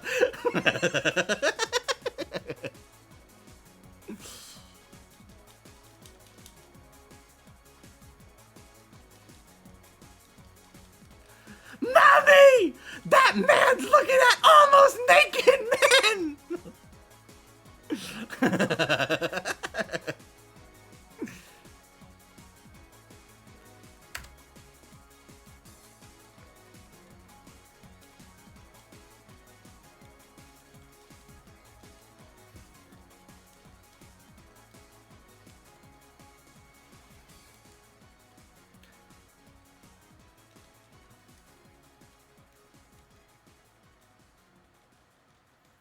Hello, Big Gay Ole. How you doing?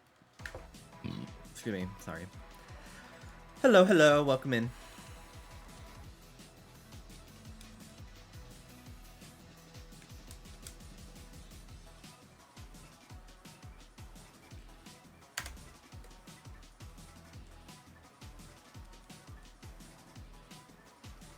How was that person following since 2020 without noticing your stances?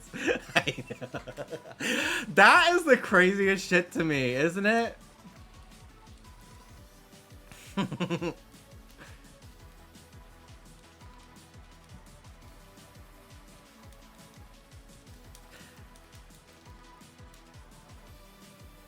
I'm not going to... Here's my stance on it. I'm not going to deny the reality that you may be facing in which you feel like things are not going right for you. I have called the suicide hotline in my life 3 times. My early 20s were really difficult for me with depression and anxiety. And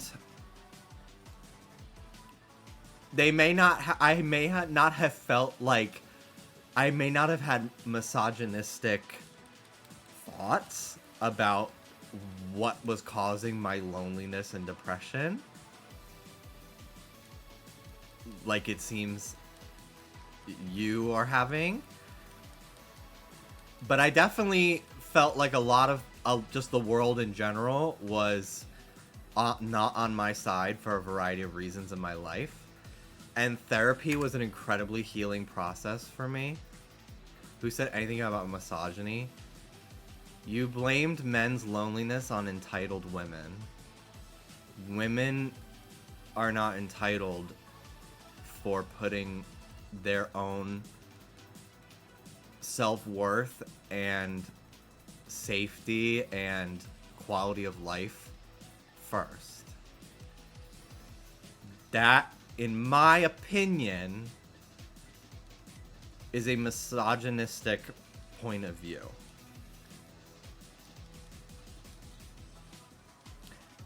And I say this as someone who, about 7 years of my life,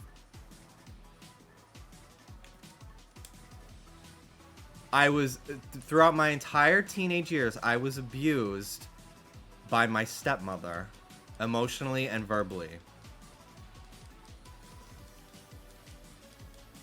But that does not mean that every woman in the world is entitled and evil.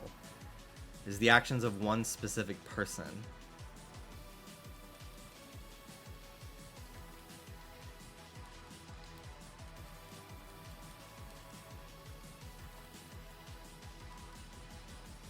I simply don't think you understand the problem. I think you're not hearing me. I think you don't want to hear what I'm saying.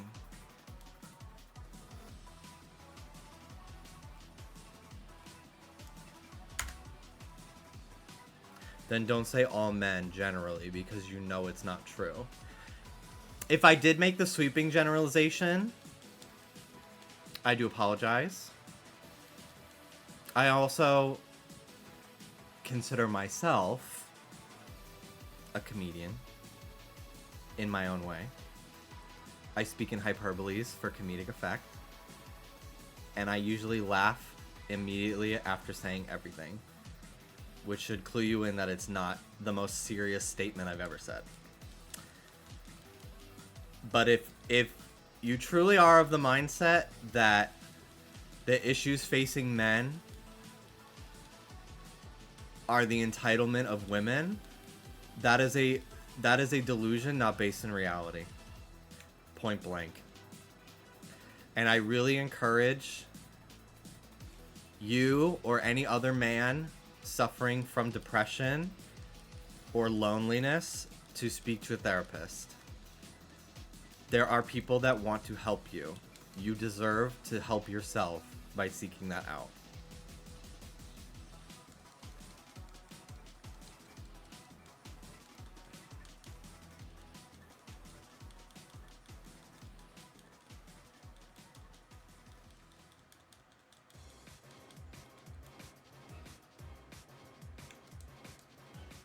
I disagree, and I am in therapy.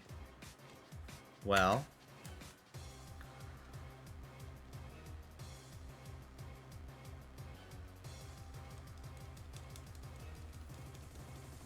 that's shocking. That's crazy. Wow. That's wild. Okay.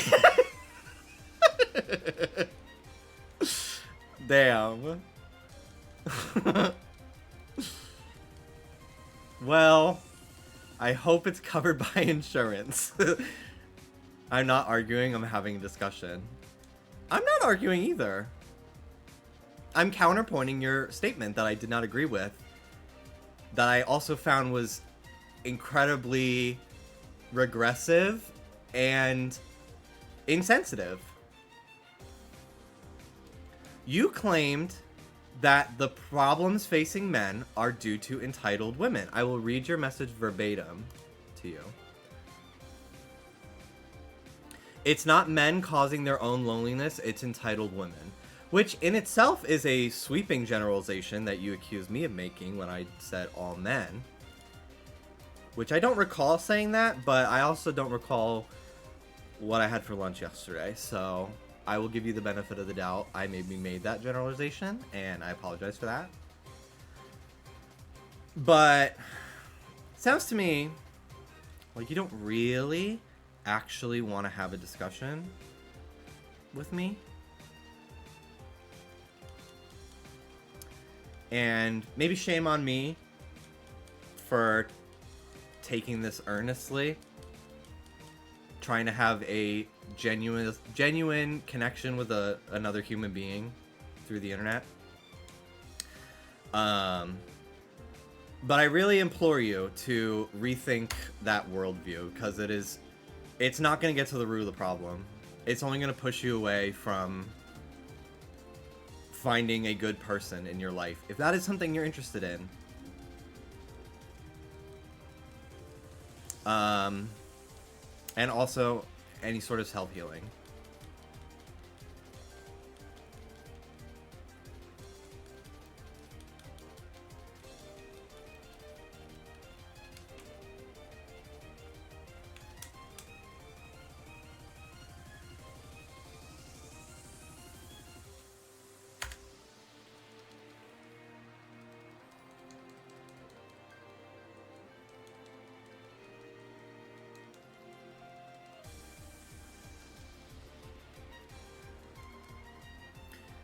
If anyone wanted to have a real discussion about this, a public Twitch is not a great environment for it. Yeah, and normally I wouldn't entertain it, Josh. But I just was kind of gagged to, like, actually see a take like that. Here, of all places. The Jimmy Wetzel Twitch chat, known for its insightful and meaningful conversations. Like we had just 45 minutes ago where we talked about Ice Spice and Poopy.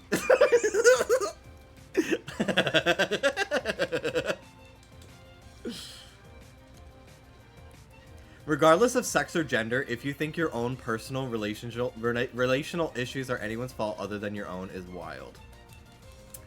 I think that is true to an extent.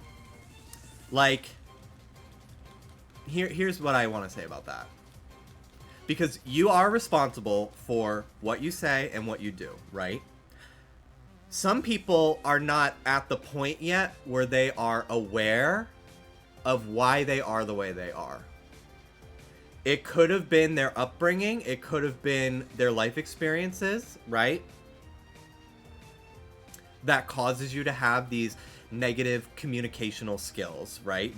Or a lack thereof, negative communication with other people. That is where therapy comes in, and you work on that.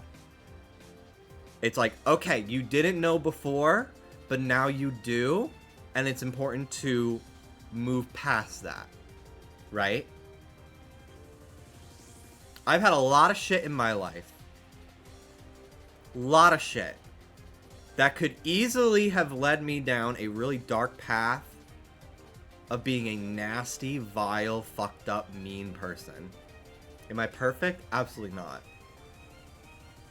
But I've known from a really young age that I can't let the things that happen to me impact how I interact with other people.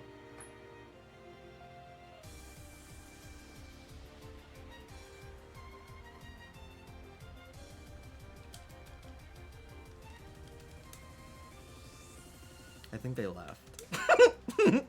I think they left.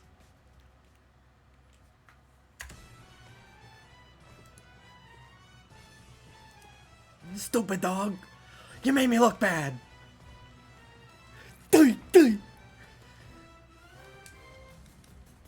Anyway.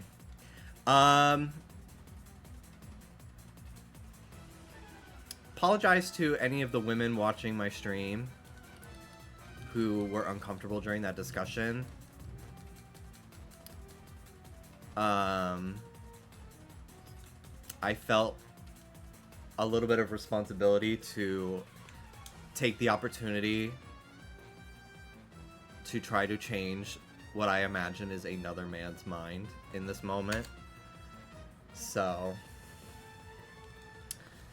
I am a woman watching your stream. Well then, I really, then I don't even know where to begin. The twist. Y'all wanted a twist, eh? Holy shit.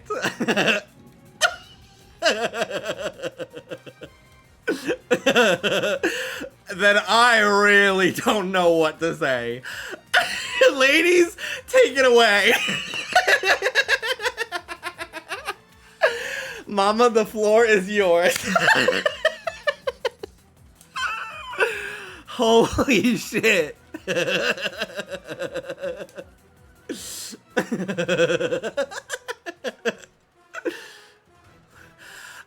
Gaga, ahura. Gaga, ahura.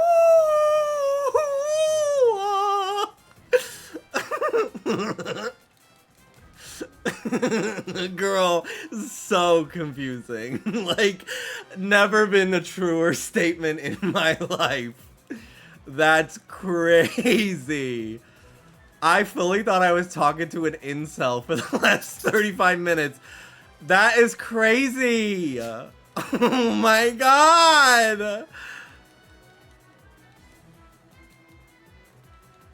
Look into people like the Dadvocate and you'll see what I mean. Oh, I don't want to do that.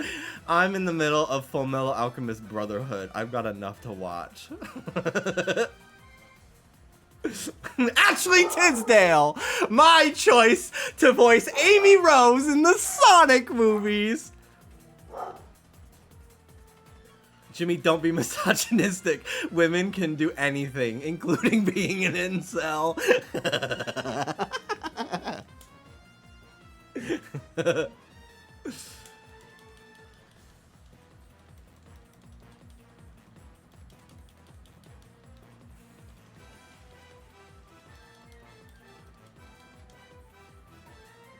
Honestly, it's a bit of a diva move.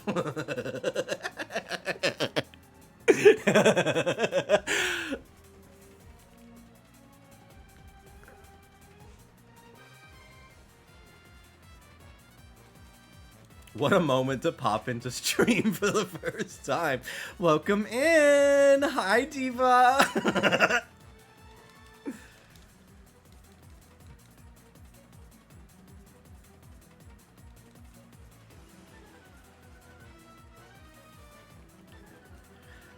The fact that I googled that and the first thing I saw was woman-splaining men to women. I think Warupichi needs to coin woman-splaining as her, like, just chatting stream, like, content. Like, I need her to take that and run with it.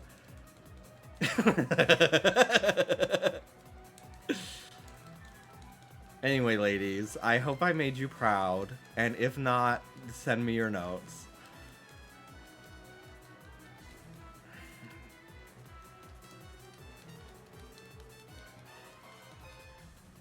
I think I know one woman with some with some notes for today's discussion. Let's just say that.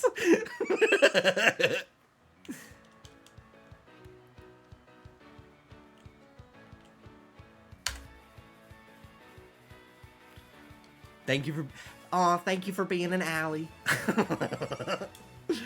Why, yes, I am an ally. Thank you, thank you.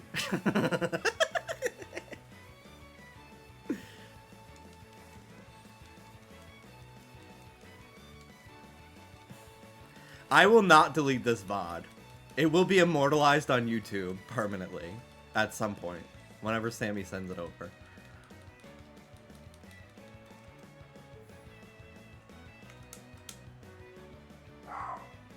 Soda boy. Soda boy, come here.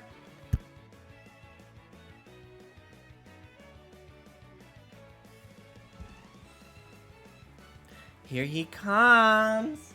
Hi, babies. He fell.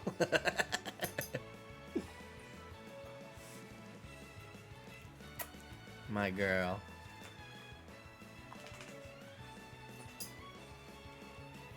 Where the fuck is this shiny Pokemon? The things I have endured in the process to get this stupid thing is crazy.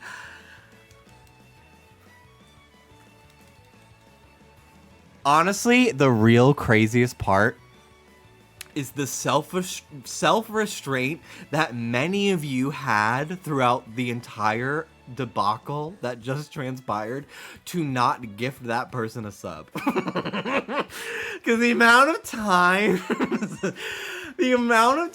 you fuckers have gifted someone terrible who comes in here to cause a ruckus a sub, I could count at least 10 times that has happened.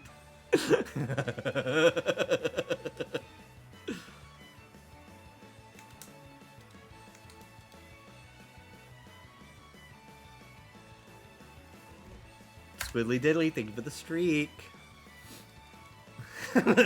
It's coming now. This is like taking candy from a baby, which is fine by me.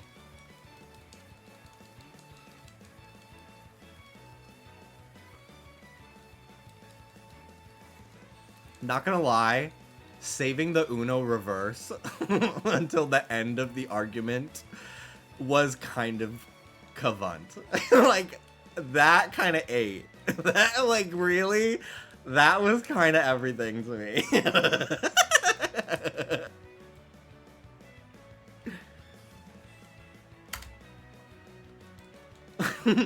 A diva recognizes a diva move. Thank you.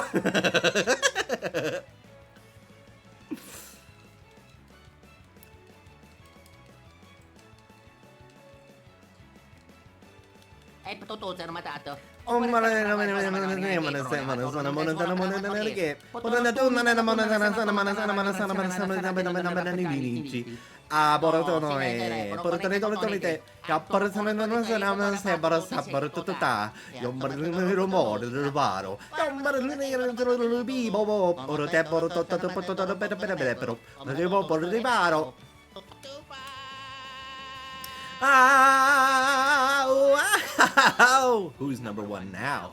Hannah! Thank you for the 70 months on tier 3. Diva, diva, diva. Thank you.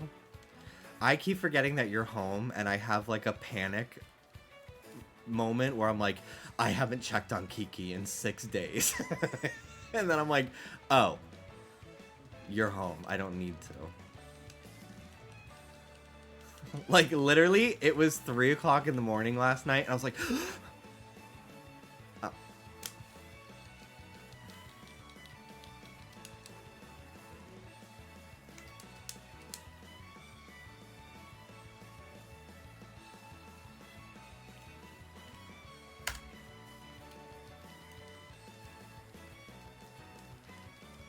I think we found a contender for the Wetsy Awards 2025 for iconic moment. Crazy ass moment. Maybe not iconic, but like wild as fuck behavior. Write that down. Let me write that down. On day 3. Yeah. What do I title this in my notes? Crazy AF femcel.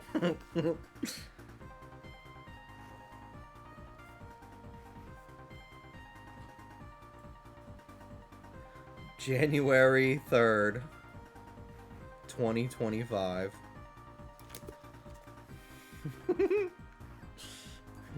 I don't want to talk.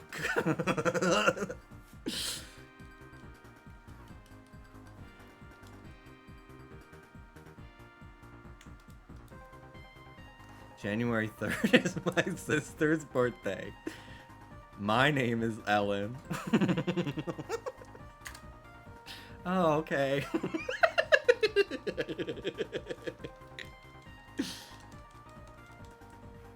Do you think they lived for Wicked?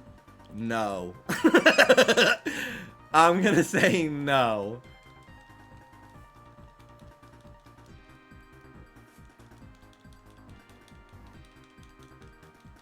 And if they did, they are kind of becoming the most interesting person I've ever crossed paths with online.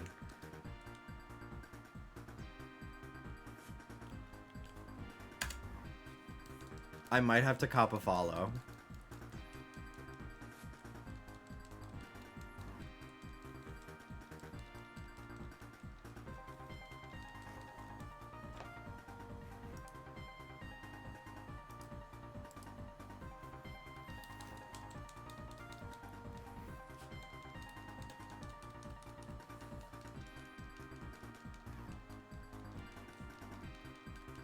This playlist has been looping the entire stream, yet somehow I'm hearing songs I don't remember hearing the last 3 times. When the fuck was Ice Cap Zone in this playlist?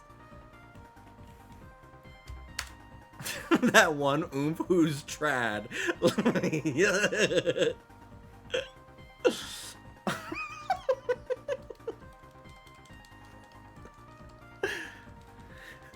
And it's like a JPEG of like a butter churner in the picture.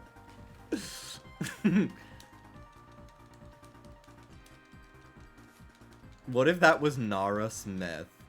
I was thinking, what if it was Caitlyn Bennett? I was gonna start asking, like, did you ever go to a party and shit yourself? Did that ever happen to you?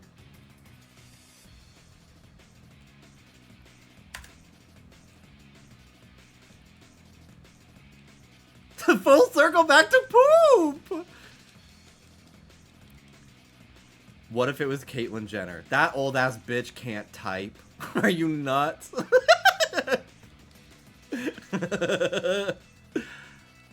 She's too busy hitting people with her car. Unless she's chatting while driving. In which case it could have been her.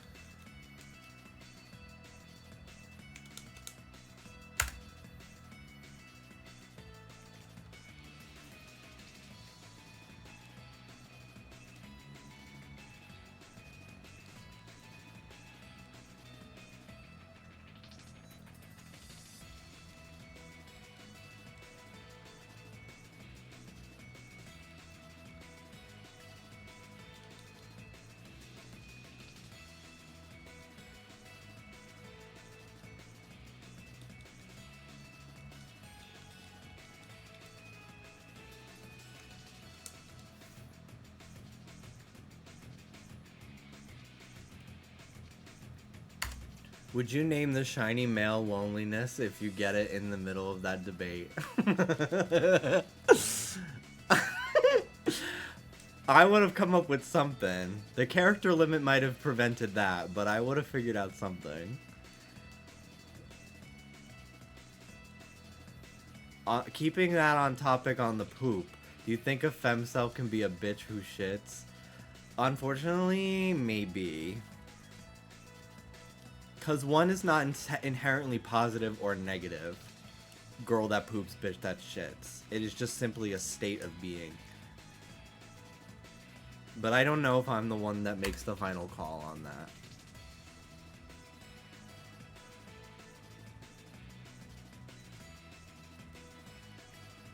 Ooh. Yeah, you might be right. Male symbol loneliness.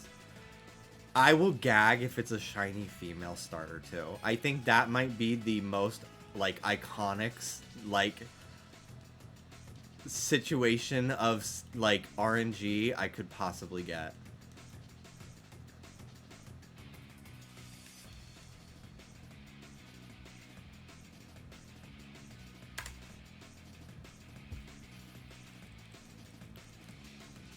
Lonely nature.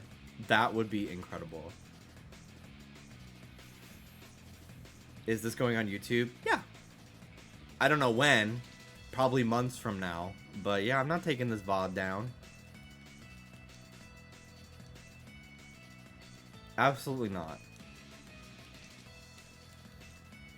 I pwned the noobs. I'm leaving this up.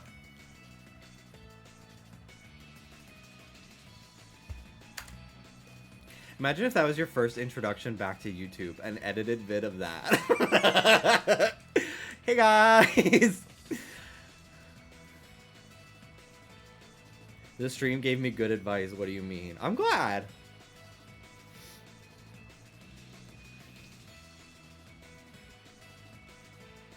Top 3 ways to honor your husband. Get a grapefruit. Did you guys see that video of this guy? He's in line at like H&M, and this, I don't know if it's a guy or a girl, because the liberals, the wokes have taken over, and everyone's wearing long press-on nails now. But all you see is her hand enter the frame, and she clicks a button, and the vibrator in her man's ass goes off in the distance. So that.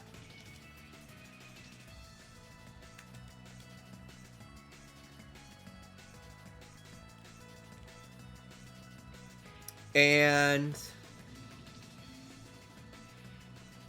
a Fortnite $30 V-Bucks card.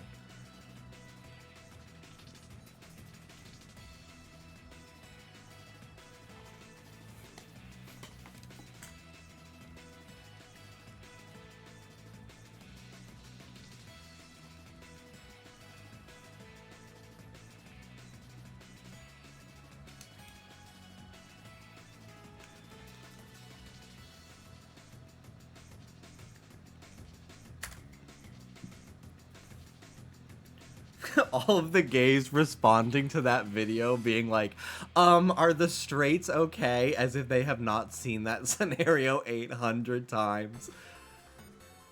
They're acting as if gay men have never put something crazy up their ass.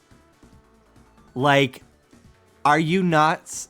Shut the fuck up. Gay people will put a Sharpie up their ass and pick the brown one just as a failsafe in case they forget to clean it off. They could say the pen exploded. Am I right, guys? Am I right? Am I right, guys?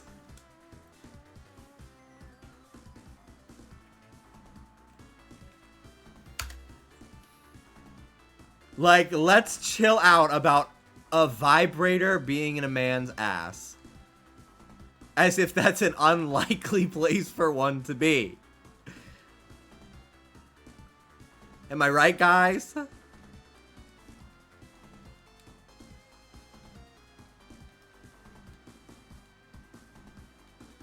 Also, gay men having a whole culture around exhibitionism. Yeah. I remember the subway videos. The New York City subway. I remember her. I've not forgotten. I've been trying to figure out where to get on. I'm just kidding. I literally don't know what I would do, and that's it. I think I would like, I would laugh. I would be dying laughing if I was on the subway and every man took out their penis and stroked it in front of me. I would be like, and I'd get off.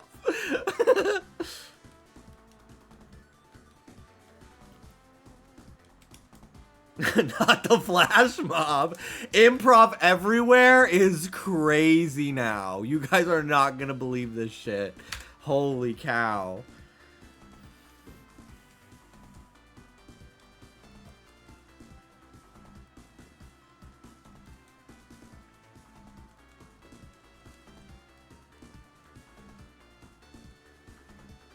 How'd they rent out a whole subway for those videos? I don't know if any transactions were made prior to filming.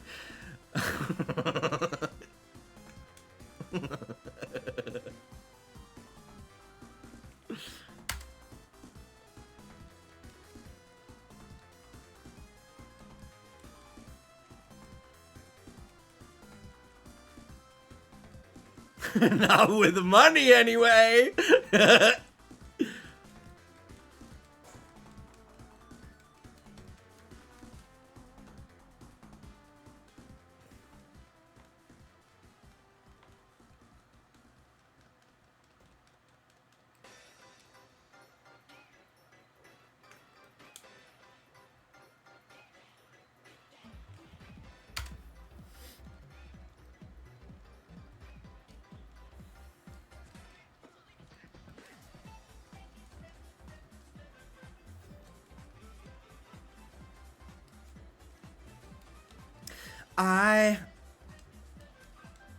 I wish I could dance on a single prayer. I wish I could be strong without the shots of yeah. And when I watch the VOD and agree with that person, what then?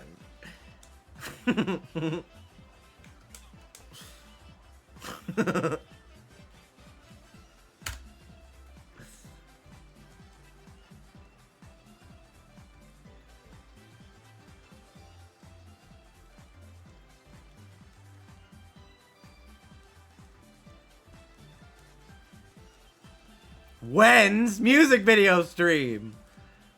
I know. Ugh. I know. I gotta do that. Sunflower Lover 69. Welcome in. Thank you for the raid. I hope you had a lovely stream and are doing great.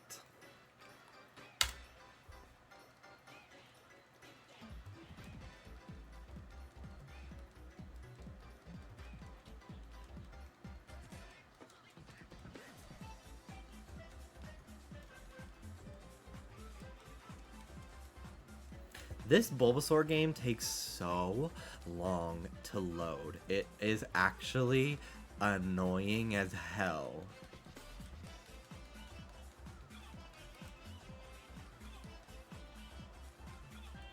Which candle starter would you rather have as a pet? Bulbasaur. Easy.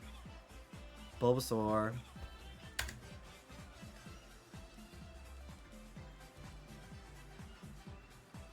Charmander would burn my house down. Squirtle is probably a safe bet.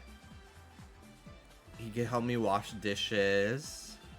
If it's hot outside, he can cool me down. But Bulbasaur is that girl. Are you gonna watch the new season of Drag Race? Yes, but I'll be watching it tomorrow when Dallas comes home. I don't want to watch it without him. Plus, I usually watch it on Apple TV. I like buy the season. On that or Amazon Prime. One or the other. And that usually doesn't get posted until the next day, so.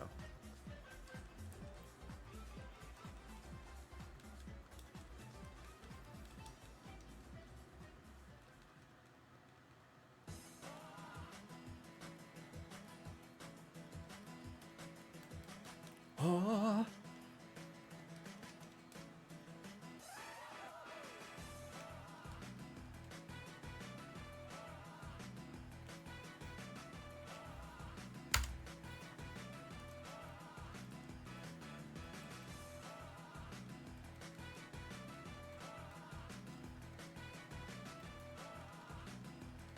Girl Bulbasaur's having hearts too.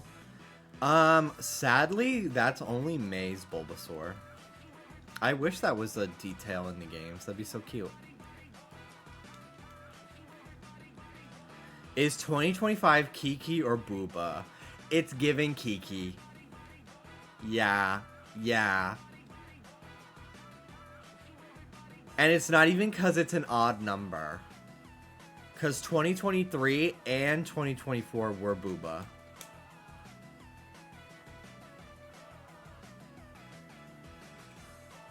Let's make it Kai Kai.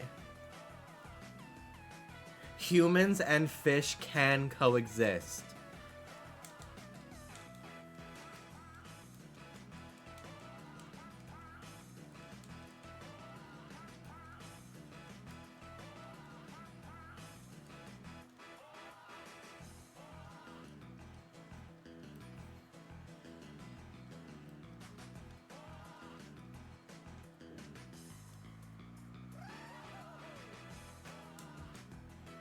Four is a rounder word than 5. Thank you.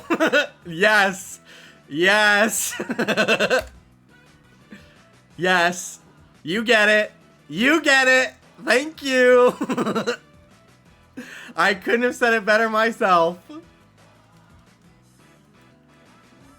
1 is a boy. 2 is a girl. 3 is a boy. 4 is a girl. 5 is a girl, 6 is a boy, 7 is a boy, 8 is a girl, 9 is a girl, 10 is a dad. 11 is a boy, 12 is a mom. And that's kind of where it ends for me. Which ones are non-binary? 0 and 14.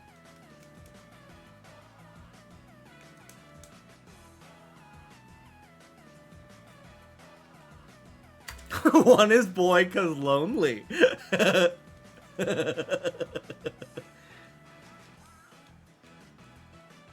Well, I think 1 is green and blue. 2 is blue. 1 is red. 2 is blue. 3 is green. 4 is orange. 5 is yellow. 6 is navy blue. 7 is brat green. 8 is purple. 9 is orange. 10 is black.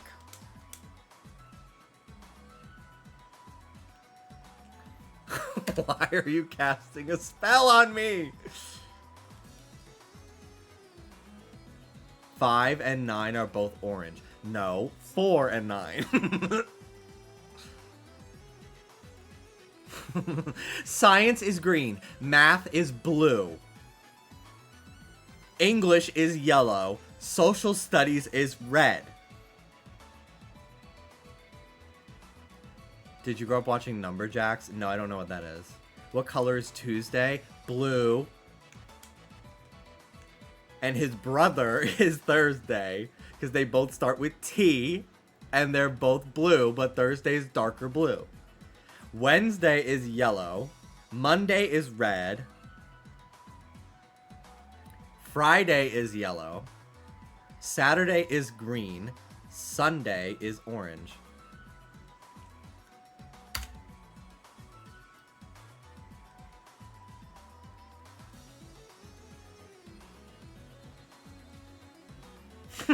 This being the discussion after I spent 30 minutes debating men's rights versus women's rights is crazy.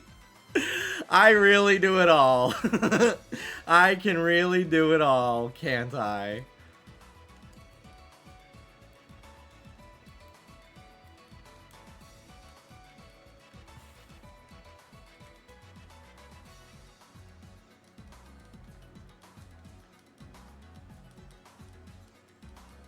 What month correlates to Thursday? March.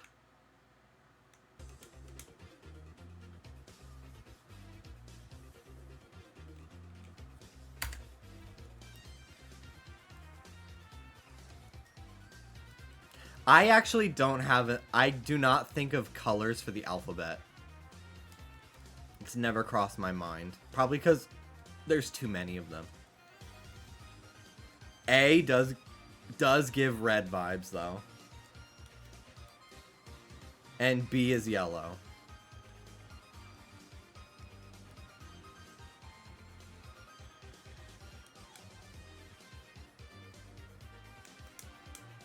J is blue.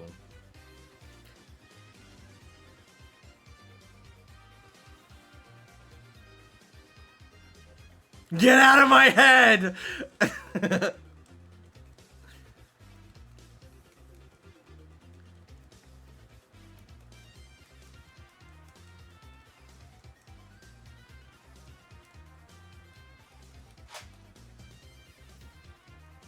She's like, are we gonna go to bed soon? You've been talking to this rectangle for a long time. I'm kind of getting bored of it. Oh, Scuba. My Scooby. Damn, I've been live for almost 5.5 hours again. Thank you all for being so fun to talk to. Even you.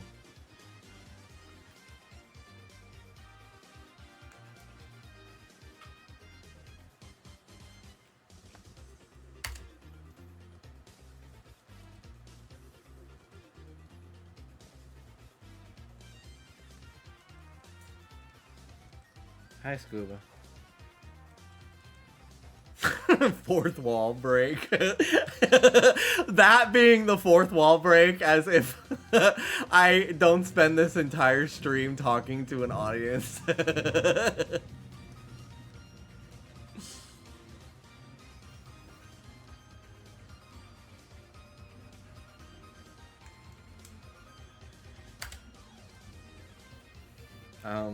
Who fucking farted? I have a feeling I know which one of my dogs was the farter in here, but I thought I'd at least ask the question to not cast too much of a doubt.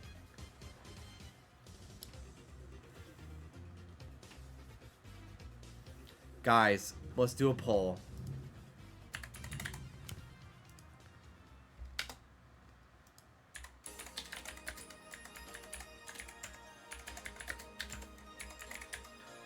Who farted, Ruby or Soda? Cast your votes.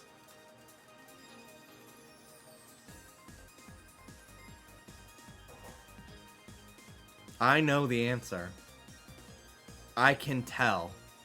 And I'll tell you why after the voting.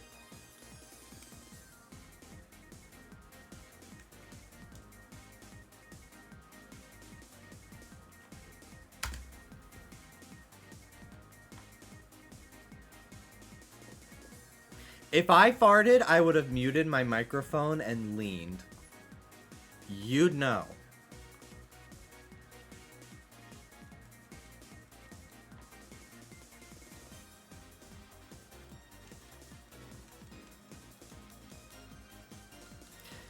This stream is the perfect example of why I deserve as many viewers as, like, Ludwig. I do. Destined to be a hidden gem.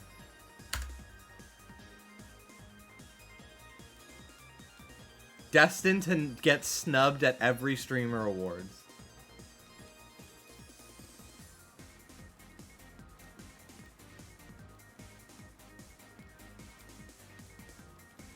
But if you get more views, you'll get more incels.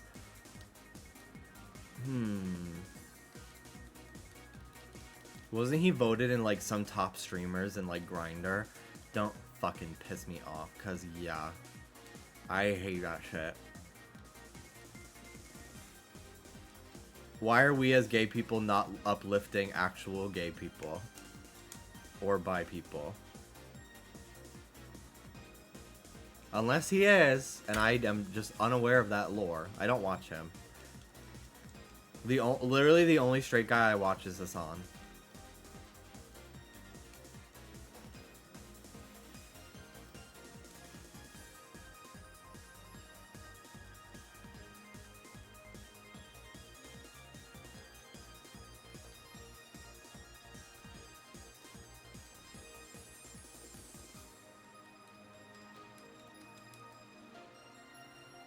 And Danny.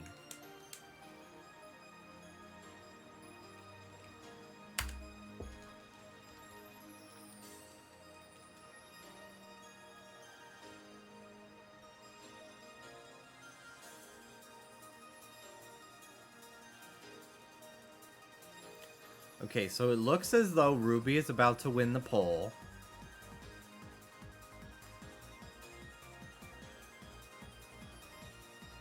And I hate to break it to all of you, but it was Soda. Because when Ruby farts, if I smell it, and I go, ugh, she starts freaking out. Because she knows it was her. Every night when we're in bed, if Soda farts, and we go, ugh, she stays asleep. She does not give a fuck. If we smell a fart and we go, ugh, and it was her, she gets up, she starts fucking wagging her tail, and she's like biting our hand. She gets all like wound up and excited because she's like, I'm sorry, I'm sorry, I'm sorry. And I smelt it and I turned around and she didn't fucking care that I smelled it. So I knew it was Soda. Because he also was on the ground like this, awake. Meaning he probably just fucking squeezed that shit out.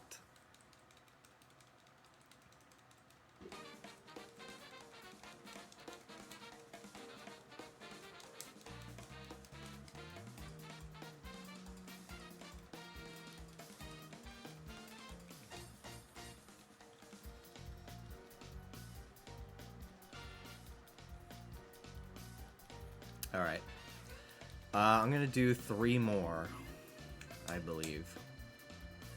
That should get me to about 5.5 hours. I am gonna be streaming tomorrow. I'll be playing Infinity Nikki. I really hope I like it.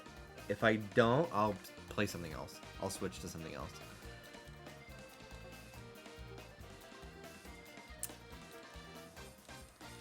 But I'm excited to try it. I'm going to download it before I go to bed.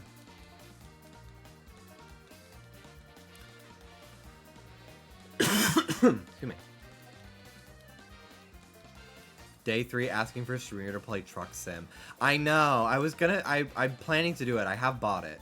It was on sale on Steam. It was $5. And I even bought one of the expansions as well. It will happen. I'll see what time I finish my editing on Sunday. I might take the day off just to spend time with Dallas since he's coming home. I don't have my trucker hat yet, though. I still have to buy one.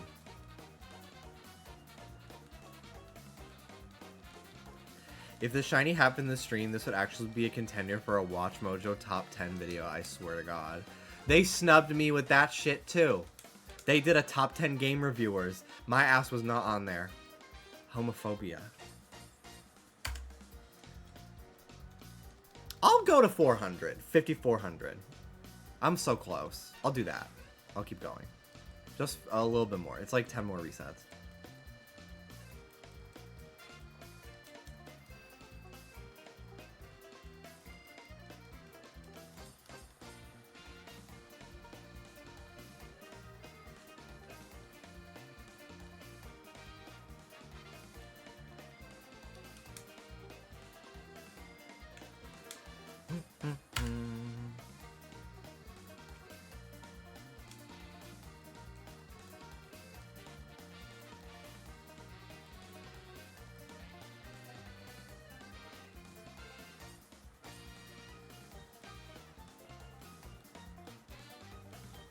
This sounds like a Mario song more than Sonic.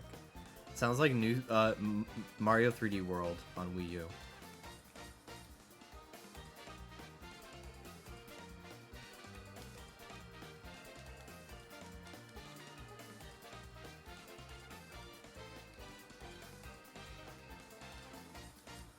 Very cheap beach, yeah.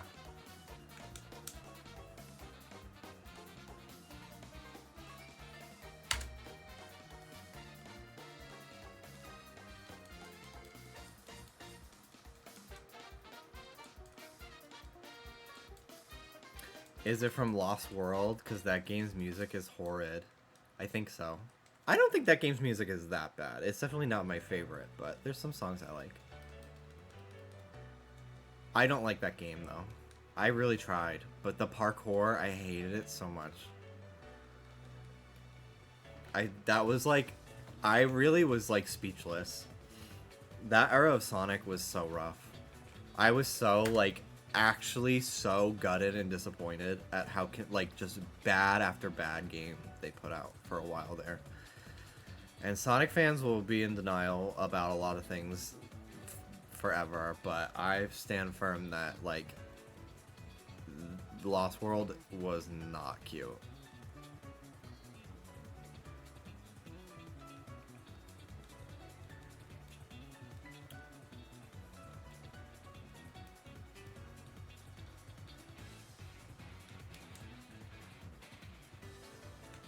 But yeah, I tapped out after the second world, which was like the first Sonic game that I didn't finish. Like I even finished Sonic Boom, Rise of Lyric. It was the first. It was like it's one of the only Sonic games that I could not finish. I was so sad. I know Shadow the Hedgehog is considered bad, but I want to play it because I like Shadow as a character. I actually really believe that the Shadow the Hedgehog game is a lot better than people make it out to be. I replayed that game a few years ago. The VODs are on my archive channel. I thought it was great. Is it perfect? Absolutely not. Pretty repetitive gameplay loop, but I liked it.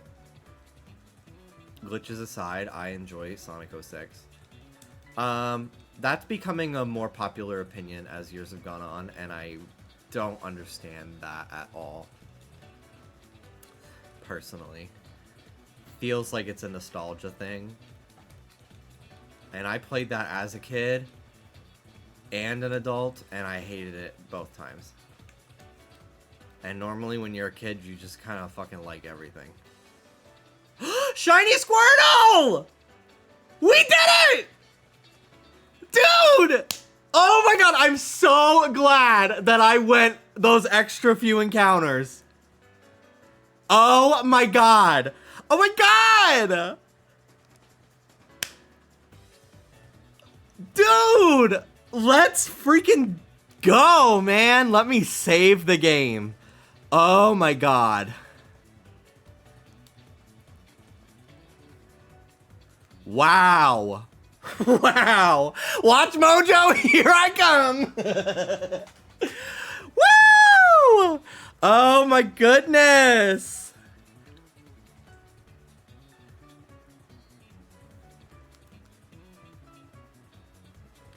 Oh my god. Where's the name raider in this game?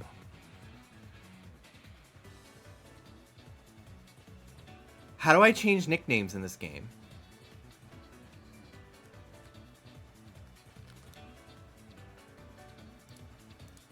I gotta nickname it. Campfire Town Pokemon Center. I think I have access to that. I think I can go there. I'm pretty early into the story on this game. I don't even know if I've done the first gym. Probably have. Wow, I can't believe it! It actually happened today!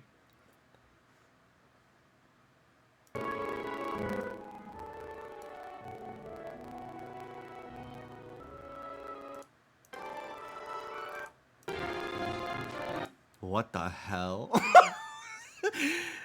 Hold on. Hold on. What the fuck? Snap, crackle, pop, girl. What the hell?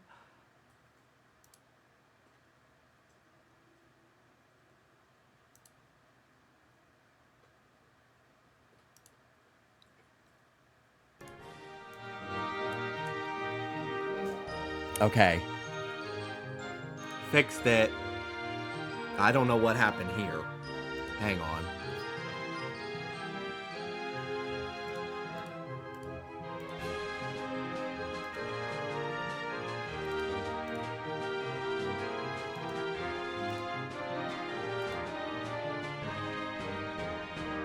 Oh, I closed one of the windows. That's what happened.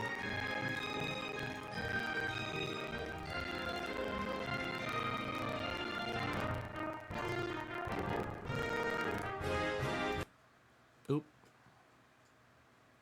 I'm just gonna, I think it's because I have three 3DS windows open.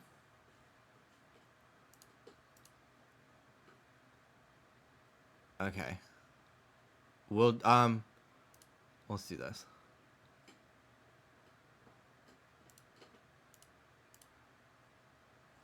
Okay.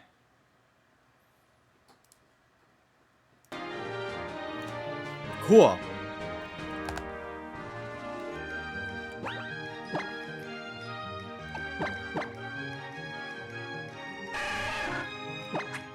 It's a calm nature. That green shell, dude. So cute. It was not my first choice, I will say. I really wanted Bulbasaur. And then Charmander. And then Squirtle. But I finally got one! I got one of them. I can move on with my life.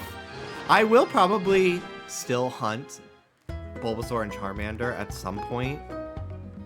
But I want to do like maybe 2 more hunts before I come back to this. Because I really want those two.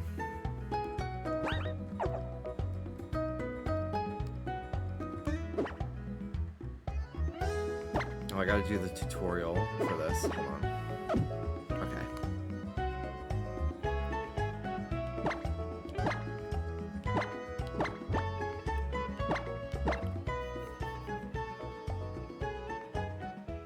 Wow. Hi.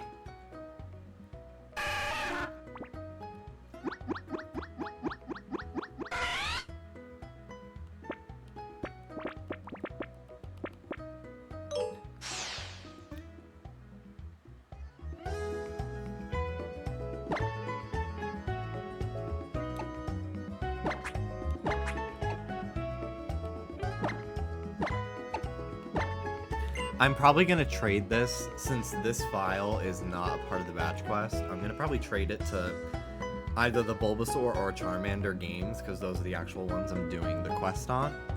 So I'm sending the Blastoiseite over with it whenever I do trade it. But let's nickname it first, and we'll send it into battle too.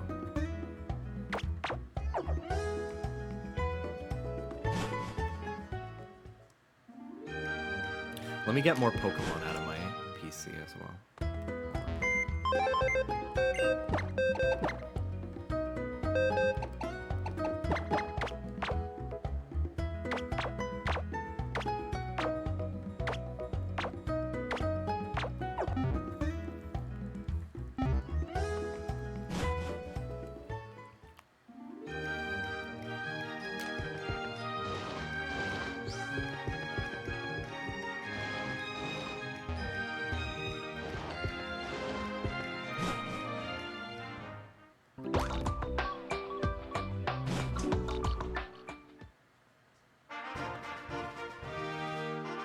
Okay, yeah, I think I did this route.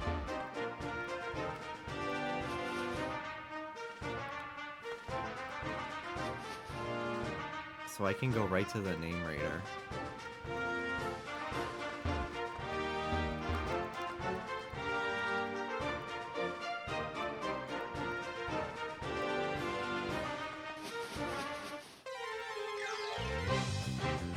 You can see it in battle.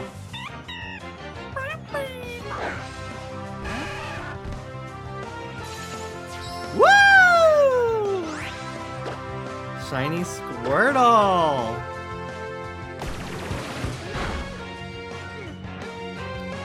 Honestly, Shiny Blastoise is not one of my favorites. It's loud. Sorry, I'm gonna lower it. Shiny Blastoise is not one of my favorites, but Shiny Wartortle is. But it's gonna be so cool to have a shiny Mega Blastoise on my team, man. How cool. So I will not save, obviously, in the Bulbasaur and Charmander games. Because I would like to still try to get both of them at some point.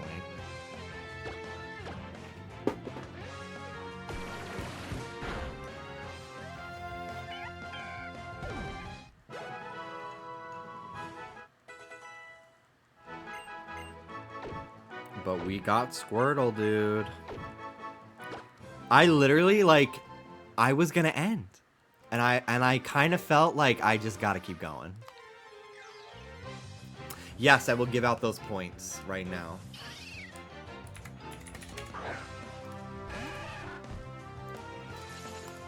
Congratulations, Team Squirtle. You were correct.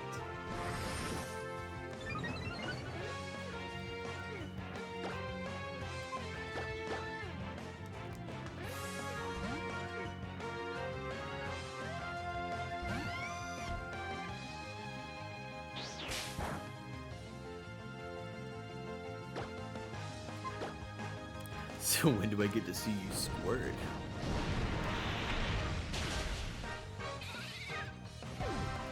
Now you don't have to shiny hunt for 6 more months. What are you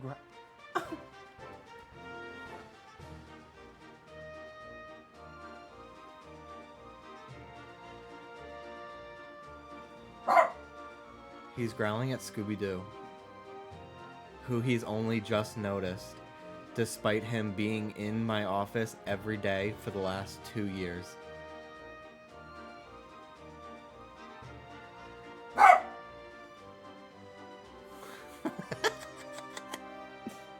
Bro, what the fuck?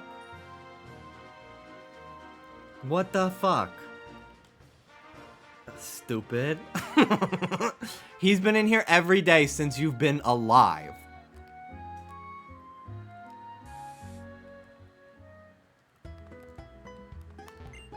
I'm the name raider. Okay. So we have a couple really strong contenders here. I really did like In-Shell. I really fucking liked that. But I also really liked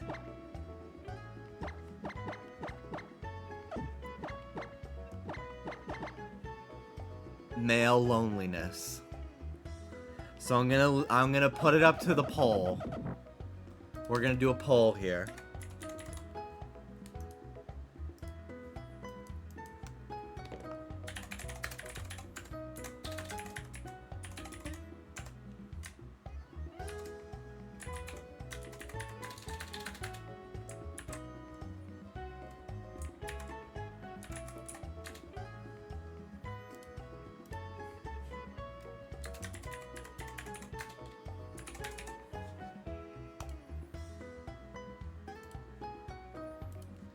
The poll is open.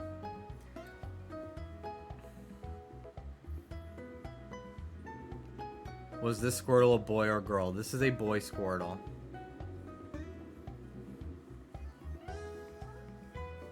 Hi, Ruby. Ruby, are you so happy I can stop and hang out with you?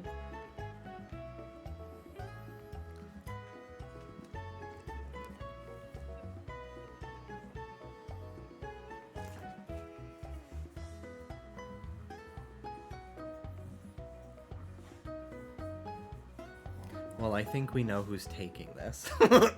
I don't even think I need to let the poll finish. It's pretty steep.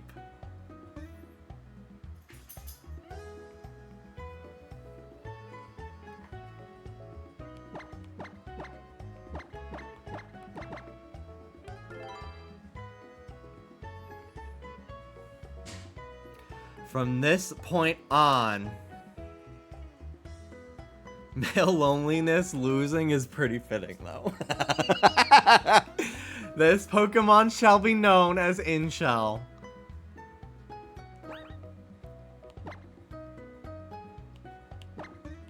Hello, little guy.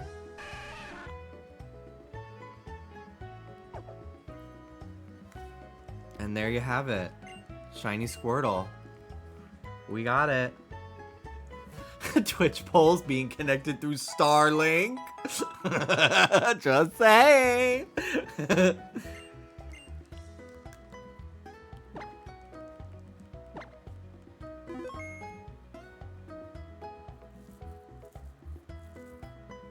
All right. Well, that's it for me today. I'll see you all tomorrow with Infinity Nikki. Like a thunder dragon.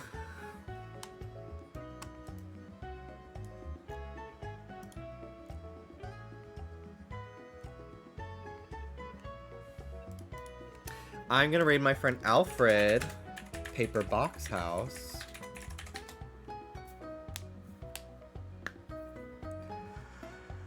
Thank you for watching. Take care of yourselves. Have a lovely rest of your evening. It is midnight here. And I will see you all tomorrow. Bye! Oh, I can't finish. I can't. Okay, here.